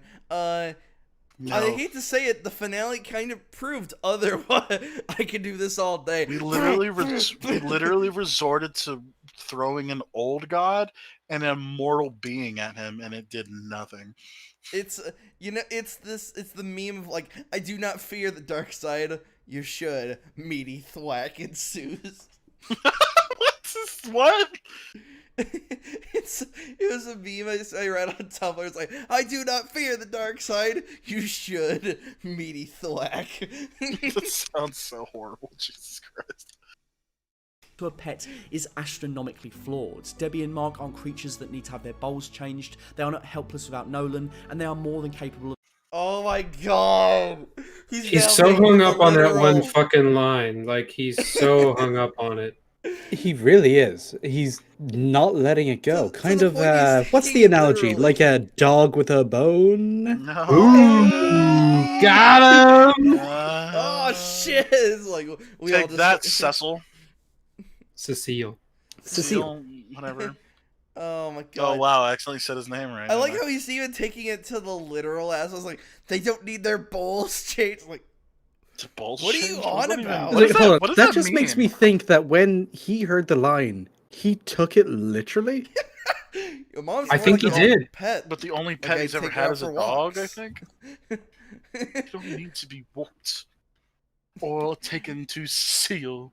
I love. He needs to take her out back on a leash so she can pee on trees. I love the idea Oh, that like. Mom's a No. weirdo. I like. I like to think Kinda that- scares me a little bit. Fucked up That scares me, slut to be energy, Mark. I can't take that back to I Viltrum. can't fuck it out of her, Mark. It's not gonna I happen. love the Bring a idea. picture Hold of on. Spider-Man. I like to think the idea is like they tried something freaky. No, I almost said Norman. Nolan was just being serious. Nolan was just being serious when he brought out the collar. He's like, "Well, since you're my pet." I thought. Yeah. I gotta admit, Debbie, this is kind of weird. Even for me. And I like pictures of Spider-Man. Every single Wait, emotion hold goes up. to him. I like pictures of Spider-Man. Fuck this. I just turned JJ to like a weird spider fetish. No, he did dress up in the costume in Spider-Man too. He wanted to wear the suit. He did. He jumped up on a table and everything. Yeah, and No. he made noises like. I didn't know that. What? In Spider-Man 2? Yeah, I'll show you the The scene deleted after the scene? stream. Okay, fuck yeah. I'll watch Oh that. my god. Oh, this is Sounds great. insane. Feat of will the Omni-Man has ever or will ever hold in his 1,000-year lifespan. Nolan distinguishes them It's based not on 1,000. Whoa. It's more than You don't- 1,000. They slowed He down. literally the says wall. I'm thousands of years old.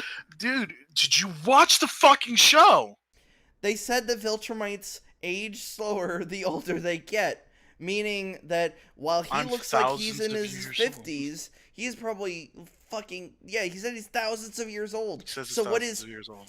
17 more years when like that's when he's kicking the shit out of fucking Mark. What is 17 more years in my lifespan? It'll happen in the blink of an eye. Yeah, it's this guy literally hasn't watched the show, so just completely invalidated. He can Oh take his my fucking god. Cecile and his fucking pet and go home. It's another neat detail in that scene as well, because after he says that, the flashback to like when he's first really felt like a dad also happened in the blink of an eye. So it just hammers home like the blink of an eye, it can matter. It can matter. Blinks of Yeah. eyes can do things. Damn it! Falls over. I'm gonna dislike this video and go, race. why did you make me do that? Think, Amazon, think! Mark just got lucky by being half Viltrumite. His dad's capacity for love would have been the same as it is for his human wife, had things gone differently.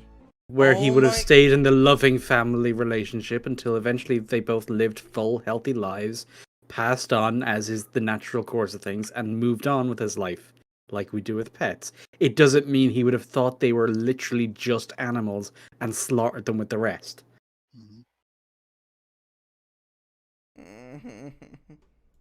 Viltrumite DNA is so pure, you're nearly full-blooded. Okay, hold I on. wasn't. That line, I actually wanted to bring this up earlier because right now it's kind of important. His DNA is so pure that his offspring is practically full Viltrumite. wouldn't that mean that there was never any reason for him to assume that the kid wouldn't be? It's like, was it just that the powers took so long kicking in? Yeah, that, he was starting to have doubts because of how long it was taking. It's like, But up to that point, there would have been no doubts. And so the choice not to raise his son more Viltrumite gets called into question just a little bit. Yeah, a little I'm bit. assuming part of that was because of Debbie, because every time he tried to step in and do more Viltrumite stuff, Debbie would kind of try to rein him in because she just thought he was being strict. She didn't realize he was being empirical. Yeah.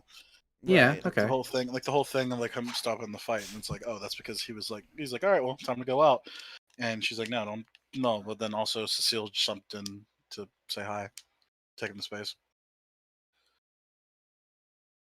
I'd just be one more human to conquer. The only concept of purity comes from their strength. Nolan is a supremacist. The Nazi parallels Hold on.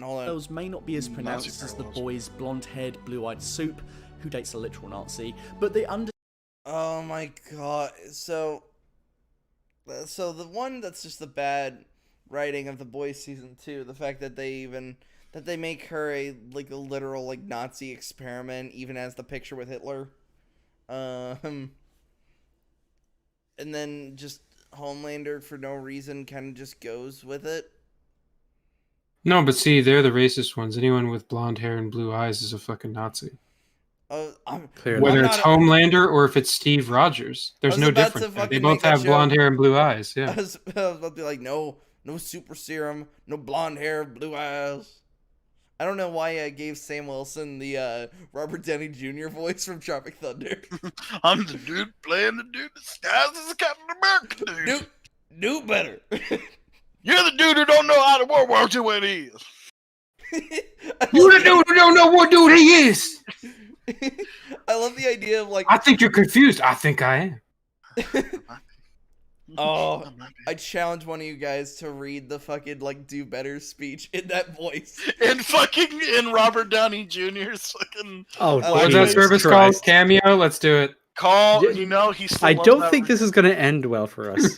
I feel like someone might have a problem with it. I'm black. I'd give you the blackface voice pass. Okay? Come on, Ninja, you can do it. Find the speech. Ninja. Read the voice. Do it in the voice. Do it. What am I reading? You're gonna read the Sam speech. Do better. You're gonna I would give it a fucking shot. I can do a pretty good RDJ. Let me see if I can find a transcript of it. Sam's. I've watched Tropic Thunder enough times. Hell yeah! Sam's I've listened to the. speech. Did you listen to the commentary? Awesome movie. Did you listen to the DVD commentary? No. I don't get character until the DVD commentary. He fucking does it. By the way, that shit is epic. He stays in character the entire fucking DVD commentary. Fucking legendary. It's fucking awesome. It's great. Is this?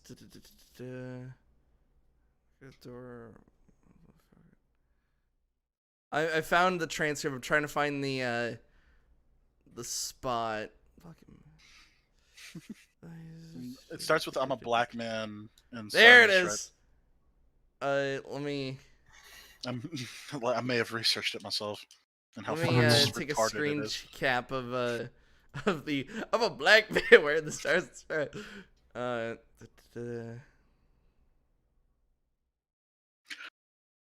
So let me. Tell me why. Tell me why. Tell me why. Tell me what you want. Lance, what the fuck? So hold on. I'll be. There's ain't nothing wrong with being gay time to time. Hold on. I'm not there. I gotta give you the rest one. Oh, God damn it! Why are we watching Tropic Thunder? Let me give you the rest of the speech. We should watch Tropic Thunder with the fucking Robert Downey Jr. commentary where he does the voice.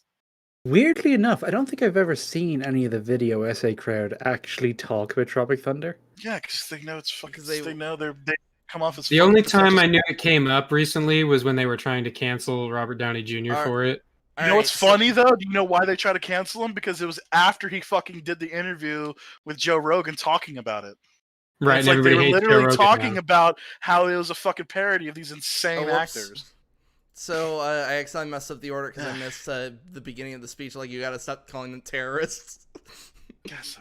I feel like it'd be easier just to link wherever the fuck you found this, so Because you I can both had read to it off the same thing. I had to dig for it because it's not even near the bottom of the page. All right, let's Let's Okay, where am I seeing this at? Oh, is this in the fucking... It's in the Discord in chat. the Discord chat. The third one is the beginning of it. I will be the senator. The third is the beginning? What the fuck? because I missed that bit. Oh my god, you gotta make this more difficult. Okay. But, so the third one, so it's 3-1-2 basically? Yeah, yes. So I'll be the senator. Jesus Christ. I apologize. I very much apologize. Could you not have just copied the text and pasted What the it? fuck? Why are you like that? I'll try it. Okay. Are you still going forward with resetting the borders? Our peacekeeping troops will begin relocating people soon. The terrorists only set us back a bit. You have to stop calling them terrorists. What else would we call them? You're acting as both people. Oh my god, I can't. This is the worst. Some of it's labeled and some of it's not. You're kissing me ass. Oh my god. It just makes it sound so much better though, because you mentioned one person's like, this terrorist only set us back a bit. We have to stop calling them terrorists. Yes, we gotta stop. He's just arguing with himself. It's great. What else would we call them? You're the dude who don't know what dude he is. I'm the dude who don't know what dude he is. Oh no! It's all come. Well, all right. Okay. Shit, I'm not ready. What else would we call them? Your peacekeeping troops carrying weapons are forcing millions of people into settlements around the world, right? What do you think those people are going to call you? These labels, terrorist, refugee, thug, they're often used to get around the question. Why? Those settlements that happened 5 years ago, do you think it's fair for governments to support them? Yes!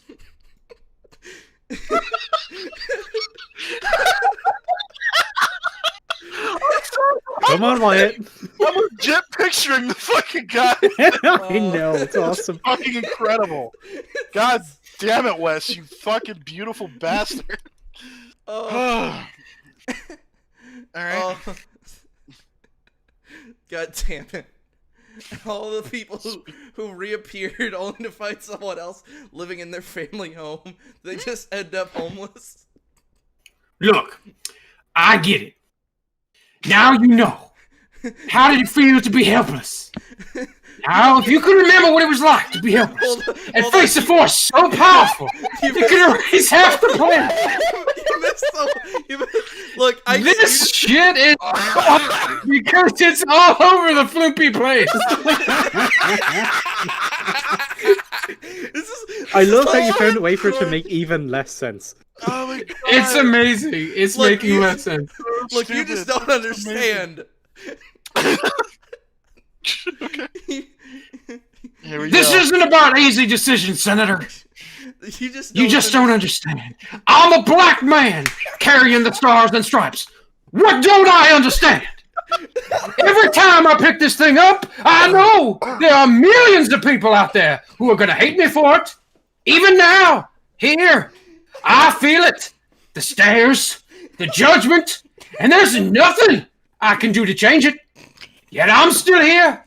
No super serum, no blonde hair or blue eyes. The only power I have is that I believe we can do better. We can't demand that people step up if we don't meet them halfway. Look, you control the banks. Shit, you can move the borders. You can knock down a forest with an email. You can feed 1 million people with a phone call. But the question is, who's in the room with you when you're making these decisions? Is it the people that are going to impact? Or is it just more people like you? I mean, this girl died trying to stop you. And no one has stopped for 1 second to ask why. You've got to do better, Senator. You've got to step up. You've literally descended into fucking like Georgian It's fucking it's gone crazy. I'm off the reservation. I apologize. No, I love it. No. Don't ever change. You fucking beautiful man. This show's great. Because if you don't, the next Carly will, and you don't want to see 2.0. People believed in her cause so much that they helped her defy the strongest governments in the world. Why do you think that is? Look, you people have just as much power as an insane god or a misguided teenager. The question you have to ask yourself is, how are you going to use it? There, I fucking danced for all y'all. Oh That's my fair. god. That was fucking Oh. glorious. That was like one of the biggest pop-offs ever. It was amazing. The And then fucking the best part Tiffany is bullshit. right after all that, after all that, it was, sorry, I was texting when all I heard was black guy and Stars and Stripes. The black guy starts to stress. Fucking Tom from GNT, the Facebook community. That was like the end of like one of his video. Like that was the end of his like video. It's like my face when watching. I'm gonna need to fucking, I'm gonna need to like cap that and then just be like, so how was your day? It's like, well, this white guy who calls himself Ninja did this black voice. It was hilarious.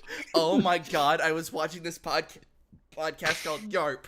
He was wearing vocal blackface. He was wearing blocal blackface. Great. Now I'm autism. Well, no, he wasn't wearing blackface at all. He was wearing white guy with blackface face. Face. Blackface face. I'm the dude disguised as a dude disguised as another dude. On the internet, dude. You're a dude who's on the internet who don't know which video he covering. We are Flaming Dragon! We are Flaming Dragon! Okay, literally stop. Fuck you up! And fuck your own face! And his face is just like, oh my god.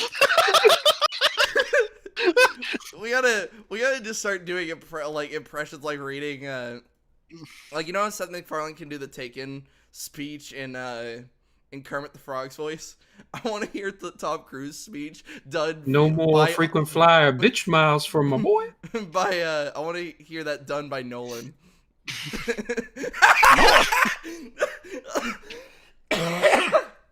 Oh my god! I've contributed now.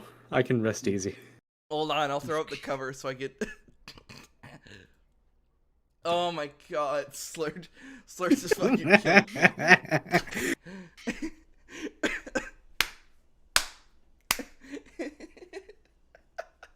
You need to put the gog. You need to integrate that into the gog. Oh my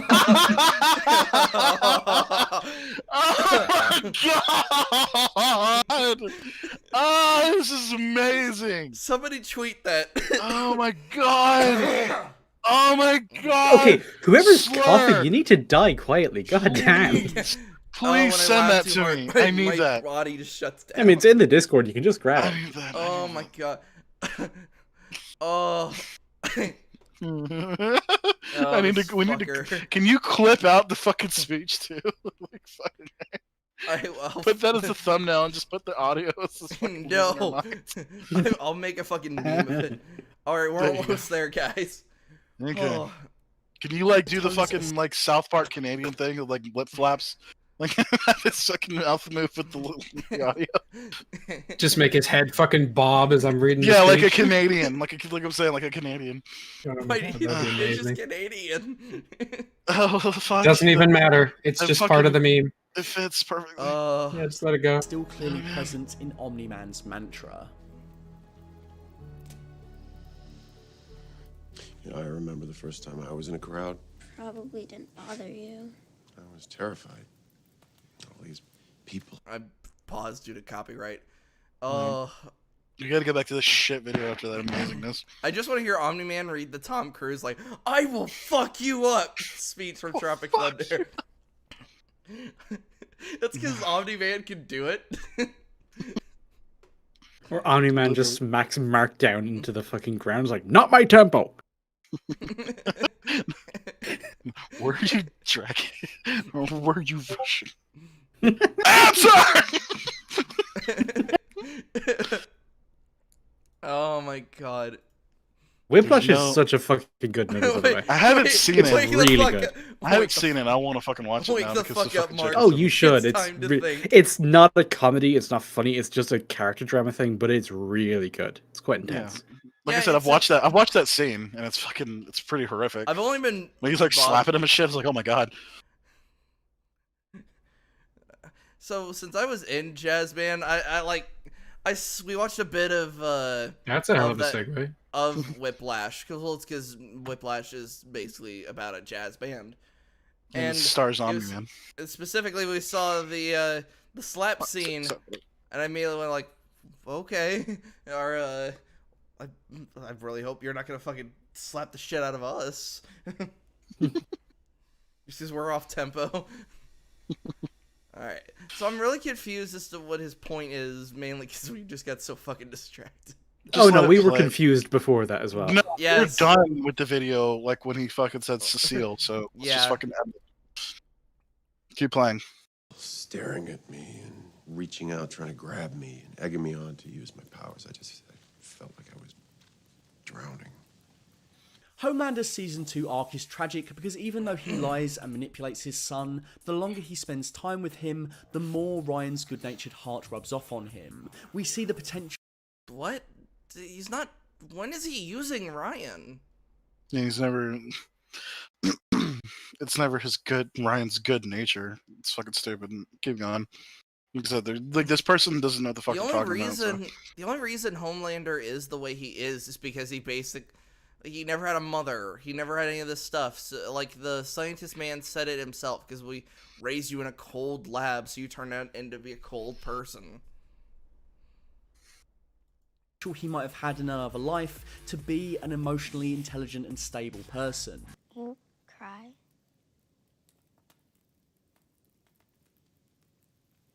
Yes. The tragedy is that his Quit trying to cut away from the great moments of Homelander actually being a fucking good, like, decent, trying person. He's a dark father who wants his children to eat out of a bowl because they're dogs. What? Nailed it. Nailed it. That's right. It's like one of those things you're just like, what? That's when you put the drunk Russian guy's face over the teacher going, you got it.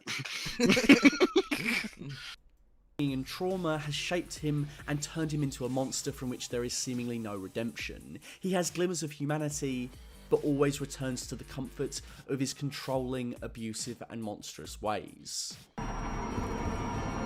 Well, no, he like lost everything. Well, okay, that clip was absolutely worthless because we couldn't hear anything. What does that Well, no, show that's us? that's actually the point. But this is after everything. He loses like his son and everything. Yeah, But this is after it, so he's like losing his mind at the end of it. Yeah, he's becoming insane. But it's not him fucking going back to control. Omni-Man is It's not- him barely holding it together. Yeah, because that's why we have scenes of him like lasering the crowd, and it turns out it was all in his head. Yeah, because he's fucking going crazy. Like, he doesn't. He Mhm. doesn't want. He doesn't like. This guy's an idiot. Raped by any cruel businessmen who sought to extort him and mould him as they saw fit. He comes to Earth as a premeditated attack that spans decades. He knowingly and willingly lies to everyone, Millennia, but okay. including his own wife and son, and when his deception is finally out in the open, he makes no effort to show a single shred of remorse or sadness or any trace of guilt. Oh my god, no! When he's kicking the shit out of Mark, he's like sighing. He's like, I just Yeah, wish he's you'd sighing. He understand." doesn't want to do what he's doing. He's like really remorseful. Like he doesn't like he's not wanting to do with it, but he's trying to convince himself to. Yeah, Why are he would people- absolutely love being able to convince Mark without having to take things this far, but Mark keeps pushing him. He's like, okay, I got to take it further. Okay, I got to take it further. Yeah, it's like, oh, I thought hopefully just the building would convince you. All right, nope. Hey, Subway. All right, now actively watch all these people just splatter against your face. These No, people are meaningless. There's weak. multiple steps before that, but yes. Yeah. Well, I was talking And then about, there's like, multiple specifically- steps. There's multiple steps afterwards because remember he crashes them through a fucking cruise ship, and you can literally hear all the people screaming. Mm-hmm. Well, I was saying, like, specifically with that step, like, first it starts with just the punch and the throws, and then he takes out the the plane, the pilots after he saves one of them. Mhm. But then he throws them into Chicago. Then right after the building falls and Mark then gets a few hits on him, regardless of how powerful those hits were, he then sends him into the fucking subway.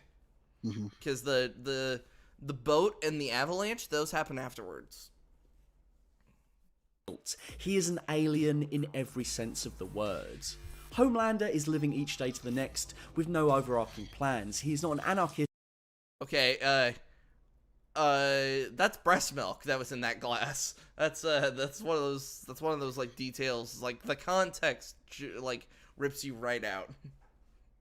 In fact, he requires order desperately, but he makes up his mind as he goes along. He is easily swayed, impulsive. Omni-Man might hold the same level of raw power, but his life is regimented. So, if I had to say who's more powerful, Omni-Man or Homelander, probably Omni-Man. Omni-Man has that raw durability. That's the problem. Well, no, so does Homelander. The power throwaway lines, they said they've nuked him and it doesn't do anything to Homelander. Right. So he's really, like, people don't understand. Homelander's fucking strong. And it's probably worse because, like, we don't have, like, kaiju or shit that we could throw at Homelander. We just hope that he's, like, a decent person. I was more just saying that because because the laser beam right into Stormfront's tits didn't do anything. So it's well, yeah, because he was holding back. He's not trying to cut her in half. She told him not to hold back. Yeah, but do you really think that he couldn't cut her in half when his son cut her in half? Like, I'm tired of people fucking saying that, dude. It's like, but he was doing it at full power. It's like, no, the fuck he wasn't. That's the problem with inconsistent writing, though. As far as the writing is concerned. Okay, but that's him not holding back. But then I call bullshit because there's no way his kid is stronger than him. Yeah, that's why it's bad. Structured, without deviation, he will not stop until his objective is complete. And that's why Mark's dear old DAD's return is inevitable. In the meantime, the fledgling young superhero... So this person has no That's context. True. So this person has no context of the comics either. So they obviously because they don't really fucking watch the show anyway. Well, yeah, neither did I. I'm just like watching the show. He doesn't keep going on Mark because he knows he's not really changing his mind, and he's about as much of his own son's blood on his hands as he can stomach. So he's like, you know what? I'll return to that later. I'm gonna go get Viltrum. Will continue becoming the man he thought his father was. Ryan and Mark have the potential to grow into good people. They will achieve their destinies, but not in their father's names. They will not be their legacies. If you'd like to check out more Invincible... No, I don't want to see anything else from you, you fucking piece of shit. So, hold on. I'm just gonna fucking point out how you are technically considering continuing somebody's legacy, whether that be good or bad. Luke was continuing Anakin's legacy despite the fact he wasn't murdering children. Well, he tried to. Yeah, he thought about it. Well, here's the thing. Omni-Man, Invincible does carry on Omni-Man's legacy because he defends Earth. Yeah, that's when you get into the argument of like, what do you mean he doesn't continue through his legacy? He's actively doing the thing that he thought his dad was doing. Yeah, Cecil literally says we need a replacement. Cecile. Cecile. That's the only way you could fucking understand it, you fucking mind-boggling piece of shit. Throw the cover up. Oh my god. Jesus. I knew we'd be better off without the video. Yeah, we would have been. Like, geez, like I mean, without the video, we wouldn't have gotten the Tropic Thunder Sam speech. Yeah, that's true. Like, give it take. I mean, the laughs were worth the rage, I'll say. It's only the crown jewel of the episode. I mean, to the point I'm practically gonna have to edit that goddamn. I'm gonna have to record Sam doing the speech. I'm gonna have to like plaster. No, don't. Just do the fucking thing I said. Take that picture, make its head jump up and down like a fucking Canadian from South Park. That's gonna bother the shit out of me because whenever I'll lift his head up, I'm gonna see Sam right behind it. Nah. So I'd either have to edit Sam out as well, which I don't even know how to do that. Really not that hard. If you just take the base image, you take some stock shit, the building behind him, you paste that over where his head is, and then you just have the asset of the new face over that. Does that even wait? Photo editing is actually not that complicated, Well, which is no, why I'm able I to was do it in talking like 5 about- seconds. I was talking about with video because I was. Oh, in video? Yeah. Yeah. But the video would just be 2 images, one over the other, and the top one is moving around, right? Right, but in order to make that would be his mouth, if I'm making it do the Canadian thing, is that once he opens his mouth, I'd have to see the person behind him. See. Like, even though I consider myself a kind of decent editor with only the skills that I know, though, which is very self-taught kind of stuff. All right. So what are you boys gonna do? Well, I think with that, I think we're ready to call it the end of a fucking day for the stream. Thank you all so much for watching, and just remember, Sam Wilson is a dude who plays a dude who wears the stars and stripes. That was another dude. And needs to do that dude better. You need to do that dude that better. But yeah, so welcome to episode 1 of Yarp meme review. Apparently, so Yeah, that was a thing. I'm gonna have to like put this in like the title where it's like /meme review. I think it did actually take him about half the time he spent talking about the show. Yes. Was the memes? Yeah, was the memes. We're talking about the show and looking at the Even memes. the verbal memes.